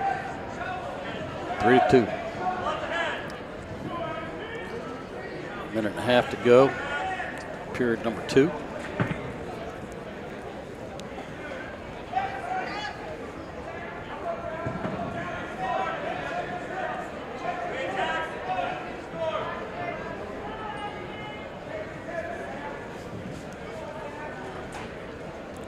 Wrestler's just tying up at the head.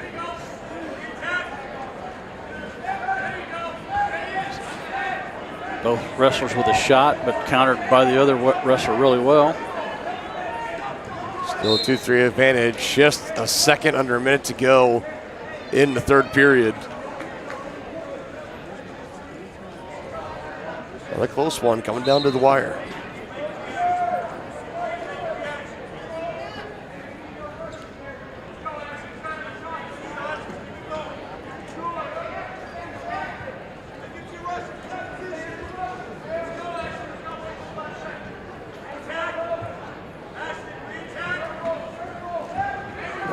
Going for the takedown. Good sprawl, keeping the hips back. It's Clevenger. Yeah, that's a good counter right there by Clevenger.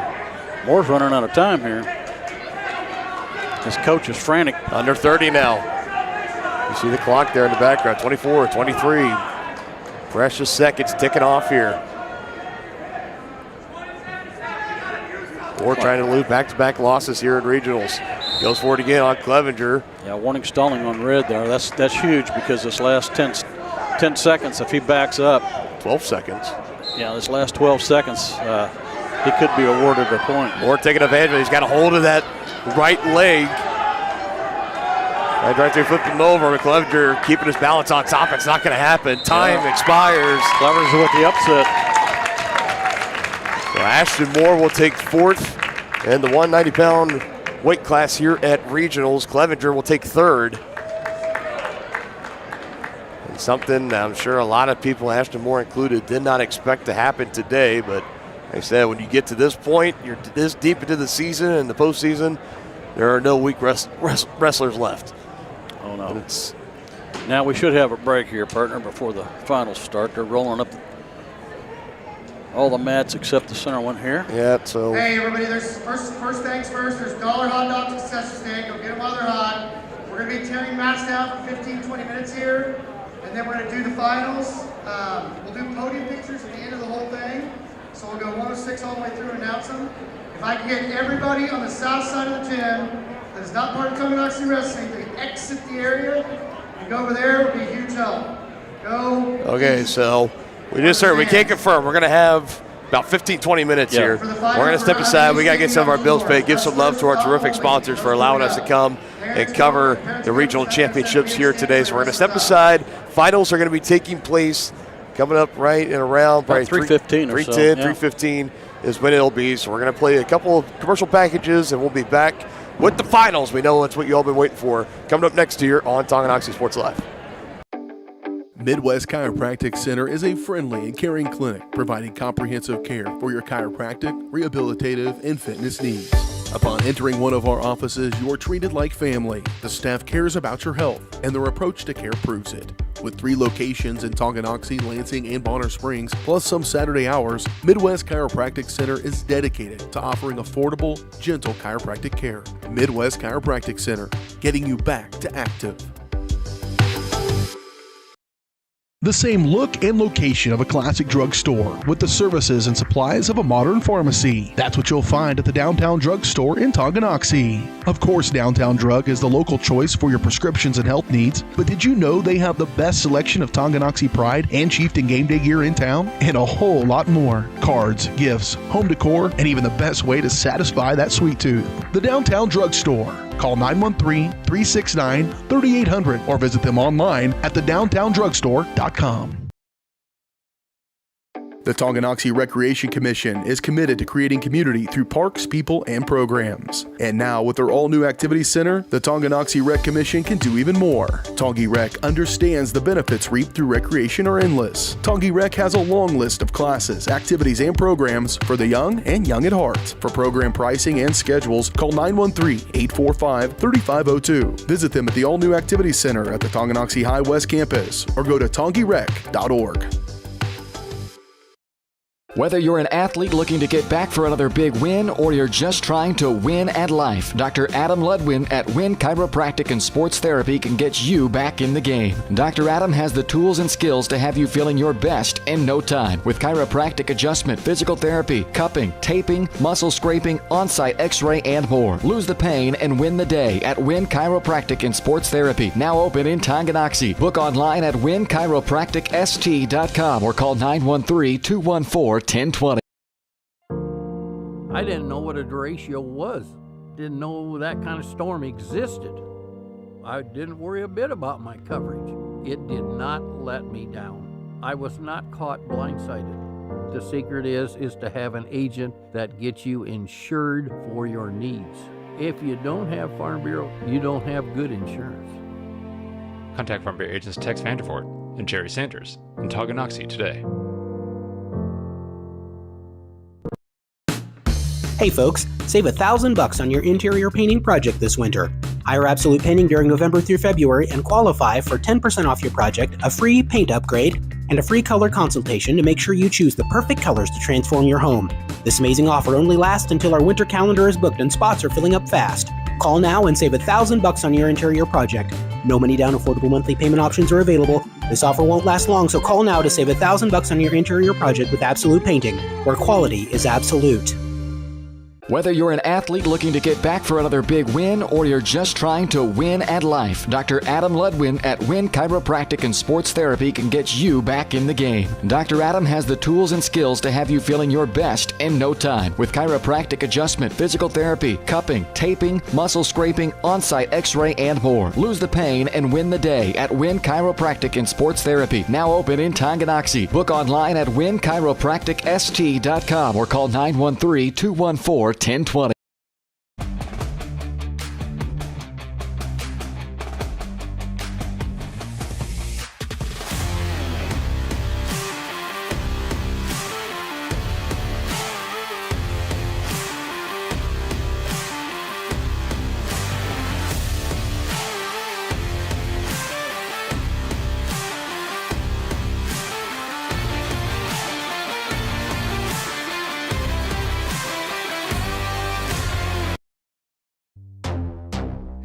Across the 20, the 15, the 10, 5. Colton McCann, his third touchdown of the game. Like in the net, that'll be a point for Baldwin. A first touch volley. The substituted forward across the goal line. Touchdown, Trojan. At an opening on the near side. Is he going to take it? Yes, he is. Kaplinger will take it to the house.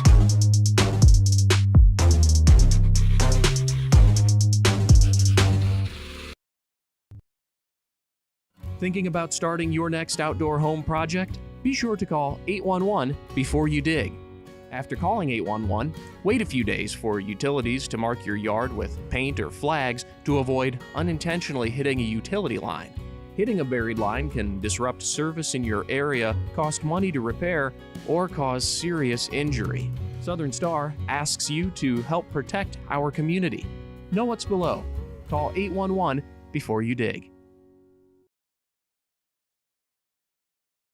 At Kansas Insurance, we know one size doesn't fit all. In fact, our whole mindset is based on customized policies for you and your families. We're local, and we do what we do because we care about you. Think of us as brokers for your insurance needs. Working with Kansas Insurance gets you the award-winning service and attention to detail that only an independent agency can provide. All across Kansas, we're here to help you manage and plan for all types of risk. Contact a local agent today. Kansas Insurance. Local, independent, serving you. Shop local and save at Brothers Market in Tonganoxie, where we treat you like family. Brothers Market has great everyday deals throughout the store. Enjoy fresh cut steaks from the meat department, the freshest fruits and vegetables from the produce aisle, and savor the flavors from the bakery. Check out their weekly ad to get the best deals on what you need. From apples to aspirin, Cool Whip to cool crisp lettuce. Brothers Market, open daily. Learn more at shopbrothersmarket.com.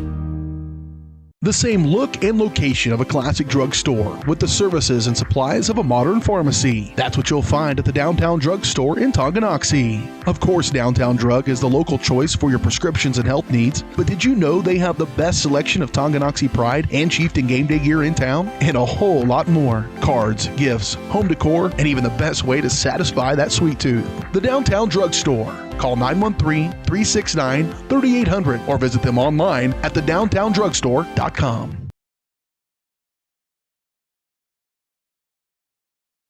Are you ready for a mouth-watering journey down memory lane? Introducing Flashbacks. Start your day off right with our fluffy pancakes, omelets, or a cinnamon roll. For lunch, sink your teeth into our juicy made-to-order burgers, Philly cheese, and more. Flashbacks' friendly staff and welcoming atmosphere make every visit a delight, and their menu is filled with comfort food that will give you those warm, delicious flashbacks. Visit them today in downtown Tonganoxie, open 7 days a week from 7 a.m. to 12:30 p.m. First State Bank and Trust is with you wherever you are with complete online banking. Cheering on the Chieftains once again? Why not pay your bills online? Waiting on your kiddos to get out of school? Seems like a good time to make a transfer. Or how about making a deposit from here? Back in the gym for another night? Why not get an e-statement while you cheer on Tongi? And of course, at First State Bank and Trust, you can always bank from right here. Come on in and see us and get your very own Chieftain card. To learn more about all the great ways to bank with First State Bank and Trust, go to firststateks.com. What's up, guys? I'm Brendan Bolin, and this is T-Town Talk. Gets the snap from Fisher, fakes a handoff Bruce, and looks right, deep ball, lofting into the end zone. It's caught! Touchdown, Chieftains! Here comes Masluck down the court, dribbling on Springer, kicks it at the Shonik, pops the three from the right corner, gets it to go! Back up top Zakaria Glover, feeds it inside to Carlton, nice power dribble underneath and gets it to go. Join me every Friday at 7 a.m. for your exclusive Chieftain sports news and more on our exclusive home on Spotify. For more than 15 years, Lynch Real Estate has been a leader in the KC Metro. Hi, I'm Dan Lynch with Lynch Real Estate, inviting you to come let us prove to you why Lynch Real Estate is a name you can always trust. Dan and his team have built a reputation for unparalleled customer service and satisfaction by building lasting relationships. Learn more about Lynch Real Estate at lynchresidential.com or give them a call at 913-369-3000. Whether you're a first-time buyer or a high-end seller, I'm here to make it happen. Transform the look and feel of your home with the perfect flooring from Midwest Carpet Center in downtown Tonganoxie. Discover a world of exquisite carpets, stunning hardwoods, and luxurious vinyl. With over 20 years of trusted service, they are your local flooring experts. And they're so much more than just carpet. Shop a variety of styles from quality brands like Shaw, Anderson Tuftex, Hortec, and so much more. From cozy living rooms to elegant bedrooms, sleek kitchens to stunning baths, you'll find it all at Midwest Carpet Center. Explore online at midwestcarpetcenter.com. A great collision on the field? Awesome. An awesome collision on the road? Not so great. If that bad play does come your way, take your car to S&S Body Shop in Tonganoxie. S&S has been the area's premier auto collision repair center since 1972, working on all makes and models, glass replacement, bumper repair, fiberglass and plastic, color matching, and more. Plus, they work with all insurance companies. Get your ride back in the game. Learn more at snsautoandbody.com or call 913-369-3193. When it comes to rehabilitation, despite what you're told, you can choose where you want to go. Physical Therapy Solutions in Tonganoxie is independently owned, allowing them to work with all doctors and your insurance to ensure a smooth transition, especially from a knee or hip replacement. Choose from one of their highly qualified physical therapists for an individualized plan of care to achieve long-term health benefits. Contact Physical Therapy Solutions today and let them help you. Go to ptsolutionsks.com for more information.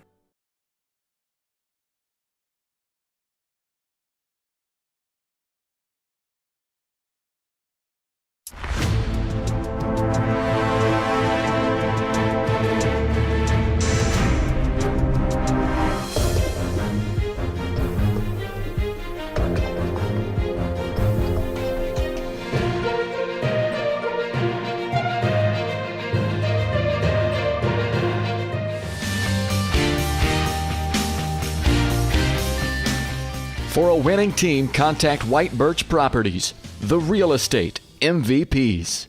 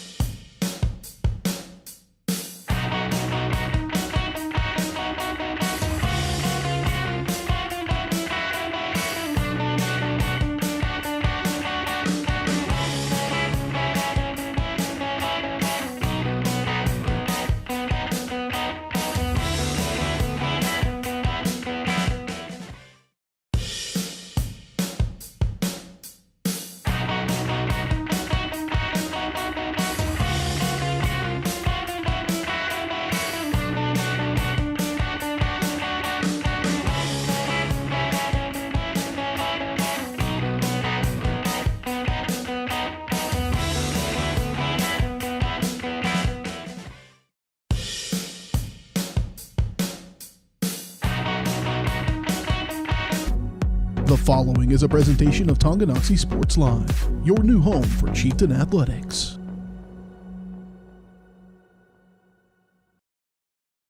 It's time for the Chieftains on your new home for Tonganoxie High School Athletics. Tonganoxie Sports Live. Tonganoxie Sports Live is presented by Kansas Insurance, locally owned and operated. Learn more at kansasins.com. Also by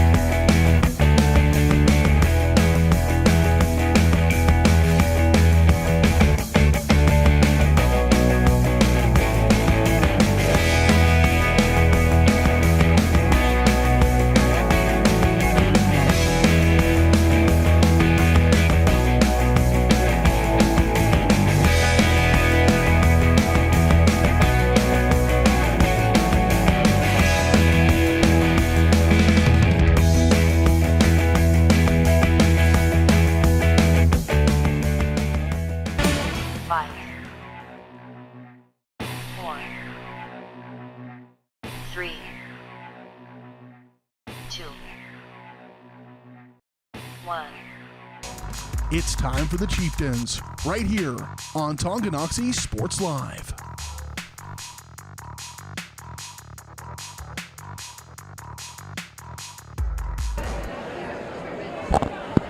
There you go, and that is where the remaining wrestlers are trying to get to that podium with the stars and stripes behind them for the photo op in hopes of holding up a sign that says, "I am a regional champion, I am going to state." They're going to state regardless, but to go to state as a regional champion has a much better tone to it than as a runner-up. As we are getting ready to get this thing going, all the coaches and finalists heading to the scores table get things situated, but we've brought coverage pretty much for the entirety of the rest of the consolation side of the bracket, all that action, including the semifinals and the third place matches. Those all just wrapped up, so we do know all of our state qualifiers, and we're going to run through those by weight class right now. So the 4 coming out for 106 is Schlechter for Santa Fe Trails, Chris for Tonganoxie, Johns for Ottawa, and Cormier for Silver Lake, with Cormier taking third place in the 106 weight class. Schlichter and Chris will get us kicked off in the finals round here in just a little bit. At 113, in the third place match, we had Clayton for Lewisburg and Iglert for Baldwin. Both of those men will qualify, and we'll see Bolt and Starcher on the championship side coming up in just a little bit. Showalter for Lewisburg and Combs for Santa Fe Trail in the 120 bracket, along with Batts from Holton and Westgate for Baldwin. On to 126, Holmes for Silver Lake and Motter for Ottawa. And the championship match, it will be Crookham for Tonganoxie and Collar for Jefferson West in the 126 weight class. And 132, Henry for Lewisburg ends up taking third as he defeated Rodenball from Silver Lake in the third place matchup. Both those men qualify, along with Slavin and Reichert from Santa Fe Trail and Baldwin. That'll be coming up in just a little bit in the finals round. In the 138 weight class, Ray for Ottawa and Williams for Baldwin are able to qualify, along with Duffett and Ginther from Tonganoxie and Santa Fe Trail, again in the 138 weight class. At 144, it's Chambers from Bishop Ward and Holton. There it's Hine, and in the championship it'll be Tonganoxie from Tonganoxie, Braden Moore and Menke from Topeka Hayden. At 150 qualifiers, Harris from Silver Lake and Knoll from Lewisburg, Bailey from Tonganoxie, and Generic from Santa Fe Trail. And 157, Hawks from Bishop Miege and McCaskill from Lewisburg, Redmond from Silver Lake, and Evans for Ottawa. Getting close here. Now we go to 165. William from Baldwin, Krentz from Topeka Hayden, Martin from Tonganoxie, and Jackson from Holton. And we're just going through for the state qualifiers per weight class. Desch from Topeka Hayden and Frazier from Holton, Googe from Ottawa, and Strother from Santa Fe Trail at 175. And 190, Moore from Lewisburg, Clevenger from Ottawa, Harvey from Baldwin, and Brusman from Tonganoxie. At 215, Murray from Baldwin and Stonky from Santa Fe Trail, Roush from Holton, and Pankey from Tonganoxie. And finally at 285, Rhodes from Tonganoxie, McGowan from Atchison, North from Bishop Miege, and Strother from Santa Fe Trails. And if you caught the theme there, a lot of Tonganoxie, a lot of Santa Fe Trail. There's going to be 10 total chieftains that qualify for state. We're going to see 9 of them wrestling here coming up in the finals. There should be a great round of action coming up here. Yeah, no question about it. I'm looking forward to it. Let's go ahead and clear the floor. We're getting ready for it now, folks. They're starting to clear the floor. They got everything's all set up. Everyone's going to make their way to the stands and get ready for this action. We're going to kick it off in the 106 weight class. We'll work our way down. It'll be Schlechter from Santa Fe Trails and Crisp from Tonganoxie. It'll be a good test for Crisp coming into this one. Tyler Crisp taking on Tanner Schlechter of Santa Fe Trail. And the 106 weight classes, I believe Schlechter is ranked number 1 in 4A in the weight class. That's correct.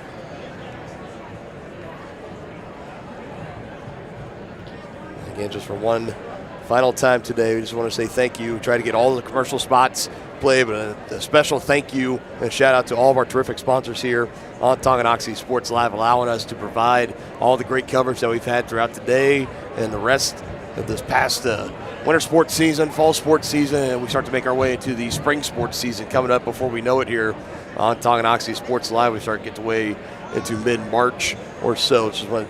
Couldn't do what we do without the great backing and support from all of our terrific sponsors, whether if you've been with us from the start or if you just started getting on with us this season. We couldn't thank you enough, and we hope to see all of you continue to be proud sponsors of Tonganoxie Sports Live moving forward into next school year, into 2024 and into 2025. There's going to be a lot of great action to come up. Keep on coming on down the road. A lot of great classes here at Tonganoxie High and multiple sports.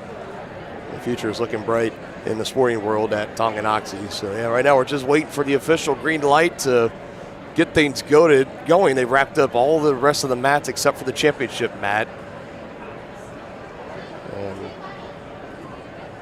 think now it's just a matter of it's a little bit of a waiting game. We ask that you all please rise from the stands as Trinity Bridges sings the national anthem.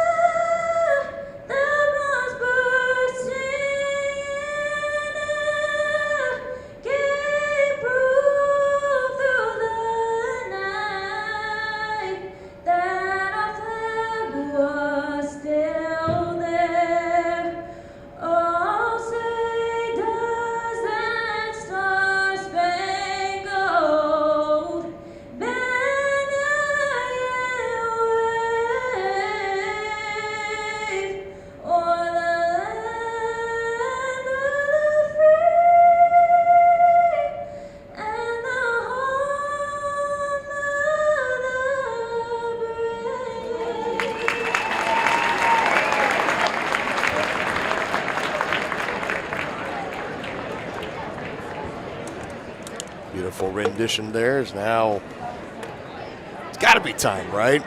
Yeah. Can't be any more delays. You think about it. I mean, we've had all this time, and here we go. Lights going off. Spotlight is on, just like when we were kind of starting to wonder if they're going to end up just playing it out or if they're going to end up turning lights out and having a spotlight. Well, I would think they're going to bring out all the wrestlers and they'll shake hands before they actually start wrestling. But we'll see. We didn't get a proper itinerary. Wrestlers, strap in. 106 to be called in that minute.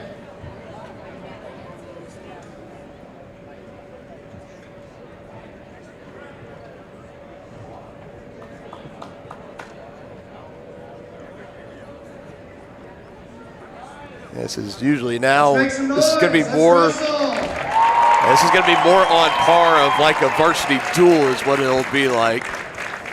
So it wouldn't surprise me if they bring out the wrestlers. 106 pounds. We have a sophomore from Santa Fe Trails. Currently ranked number 1 in 4A, and number 7 in all class. He has a record of 22-1. In the green corner, we have Tanner Schlichter. Tanner's a 2023 state qualifier, going back to back. Out of the red corner, we have a freshman from Tonganoxie. Record of 27-14. 106 pounds, Tyler Chris. Tyler plays wrestling college, not sure where yet, and he's 9-1, ready for cheesecake. All right, let's shake hands and wrestle. I got to tell you what, if that doesn't get you fired up as a wrestler, oh, yeah. I don't know what's wrong with you, but you're wrestling in a regional championship. You're getting a big fight presentation. And here we go. We are underway here. Schlichter versus Crisp. As we get things started in the regional championships. Crisp is going to have his work cut out for him. Already a previous state qualifier is Schlichter from Santa Fe Trails. He's already qualified again this year. A good challenge for Crisp, who's a first-time qualifier this year. And he's also going up against the number 1 ranked wrestler in the 106 weight class. And I think he also said he's also one of the top 5 just in the entire state. Yes.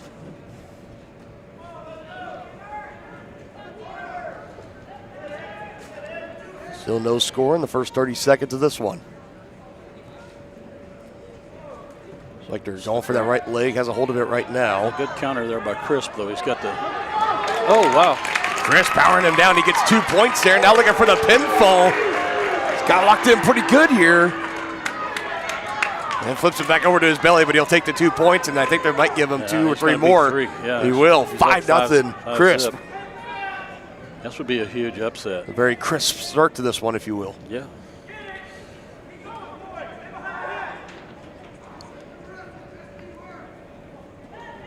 Now under 50. We're seeing the 2 officials out there on the mat. There'll be 2 officials in the finals. Keeping a close eye on everything, not wanting to let anything get away from them. Chris doing a good job of keeping his base down. Under 30 seconds now. Chris doing a good job riding here. It's like they're just trying to buy his way into the second period. I don't want to give anything up. Under 20 seconds, down by 5 early to Crisp, the young freshman from Tonganoxie.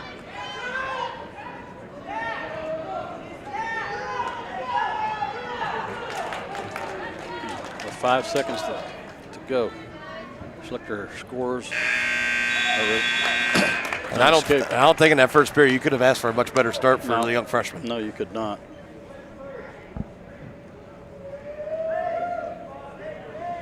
Chris won the toss, but he deferred. Schlichter will go down in the referee's position.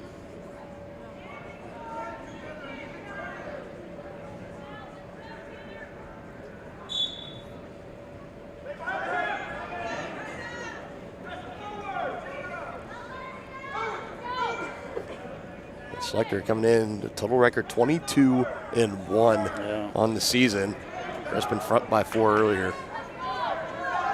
Crisp doing a good job here. He's got that far arm. Now he's trying to get a chicken wing on this side. Schlichter not going to let him have it.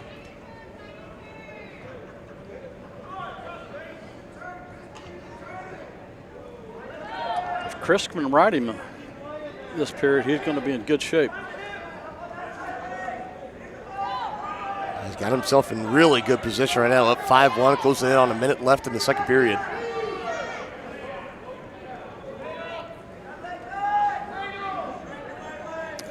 Chris doing a nice job keeping his hips down. He's a little high now. I don't want to get too high at this point. Looking over at the clock, realizing he still has 59 seconds and counting left to go. It's like they're wrapping up around that right leg of Crisp. Crisp doing a good job of countering, but he's going to give up the reversal right there. So 2 big points for Schlichter. Has him back within 2, 5-3. Just now 40 seconds to go in the second period. Crisp has got to stay off his back. He's down on his stomach right now, under 30. Yeah, Schlichter's got the chicken wing now. Chris doesn't want to let him have that wrist.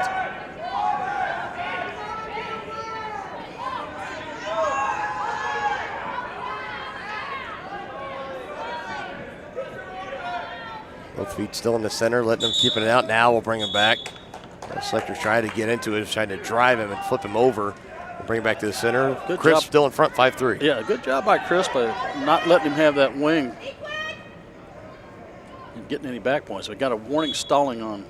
No, we don't.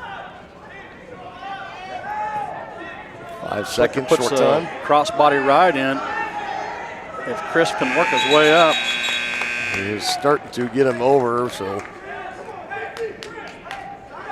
Big 2 earned in the second period for Schlichter. Crisp is choosing neutral.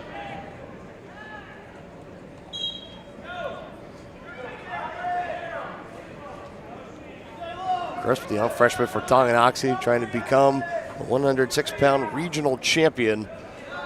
Got a tall task in front of him. He's been up to it so far, but can he hold on in the final period? Sitting under the arm like that, that's tough. He doesn't want to give it up.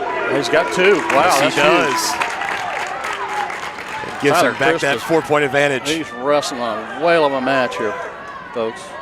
This is, I can't tell you, this would be a huge upset if he can hold on. Yeah, huge would be the right part. Under a minute and a half to go, up by 4. Crisp almost on his way.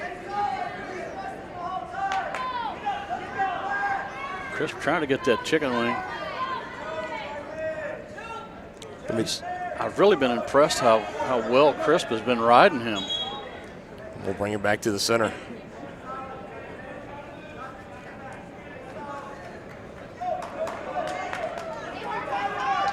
Tyler Crisp 1 minute and 8 seconds away from scoring a huge upset. Taking down a state qualifier. First 2 seasons, the young sophomore Tanner Schlechter.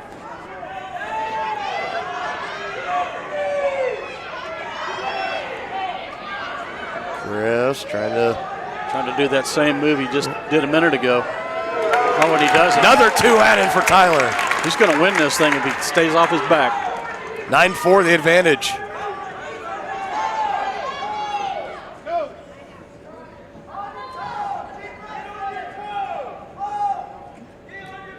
Closing in on 30.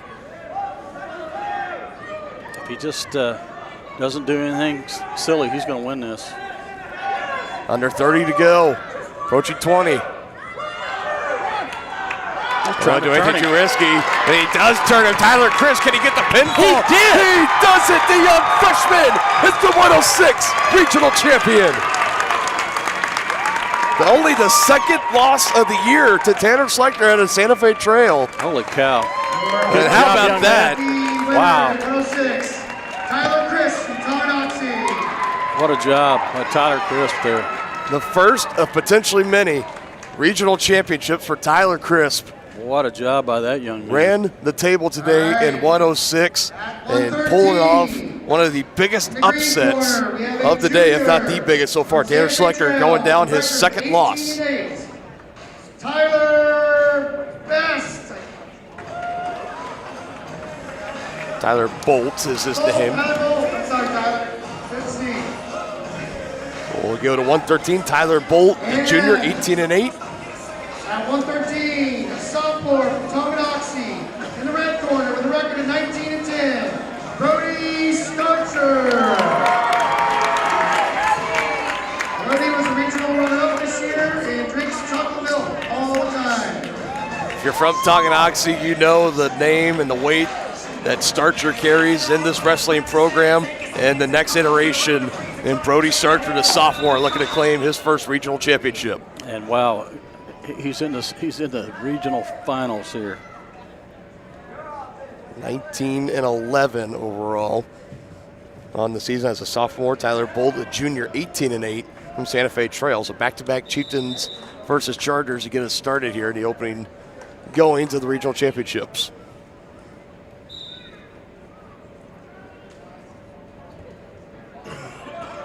Bolt with a good shot there. He's trying to come out the back door. Trying to keep that legs close as Starcher. Starcher's trying to counter here. He's got that ankle. He's hoping for a stalemate here. Because if Bolt comes out the back door, it's going to be hard for him to keep from giving up too. He's almost there.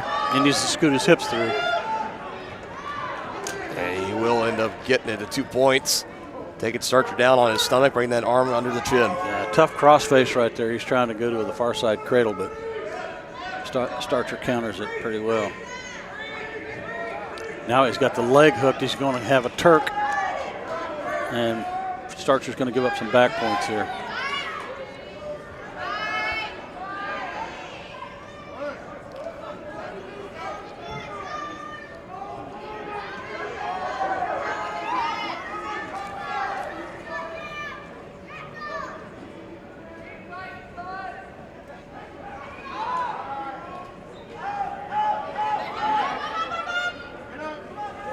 Now under 30. Yeah, it's 5-0. Bolt. Bolt on top of Starcher.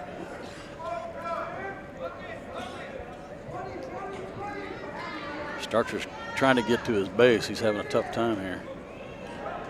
Bolt's got a chicken wing. He's going to go for that tilt.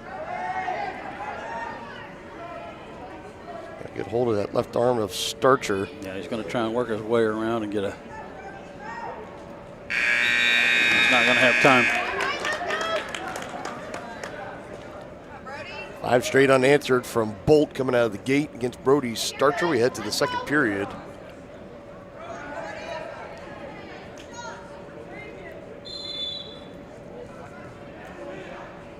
Bolt in on that single leg again. Really tough. Brody's trying to counter.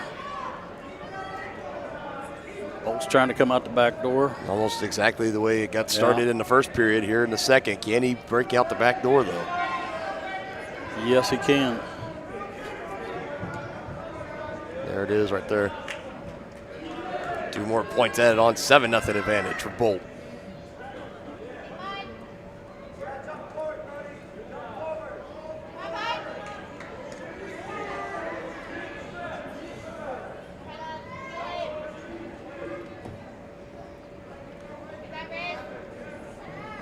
Bolt with a wing, trying to get the wrist.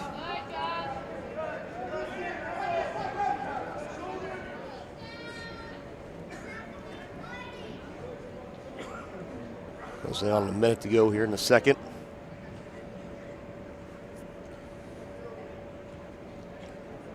Starter trying to get to his feet. Bolt throwing in the legs, not allowing him to get to his base.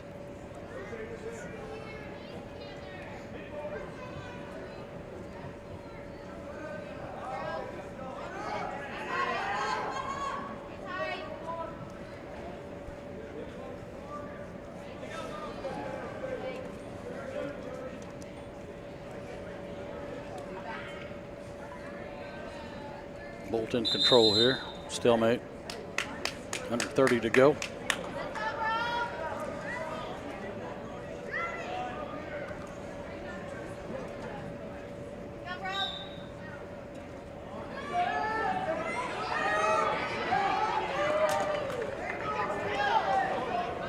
About 15 to go in the second.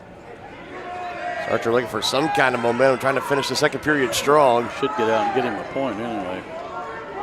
Short time.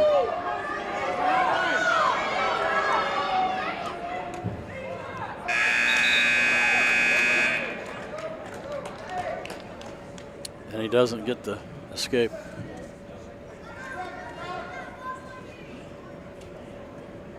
He did not, really. I think that's what Coach Delich was arguing now. Yeah, I think they're going to get the 1 point for the escape. Good heads up by Coach Delich. Makes it 7-1. We go into the third. Big period needed here for Brody Starcher. Now the Santa Fe head coach wanted an explanation what's going on. Brody's going to have to turn him here. He wants to have a chance to come back.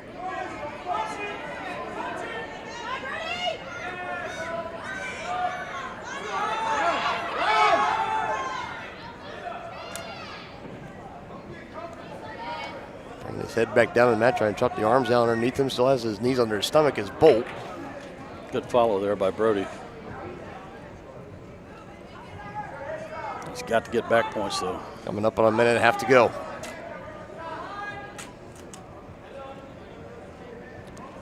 Trying to set up a far side cradle. He's got it. You got to set with it. Can he set it up? Yeah, he lost it. Yep. Didn't really have enough torque to try to do anything with it. Oh, nice follow by Brody.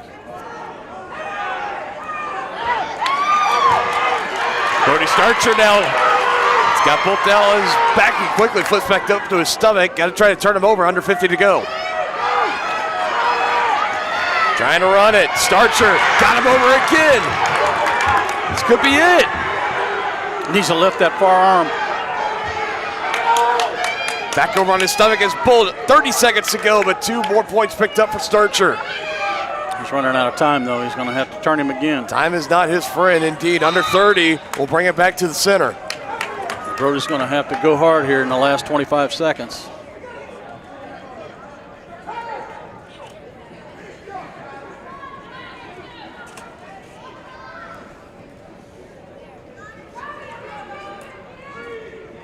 Delich asking again. Trying to talk with the official about something. Yeah, well, I think what Coach Delich was saying there, he thought that was 2 separate moves. But the referee said no, it was the same move. Bolt trying to sit out, get his knees under him. Under 20 now for Starcher. Yeah, he's got to turn him. He's wrestled a really good match, though. Naya being down early, still trying to crank it, but 5 second short time. Starcher not going to be able to do it. Bolt anchoring in there and taking place in the regional championships for sophomore campaign. Not bad. No, not for Brody at all. Starcher, and the way that he got down early, but still able to fight all the way through. Champion, 113 pounds, from Santa Fe Trail, Tyler Bolt. As Tyler Bolt will be your regional champion at 113. Starcher's really upset, but his future is bright. He's not going to get away from Coach Delich. No, they're going to track him down all the way out to the concourse, and rightfully so. You know, this is a lot could get missed in this entire day, even though if the day doesn't go the way you still think, and then you can sit down and realize that, hey, you're still one of the best wrestlers in your weight class. You're going to the state tournament. Yeah. You're going to have a chance, even though obviously first place regional champion hasn't been a ring to it, but James is 27-4 on the year. Plans to attend Breaking University for wrestling, study business. Out of the right corner, we have a junior from Holton. This year record 35-8, the career record 83-24. Lucas Bats Flores. Lucas is the 2023 regional runner-up. Lucas Batts, a junior for Holton, 35-8 record against Jaden Westgate, the senior for Baldwin, 27-4. Should be a good match. Got to see a little preview of Lucas Batts' wrestling skills when we saw him when we did the Tonganoxie Holton duel earlier in the year on Tonganoxie Sports Live back on February 1st.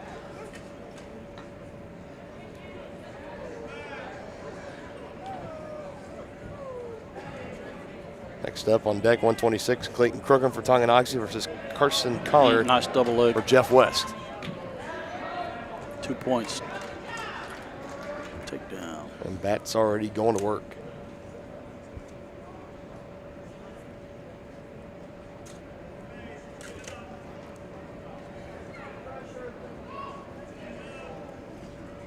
Batts has got the far wrist. Let's see what he's trying to set up here.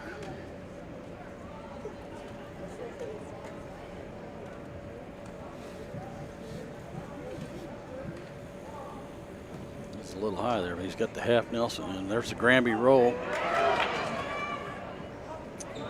Countered well there, but he's going to get the escape. Going to make it 2-1. Batts leading.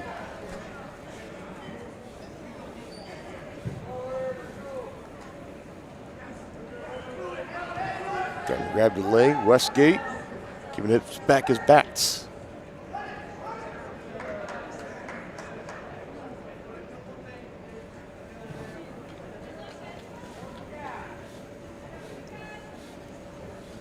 Batts working on this 2-on-1. Tried to do a drag. Countered well. Oh, almost had it. Now he's in tight on that single leg. His Batts. He's trying to work his way around. If he gets hooked and gets his head out.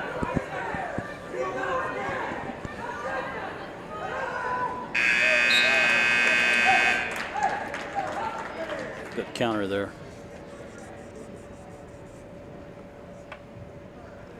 Those one heading to the second, 2-1 score. Batts on top of Westgate. Westgate chooses down. Batts actually won the toss, but he deferred.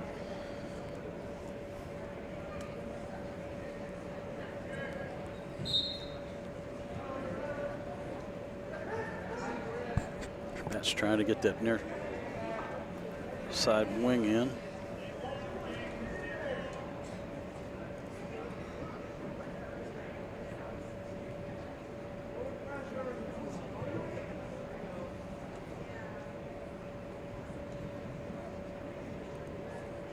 Trying to set up a tilt. Didn't quite get it.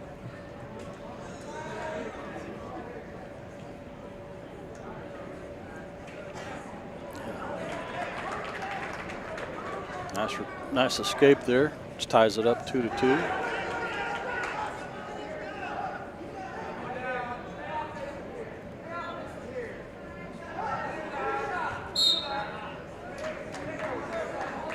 Minute 11 to go. All tied up at 2 here in the second period. Just about what you would expect in a regional championship match. Yeah. Well, and their records are pretty similar. 35-8 for Bats and 27-4 for Westgate. Westgate in there on a shot, but defended well by Bats. Now he's trying to work his way around.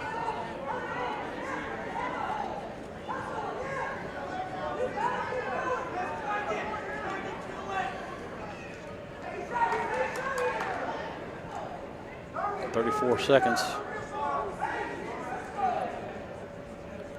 See how aggressive Bats wants to try to be. You hear the coaches trying to say, let's get one more shot in, try to go close out here in the second. He tries for it there. Westgate keeps him away. Yeah, he tried to do a duck under there, but that countered really well. Now he's tied on that single. Countered with the whizzer, though. Under 10, tied at 2 in the second period. Bats trying to drive. Westgate staying up on his knees. Ankle pick, bringing it back. There's a 2 for Bats. Right as the horn sounds. That was a huge takedown by Bats there. See how he pulled him back on the mat. And he was dragging and immediately used it when he was pulling him to lunge forward. Take him back down to the mat for the easy 2 points. I shouldn't say easy. Nothing's really easy at this point, but puts him back up by 2 as Bats 4-2 over Westgate. Referee checking on Bats. I don't know if he got poked in the eye or what might have happened there. I'm not sure. Oh, that's going to be a caution on Bats.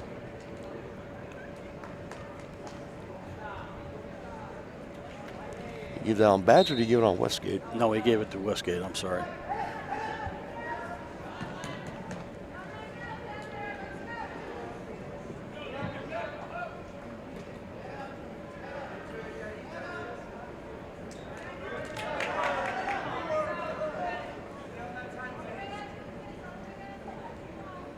Westgate can't turn him. He's going to have to cut him loose. Trying to take him down.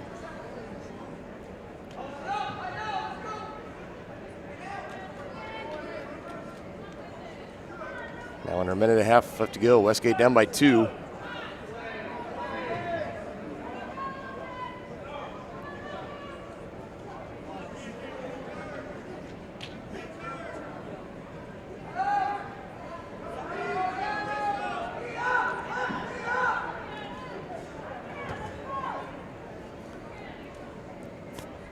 See if we're going to get a warning for stalling here. Yep. There it is. Warning red. Stalling.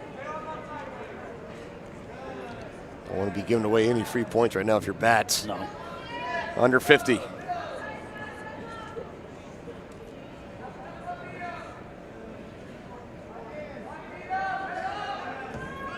Bats in danger of giving up a point right there. And now they just call stalling on green? Yeah. Just a warning. So both wrestlers just a stalling call away from giving up points. 36 seconds as we get ready to resume. Uh-oh, another caution.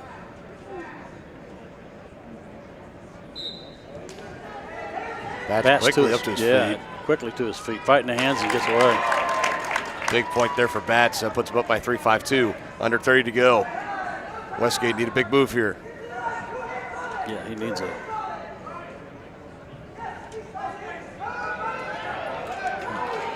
Throw back around the hips. Should probably do it for Bats. It's under 15 seconds, approaching 10. As Westgate down, hips down on the mat, on his stomach. Bats is going to be the regional champion. Yes, he will. Lucas Bats at 120. He'll be the 4A East regional champion.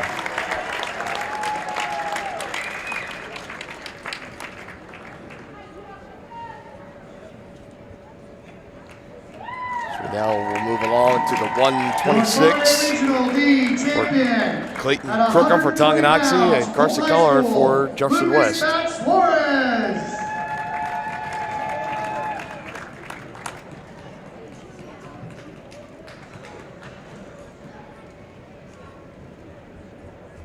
And on to 126 pounds, out of the green corner, a junior from Jeff West, the a 27-5 record this year, 75-28 overall, Carson Kaler. Carson has a 3.9 GPA, completed track and cross country. Out of the red corner, a sophomore from Tonganoxie with a 26-12 record this year, 36-25 overall, Clayton Crookham. Clayton was a champion this year at Randy Starcher Memorial and the Baldwin Invitational at 126 pounds. Good luck, gentlemen. Well, if there's one thing I've learned about Carson Kaler just off that introduction is that stamina is probably not going to be an issue for him. Cross-country runner in the fall, runs track in the spring. Yep. Clayton Crookham will have his workout. The sophomore, 26-12 on the year, going against the junior from Jeff West High School at 27-5. Yeah, Crookham just gave up a takedown.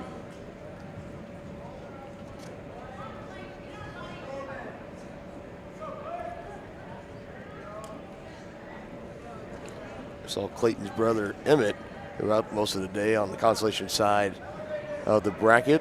Now we get to see our first look at Clayton on the day here in the championship round. Already down early 2-0, under a minute and a half to go in the first period.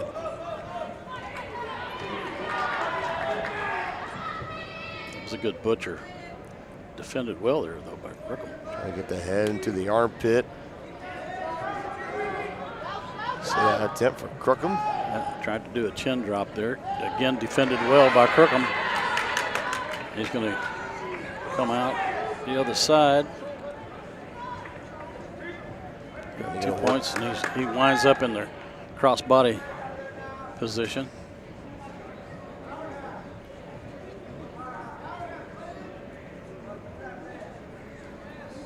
We got a tie score here with 40 seconds to go here in the first period.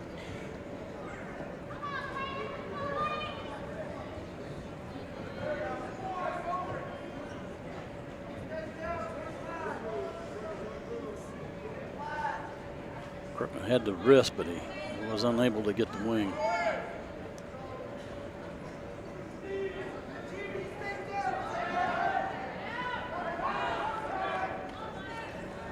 Seconds on short time, tied at 2, coming to the end of the first period. Yeah, it's good counter right there. Good follow by Crookham. He needs to stay back now. Nice job of not giving up any points there. Choices for Jeff West, who will defer over to Tongi, and looks like Crookham will elect to be down in the referee's position.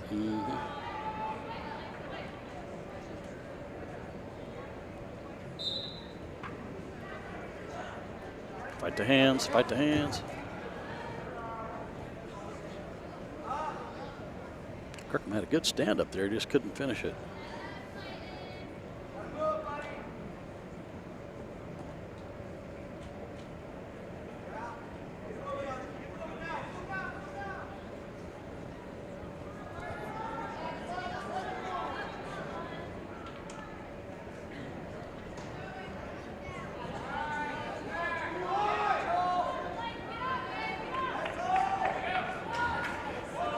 Not a whole lot happening right now. Crookham trying to come out the back door again, and he does. 2 points puts him in front 4-2.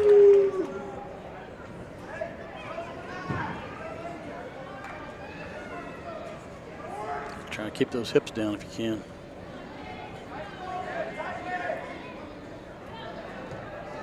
Good job picking the ankle.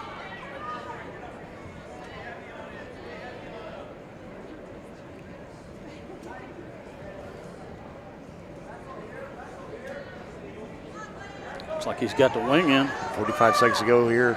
Yeah, he does. He's trying to capture it. Now he's going to do an underhook. Now he's got the wrist. He's going to turn him.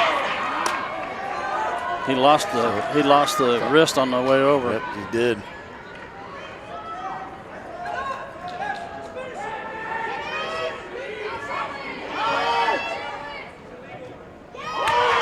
Crookham staying with it. Yeah. Now he's going to get some back points. Looking for the pinfall here. Got it, and he gets it. Clayton Crookham, your 126-pound regional champion. Nice job, young man.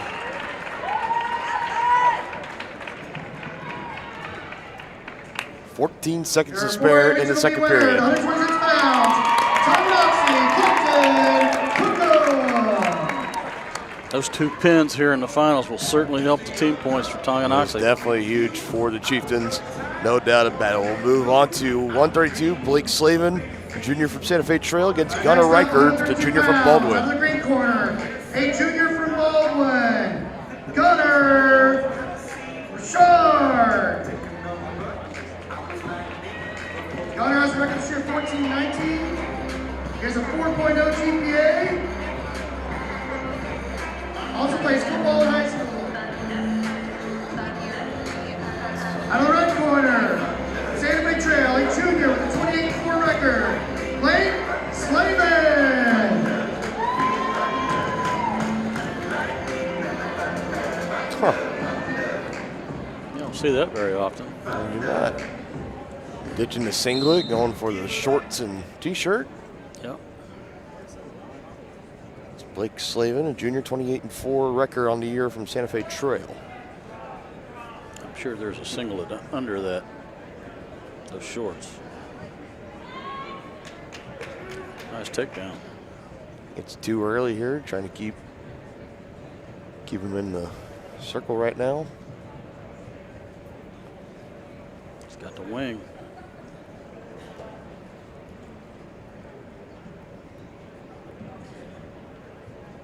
Rides really high.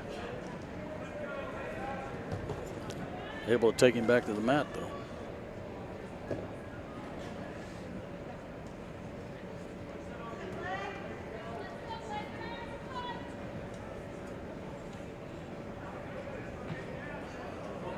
Trying to drive him, Slavin oh, out. see, On set with it. Seems set with it. He did. I can't tell you how bad that feels. Man, that's tight. Trying to scoot his hips through. See? That's how you're supposed to do it right there. Man, you want to put your shoulders down if you're in that position. Oh, it looks like he's scoot a little bit more. He's going to get him. And right there. Yeah, he got it. How much more you can do there if you're Riker? Really tough position for him. He'll take second. Still state qualifier on the year. Blake Slavin is your 132-pound regional champion. Your 4A regional league champion at 132 pounds. From Santa Fe Trail, Blake Slavin. Get the pinfall victory in the first period. We go back going here. 138, Dax Duffett from Tonganoxie against Atticus Gunther from Santa Fe Trail. Out of the green corner, a sophomore from Santa Fe Trail, Atticus Gunther. Atticus has a 25-8 record this year. Out of the red corner from Tonganoxie, a sophomore, Dax Duffett. Our third matchup already here in the finals between Tonganoxie and Santa Fe Trail. Dax eats grapes. Duffett coming in a record on the year for the sophomore, 19-9 and 25-8. Or Gunther, the sophomore.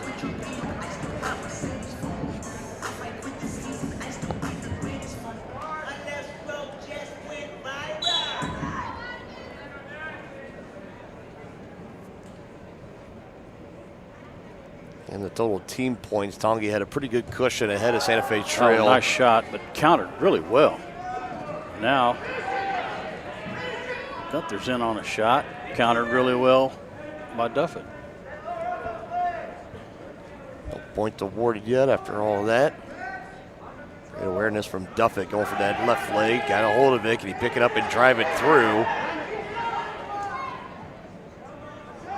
But they're trying to defend the best he can. Coming up around the neck, bringing him down to his back. Oh, he's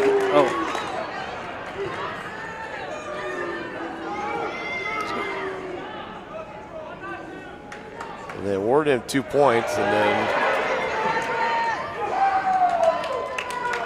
so it should be two piece. Duffett got in a little bit too big of a hurry there. Cost him a reversal.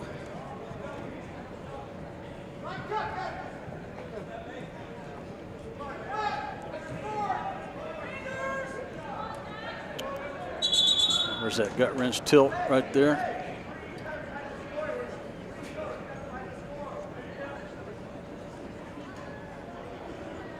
So now the score has been corrected. It's 2 for Slavin and none for Duffett. Just the question, because we saw they initially gave the 2 to Duffett, and immediately it's like they waved it off and said no. Like you said, the official has the right to change their mind.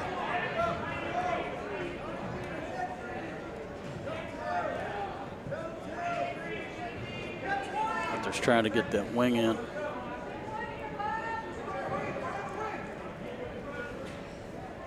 He's got to watch that wing. It's getting pretty far up on the shoulder. Close time now, under 10 seconds.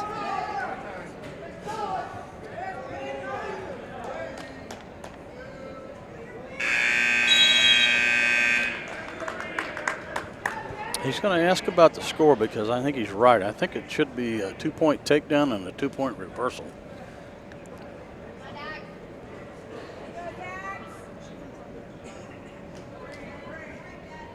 They're saying no. Takedown was never rewarded.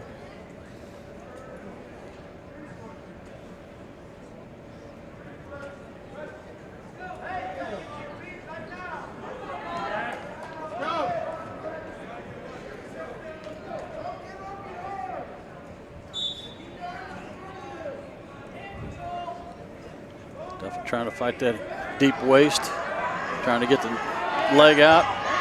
There you go. He's going to get the escape. Now Duffett officially on the board, 2-1 score. He does a nice shot in on that single leg. He's going to have to finish. Now he switches to a double. Just needs to elevate, get behind him, work up the back. There it is. Just like that, Duffett in front now, 3-2.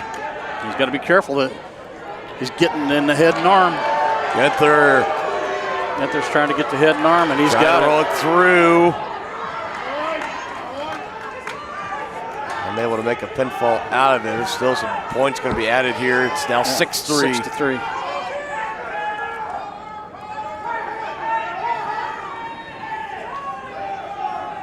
Working back on that shoulder. And he's trying to come out the back. Genther's way too high. He should be able to try and shake him off here and come out the back door. Under 50 seconds in the second period, 6-3 advantage for Unable Genther. to do it.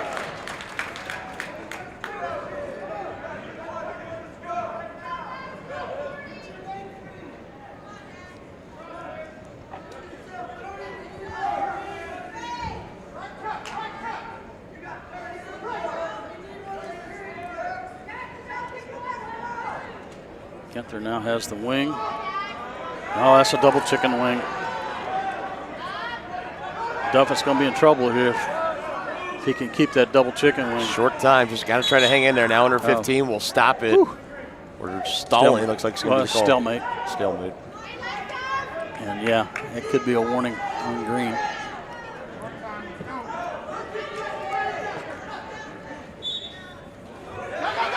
Set out, but sticking right with him. Yeah, so you don't want to reach back like that. He's giving up back points now. Duffett got a little out of position. Yeah, you never want to reach back. You have to try to drive short time, saved by the bell, but 3 points awarded nonetheless. 9-3 now. Genther, big cushion going into the third. He'll like to be down in the referee's position. You can tell the exhaustion really starting to set in for these two wrestlers.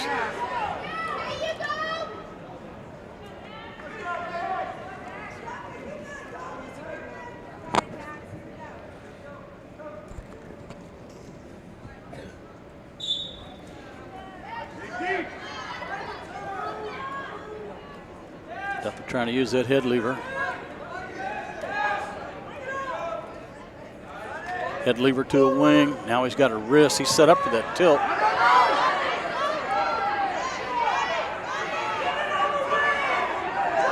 Trying to get the legs out to the side, trying to drive it. He's got to get that wrist captured. He hasn't gotten it yet.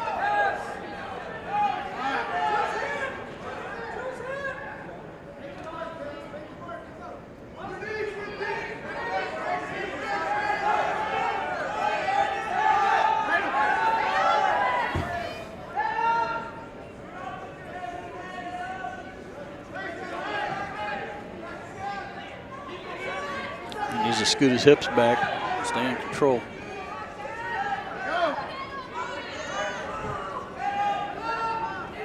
And final minute, down by 6. Duffett, now or never. He's got to turn him. That's three-quarter Nelson just tried, but wasn't able to get the shoulder in.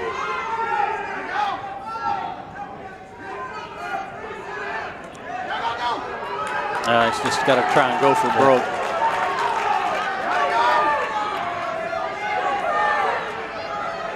They're shoving him away, trying to pick up that left leg. And again, another 2 points. And don't forget that he's got this one well in the bag right now. Up by 9, 12-3 over Dax Duffett from Tonganoxie.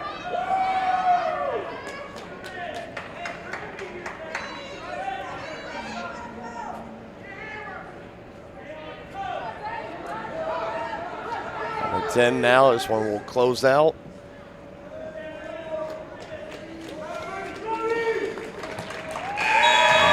Applause, 138-pound regional champion, Axis Gunther. And Dax Duffett will finish in second. Both men on their way to state next week. We now move on to 144. Braden Moore for Tonganoxie taking on Caleb Minke, a freshman from Topeka Hayden. Oh. And the senior, and Braden Moore, I should mention. 144 pounds, a freshman from Hayden High School. With a 31-3 record. 31-3. Caleb Minke. He's got his work. GPA, does debate football, baseball, and has wrestling future plans. His opponent, a senior from Tonganoxie High School, currently ranked number 1 in 4A, currently ranked number 1 in all class, 169 record. Braden Moore. The number 1 overall wrestler. All classes. Right here. Braden Moore, the Chieftains. He should be in the Shrine Duels. He should be. And the Shrine Duels coming up March 17th, seniors only. Application process deadline, I believe, is by tomorrow. They're going to be announcing who's actually will be taking part of that. Of course, you and I will be down to cover that right here on our Varsity Sports Live channels. Moore with a quick takedown. Early 2-0 lead for the freshman from Topeka Hayden, 31-2 record on the year for Caleb Minke. That's pretty awesome. He's got a bright future. Could be looking over on the other side of the mat, seeing Braden Moore and saying but could be a preview of coming attractions for him over the next 3 years. He's already at this stage as a freshman. Sure, he's had plenty more years within kids club wrestling. Oh wow, what a nice like that. Job there. Moore looking to finish it off here. Not going to quite do it. Didn't have it in tight enough. He's going to get some back points though. Yes, he will. 4-0 now in the match for Braden Moore. He's doing it again. That time he got it.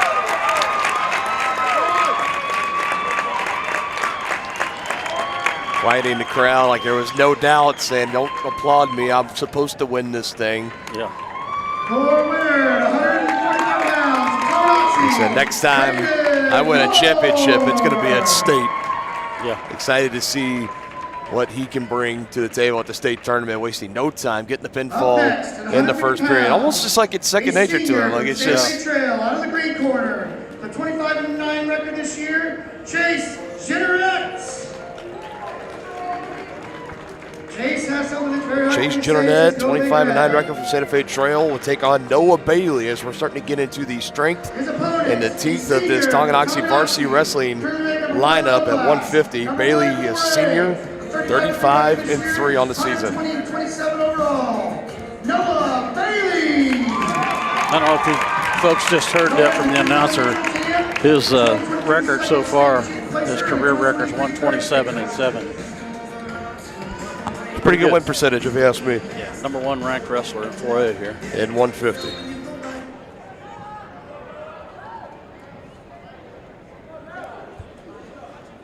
Yeah, 157 on deck. Blake Redmond from Silver Lake against Dalton Evans from Ottawa.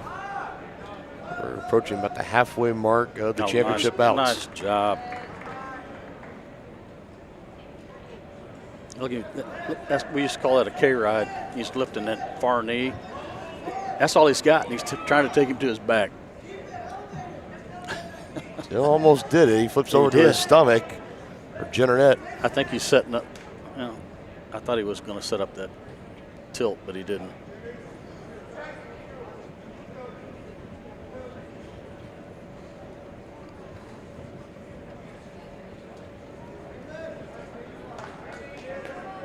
Noah just lets him go.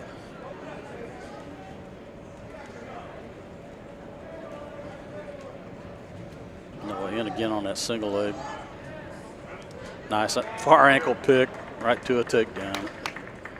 That's how you do it. 4-1 advantage now for Noah Bailey.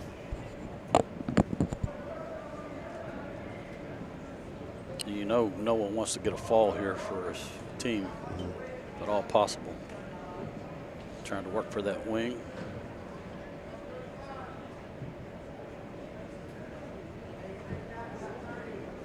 Now under 30 in the first period.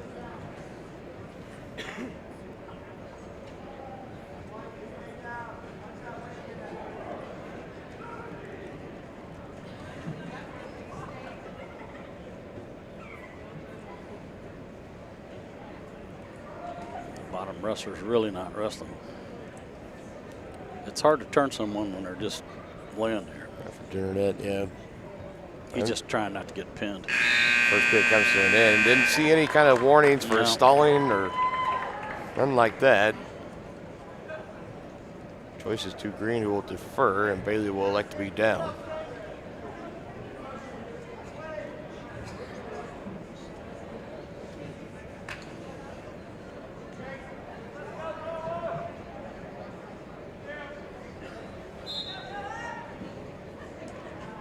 Bailey already back up to his feet, peeling the hands away. Easy escape. 5-1 now.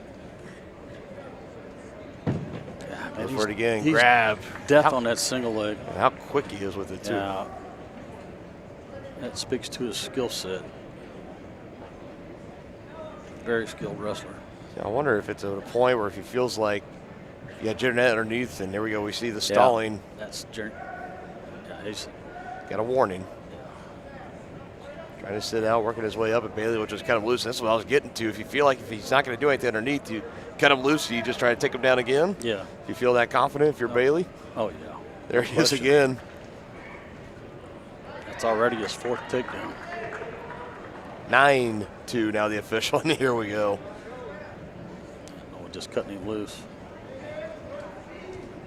Jennernet even knows it's coming, but still Bailey climbing up. Yeah, 2 more points. He can't stop it. Now Noah's going to try and turn him if he can. He'd probably cut him again. Red's just trying not to get pinned. Really not wrestling.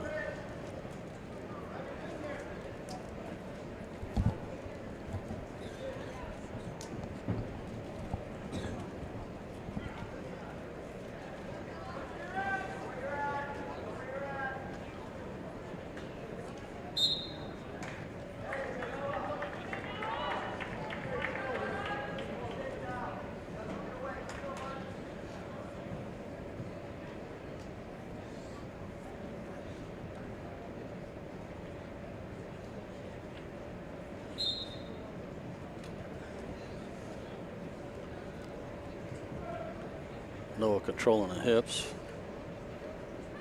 Trying to work for a pinning hold.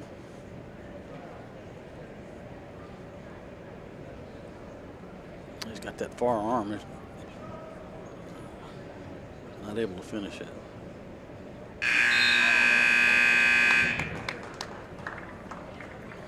Dominant second period nonetheless for Noah Bailey, well on his way to barring anything really crazy happening here. And they're going to choose to be up neutral to get things started here in the third. Again, 157 weight class on deck and 165 in the hole.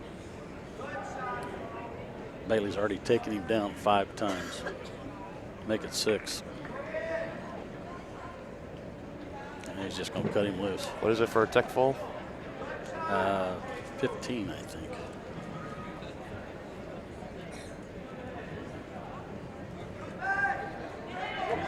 Two more, so that's now 10, 15-5.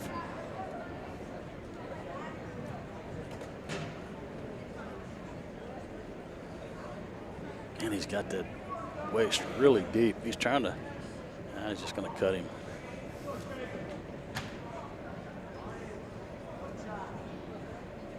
Now he'll go again. Yeah. Around the knee. Lifts it up, puts him down. He's got that K-ride. Lift that knee, take him to his back. Wow, that's tough. Yep, he's going to get back points this time.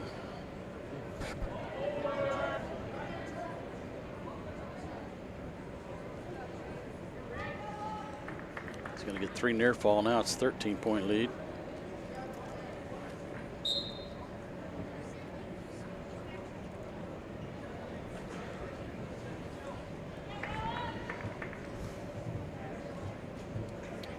One more takedown, and that should do it. Well, now they're going to get 1 point. Yeah, he's going to get an escape. He's going to try and tech fall him, though, for the team points.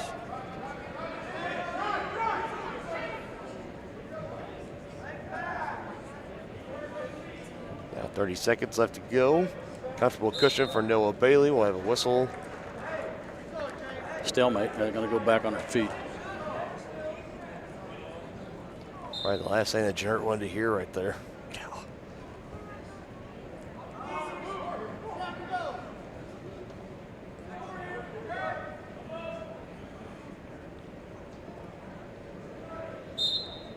Stalemate.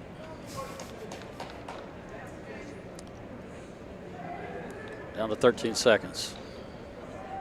I think Noah's just going to be happy with the win here. Man, he's going to get another takedown. Just one more for extra mixer. Well, he needed one more point. 21-7, dominant 3 periods for Noah Bailey. Well tuned up he looks. North State Tournament. Your 150-pound regional champion.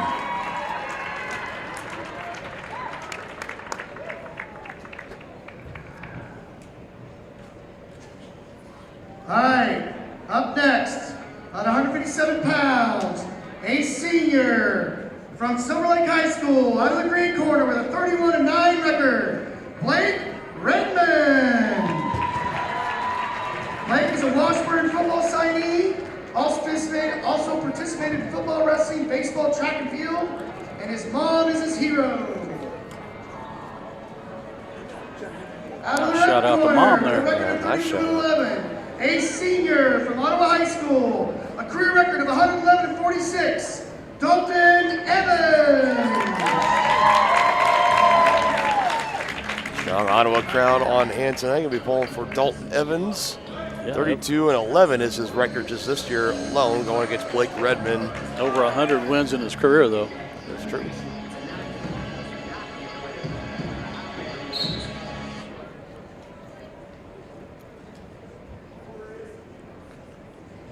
Got the 165-pound weight class matchup on deck between Brady Martin and Kyler Jackson.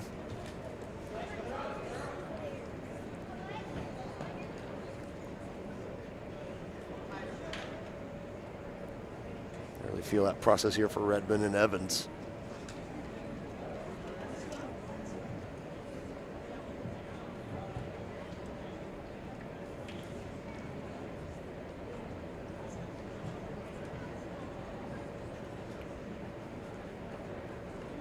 Good old head wrestling here right now. Not much going on. Redmond rocking a pretty big tattoo on that right leg.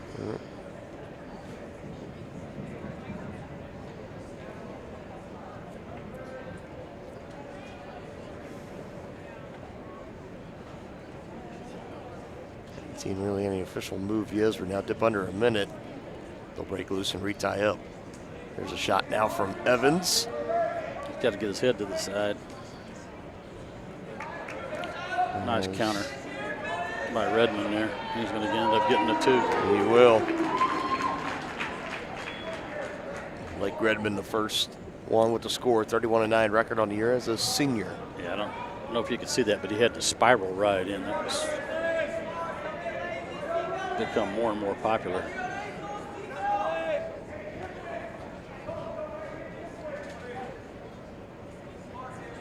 Redmond's not in a very good position.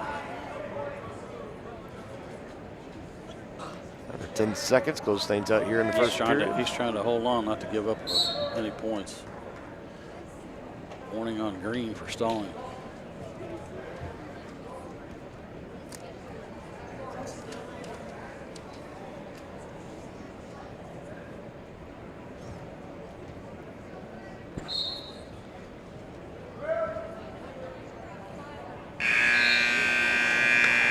Sounds, I'll do it in the first period. We go to the second, 2-0 advantage for Redmond over Evans from Ottawa.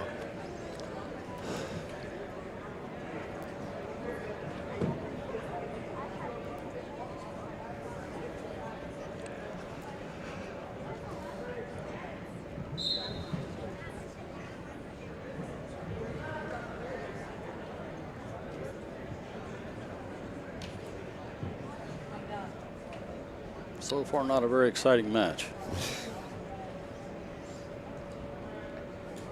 Had a lot of offense from Noah Bailey in the last match. Now this one kind of slowing down a little bit. Still 2-0 Redmond in front of Evans. He's got the cross body right in him. He's trying to do a power half. You rarely see that work. It's a tough ride, though.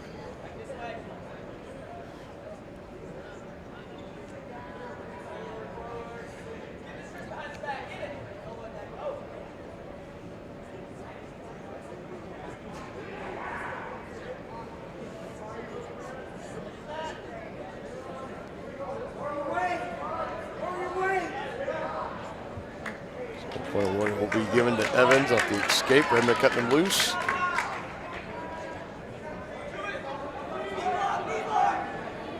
Shot tip from Evans, sprawling out is Redmond. About 45 seconds to go in the second period. Set up for the fireman's carry. Evans working there and trying to get that leg.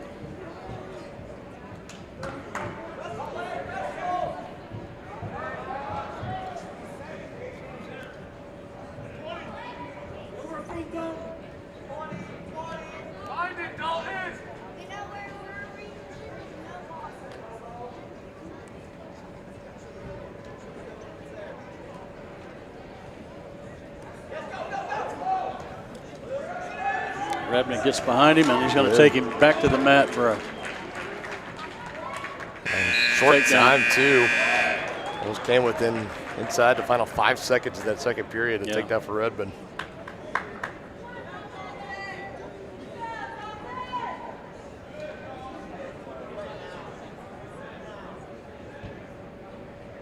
Redmond will be on bottom and Evans on top. Last period, let's see what Edmonds can do. He's going to have to turn him if you want to have any chance in this match.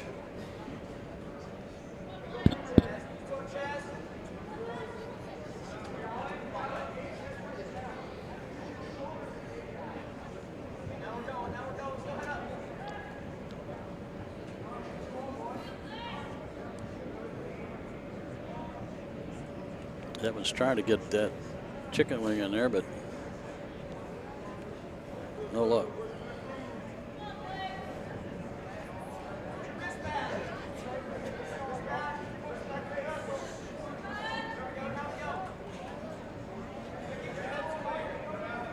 Evans got the far wrist.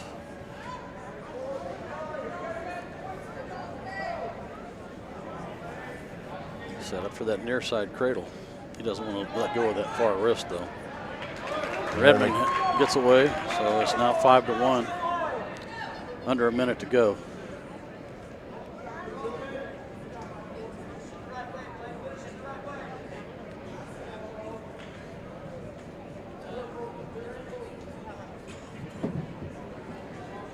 Evan wants to have a chance here. He's going to have to go. He's running out of time. Goes in on 30 seconds to go in the third. Down by 4 is Evans, 5-1 to Redmond. Yeah, Redmond doesn't care. He's got this thing won if Evans doesn't shoot.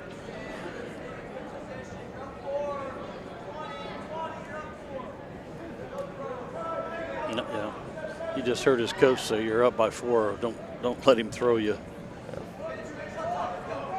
Yeah, under 10. Yeah, just play defense. I'll get over aggressive if you're Redmond. Yeah. The claws start coming down, and that will do it. Redmond, your regional champion at 157. Your 4A regional champion lead from Silver Lake High School, 157 pounds, Blake Redmond. All right, quick announcement for the next match, please. If you won the regional championship today and haven't come to the head table, please come to that table. If you won regionals today and haven't come to that table, please come by.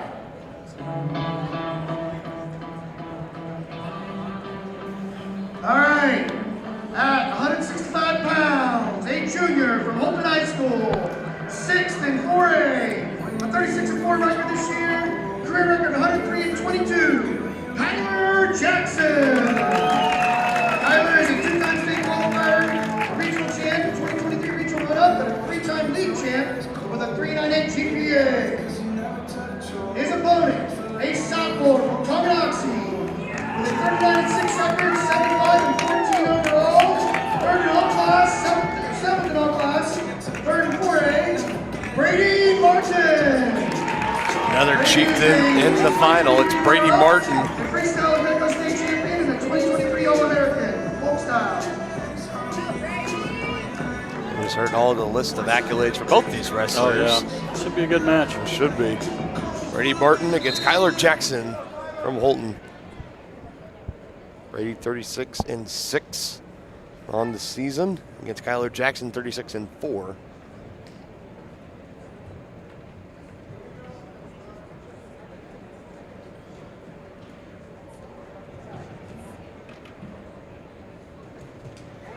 Nice drag.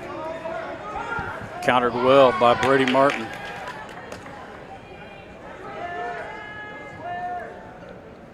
A lot of wrestlers would have gave up on that, but nice job by Brady Martin.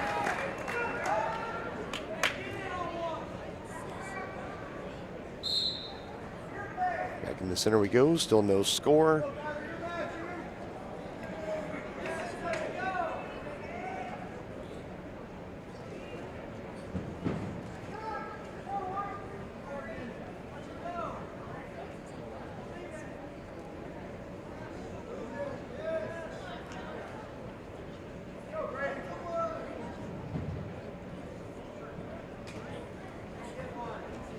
Shot by Brady. Countered well. Got 2-on-1 on that left side there.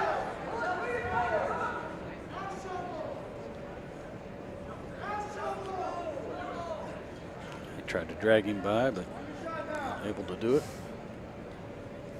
A little jab from Jackson at the headgear of Brady Martin.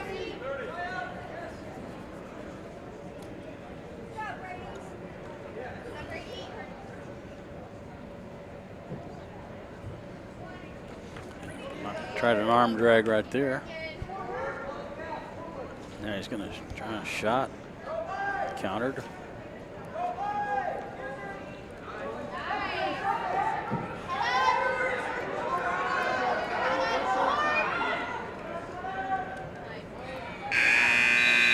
Scoreless in the first period as we move along to the second. As we anticipated, it's a back and forth matchup between these two. Very well experienced at this part of the job. Jackson from Holton, the junior, and Martin, the sophomore.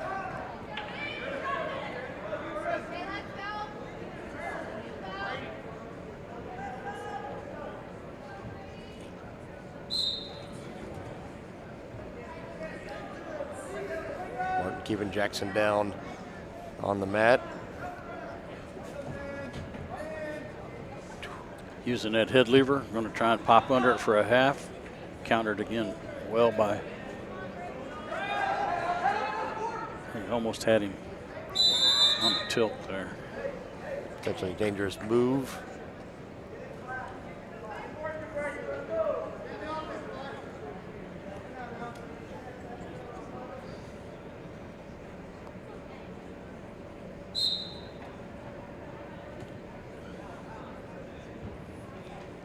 Still looking for our first points of this match between these two.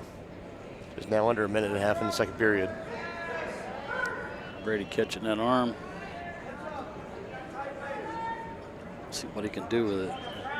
Looks like he's trying to maybe wing it.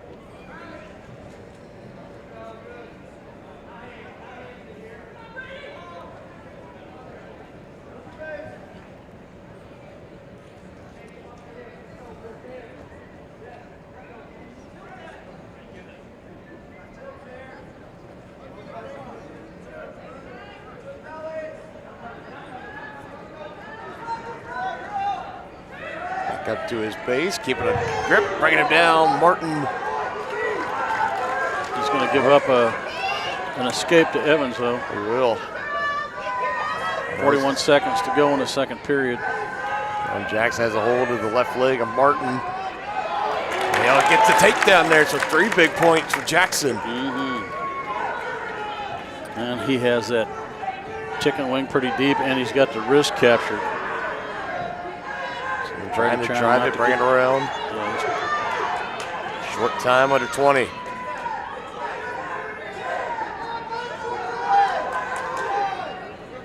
Brady's going to have to get going if he wants to win this thing. Let's go with that wing on the right side. Crossface, getting back to his base. Martin. You need to score that. You need to score that reversal, or didn't do it. Good job by Jackson. 3 huge points for Jackson that second period. Gives it a 3-0 advantage as we head to the third. Final 2 minutes for a comeback for Brady Martin.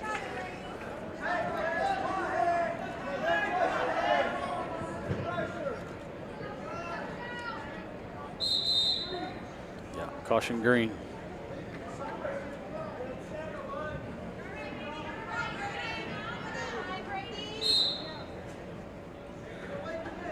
And Martin getting to his feet. Just put right back down. Drive him off the mat, and they'll bring it back to the center. Morning stalling on green.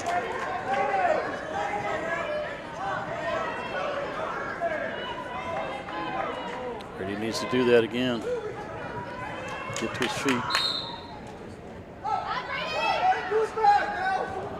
Ooh. On that single leg though, driving it. Jackson, another takedown awarded. No, he started on top. Initially held the 2 fingers up and then laid them off there at the end. Still 3-0, just under a minute and a half in the third. Brady's got to go here if he wants to have a shot. Staying up on his base even after being elevated, now down to a knee. Got to get to his feet, fight the hands. Trying to peel him away, put him in his back pocket, dip out of there. Picked up again, still not being taken down. Jackson's been able to elevate him. Hit the switch. Tried nice to. Switch. He's got it. He's got it. 2 big points for him. Now he needs to turn. Under a minute to go in the third.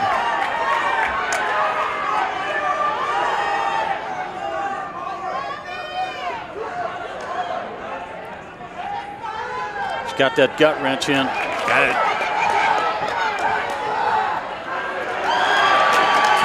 Big 2 points, flipping it back over on the back for Jackson. Potentially looking for the pinfall here, now up by 3. Gets the pinfall. Tyler Jackson pins Brady Martin, who's your 165-pound regional champ.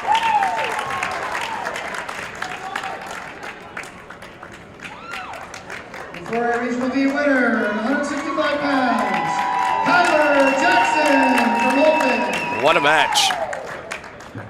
2 great wrestlers. Now that was a good match. At 175 pounds, a senior from Santa Fe Trail with a 25-7 record, Kyle Strother. Kyle's played at Highland Community College for baseball this year. His opponent, a senior from Ottawa High School with a 36-0 record this year. Number 2 in Class 4A. Number 2 in all class. An 86-8 career record, Parker Goose. Parker's going to Ottawa University to wrestle this year.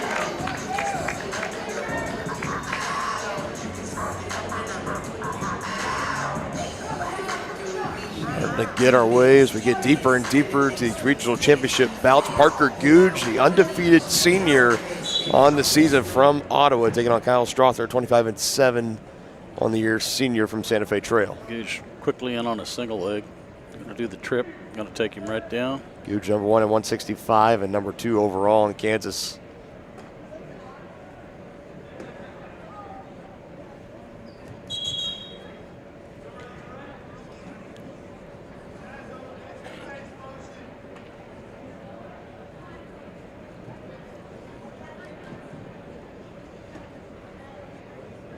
Googe, one of the 2 regional finalists here, along with Dalton Evans. Goes for another takedown and just plants him. Yeah. Got a good hold of that single leg on the left leg, drove it back.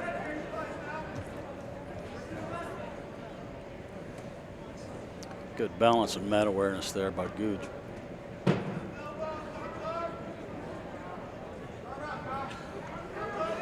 Looks like he's got that near side cradle now. He's going to set back with it.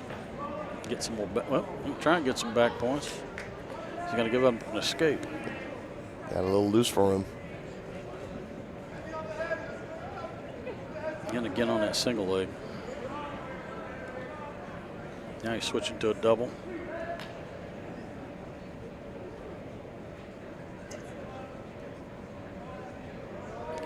Staying in between those legs like that, that's tough if you're on the bottom. It's hard to get to your base. He was just trying to work to get some back points here. See what he's got. Yeah, he's got a wing on the far side. He's got a wrist.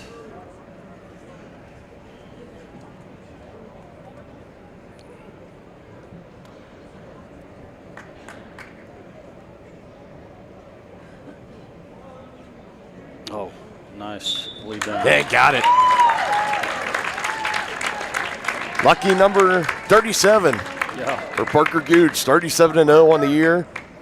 Regional champion. And we'll look to do more of the same at the state tournament. Penny Kyle Strother.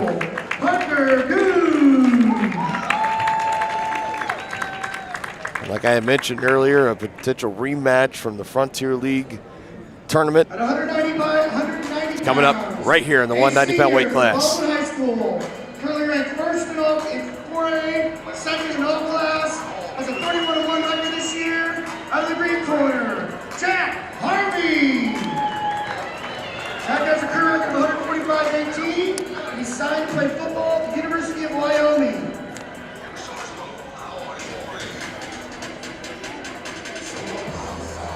His opponent, a senior from Tonganoxie, currently ranked third in 4A, fifth in all class, 24-5 record this year, 106-36 overall. Out of the red corner, Colton Brusman. Colton third place in 2022, fifth in 2023, and he is the 4A Offensive Player of the Year in football.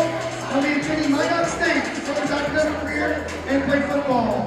We got a couple of the top wrestlers in their class in 4A and all classes. A couple of football commits to play at the college level. Colton Brusman for Tonganoxie and Jack Harvey for Baldwin. Really good athletes on the mat right now. These two faced off at the league tournament in Spring Hill on February 7th. It went the way of Jack Harvey. Took all 3 periods to figure it out.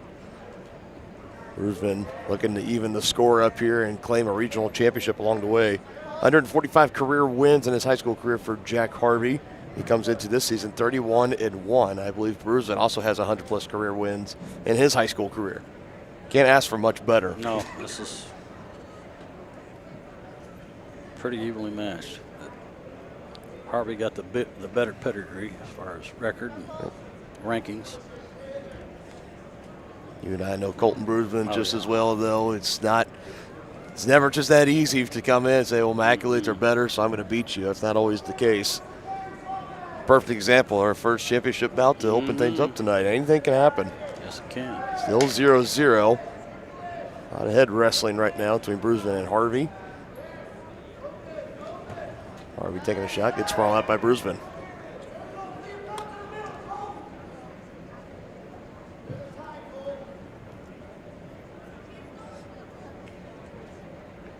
I imagine these two wrestlers, I know they probably have cross-paths a couple of times throughout the regular season. They were at any tournaments together.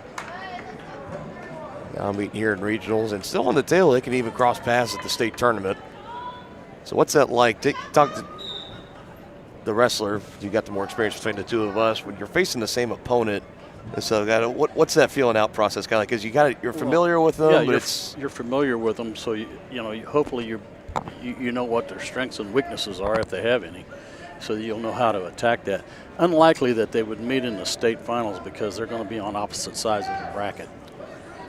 But it's possible. It doesn't necessarily have to be in the finals. Somewhere it could happen. Never know. Knotted up at 0 as we head to the second. And Brusman will elect to be down off the judgment from Coach Delich in the red corner. Good call. You want to be able to score.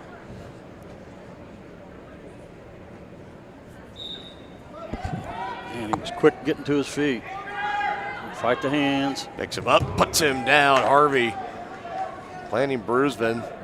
Not too many people we've seen pick Colton Brusman up like that and put him down.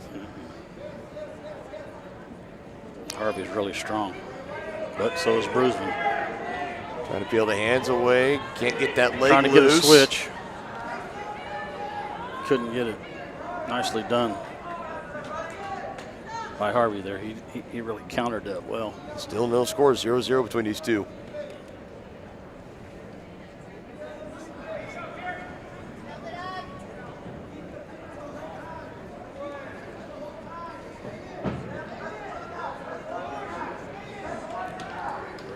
Up near the edge, and now the whistle comes. We'll bring it back to the center. 1:09 left to go in the second period. The referee was in the shadows there, but I'm not sure that it looked like he might have had a caution for stalling on Harvey. Picked up and planted again. Harvey does to Brusman. Still looking for our first points in this match. Under a minute to go in the second.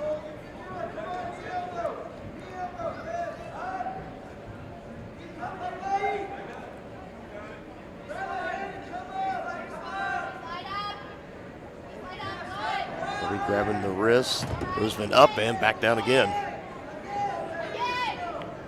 Harvey's got that mat return down to a science.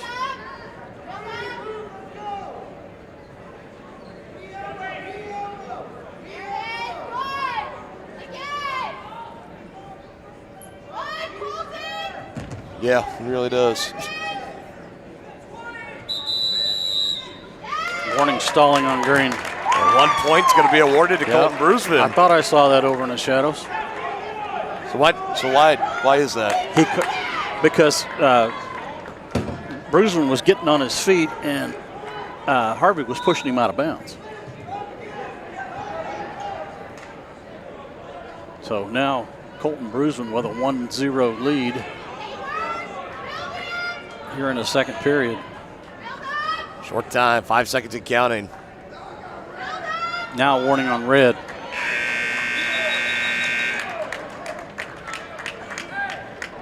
I would imagine.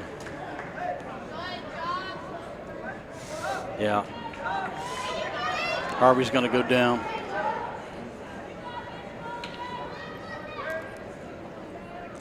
Brusman 2 minutes away from a huge upset, potentially. Would be an upset, huge. Number 3 in the class knocking off number 1. But yeah. Be a big win nonetheless. Yes, it would. For Colton. Now we're tied up 1 again. Harvey gets the point off the escape. Now it's going to come down to who wants it the most.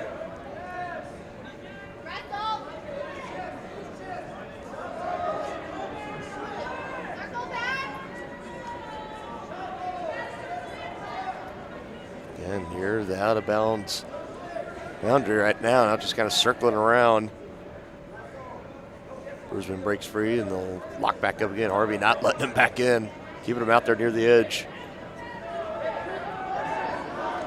Yeah, Brusman's going to have to try and get back in the circle or he's going to get called for stalling. And now Harvey trying to go work. Great job, Brusman staying in front of him. Now trying to work to the backside.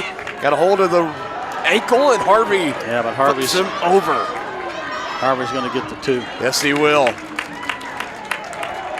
And that could be the deciding factor in this one. 3-1, under 50 seconds to go. Brewster's going to have to get on his feet. If he could get an escape and a takedown, he could come back and win this. Clock is ticking, 35 seconds now. Bruisman chopped down back to the mat.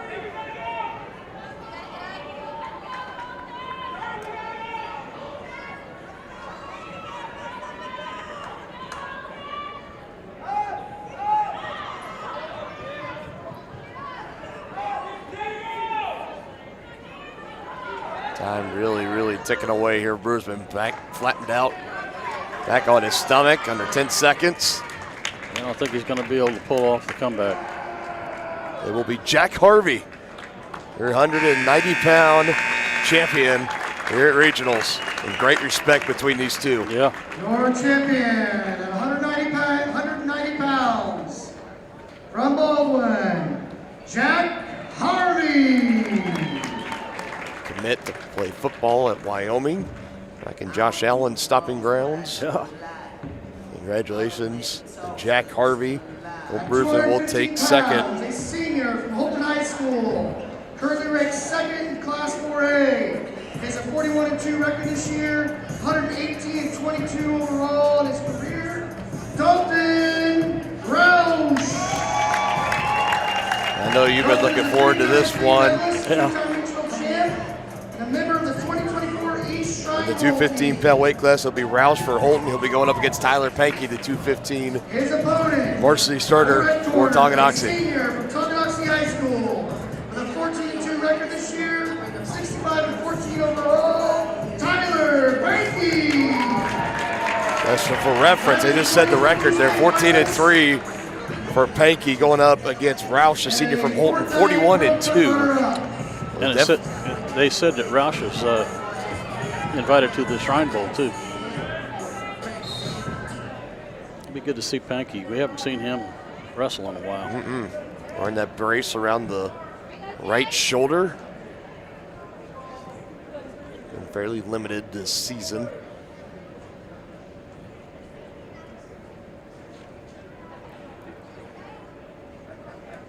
Got this, and then on deck is the last regional championship match at 285. Baker North from Bishop Miege against Alex Strother from Santa Fe Trail.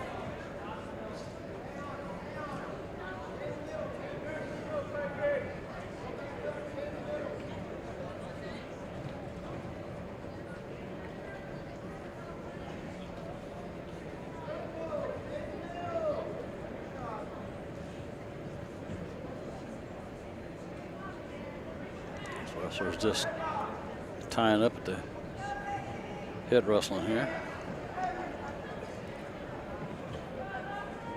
So waiting for that first move to be made.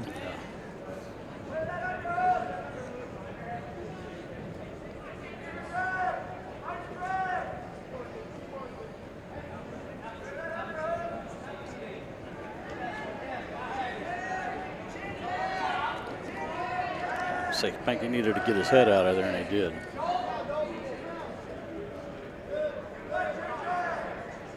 Break loose, we'll tie up again. 30 seconds.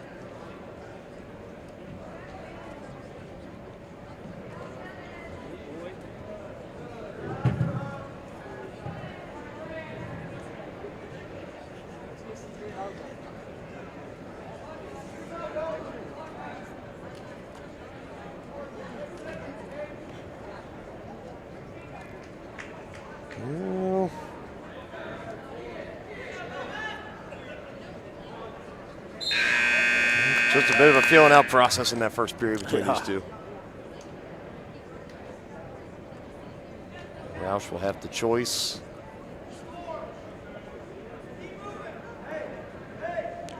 Excuse me, I guess the Chieftains did. Yeah, he deferred. Yeah. Let's see if Pankey can get up here. Nice switch. Tried it.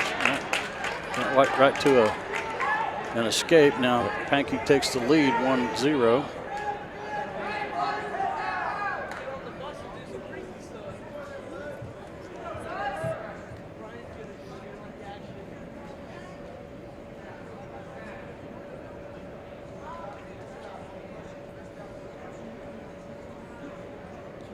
So you're at this point here. What is the advantage you're trying to gain? Well, you need to try and set something up. I mean, why you see so much of this, I think, in the finals is you don't want to make a mistake, because a mistake will cost you the match. But you gotta try and set up something that you have confidence in.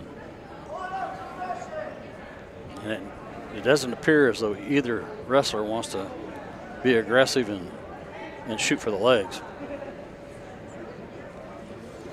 So the higher up you get in weight classes, the more the strategy kind of changes when you're trying to go on the attack. But the regional championship on the line, something's got to give. Yeah, you see it at the upper weights. You see a lot more head and arms throws and that kind of thing from the neutral position. Not too many doubles and singles. You see them sometimes. But neither one of these wrestlers really are interested in doing that. This has really been the match right here outside of the escape for Banky under 30 seconds now in the second period. Yep. Just a 1-0 score. Banky hurt his elbow.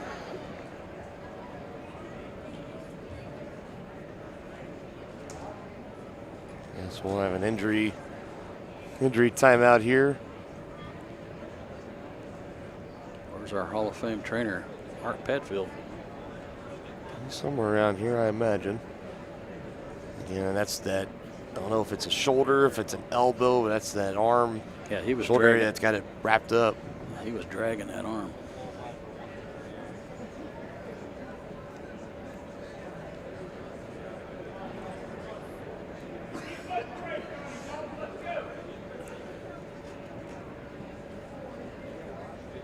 Well, now looks like they're gonna take off that wrapping.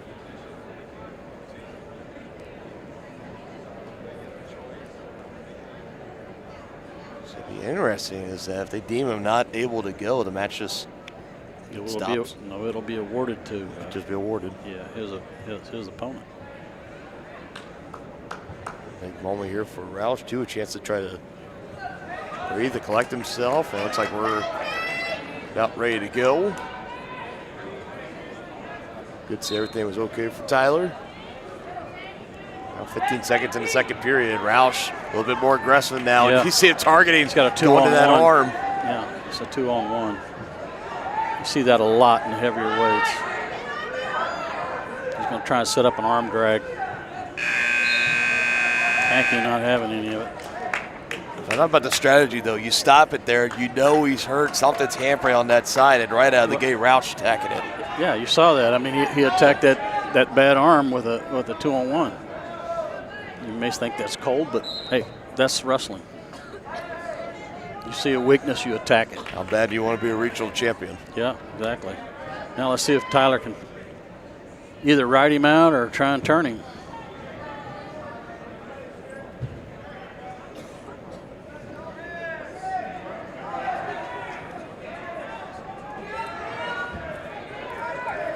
Banky's having a hard time getting him off his base. He needs to stay back. He doesn't get too high here.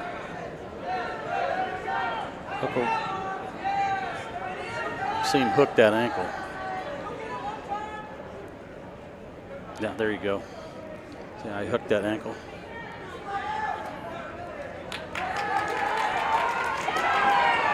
Roush back up to his base. And Banky locking that leg in there, taking it back down to his knees. Yeah, he's got to be careful, though. Oh, he countered that well. Banky's a minute away from being regional champion.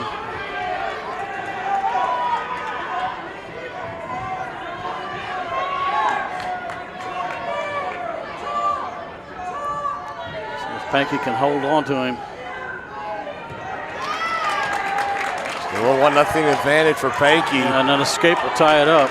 So razor thin margins here. Can he ride Roush out for 30+ seconds? Back up to his feet, not let him go anywhere. Banky trying to roll him over now. It was a good job by Banky there. He threw that half. He knew he wasn't going to be able to turn him, but he did a nice job to return him to the mat. All right, 20 seconds. Go anywhere. Roush fighting hard. His knees. Pankey again, keeping him down. Getting high, though. Getting high, and Way Escape too high. ties it. Escape will tie it. Yeah. Pankey staying with them, though. 3 seconds, 2 seconds, 1 second. Regional championship for Tyler Pankey.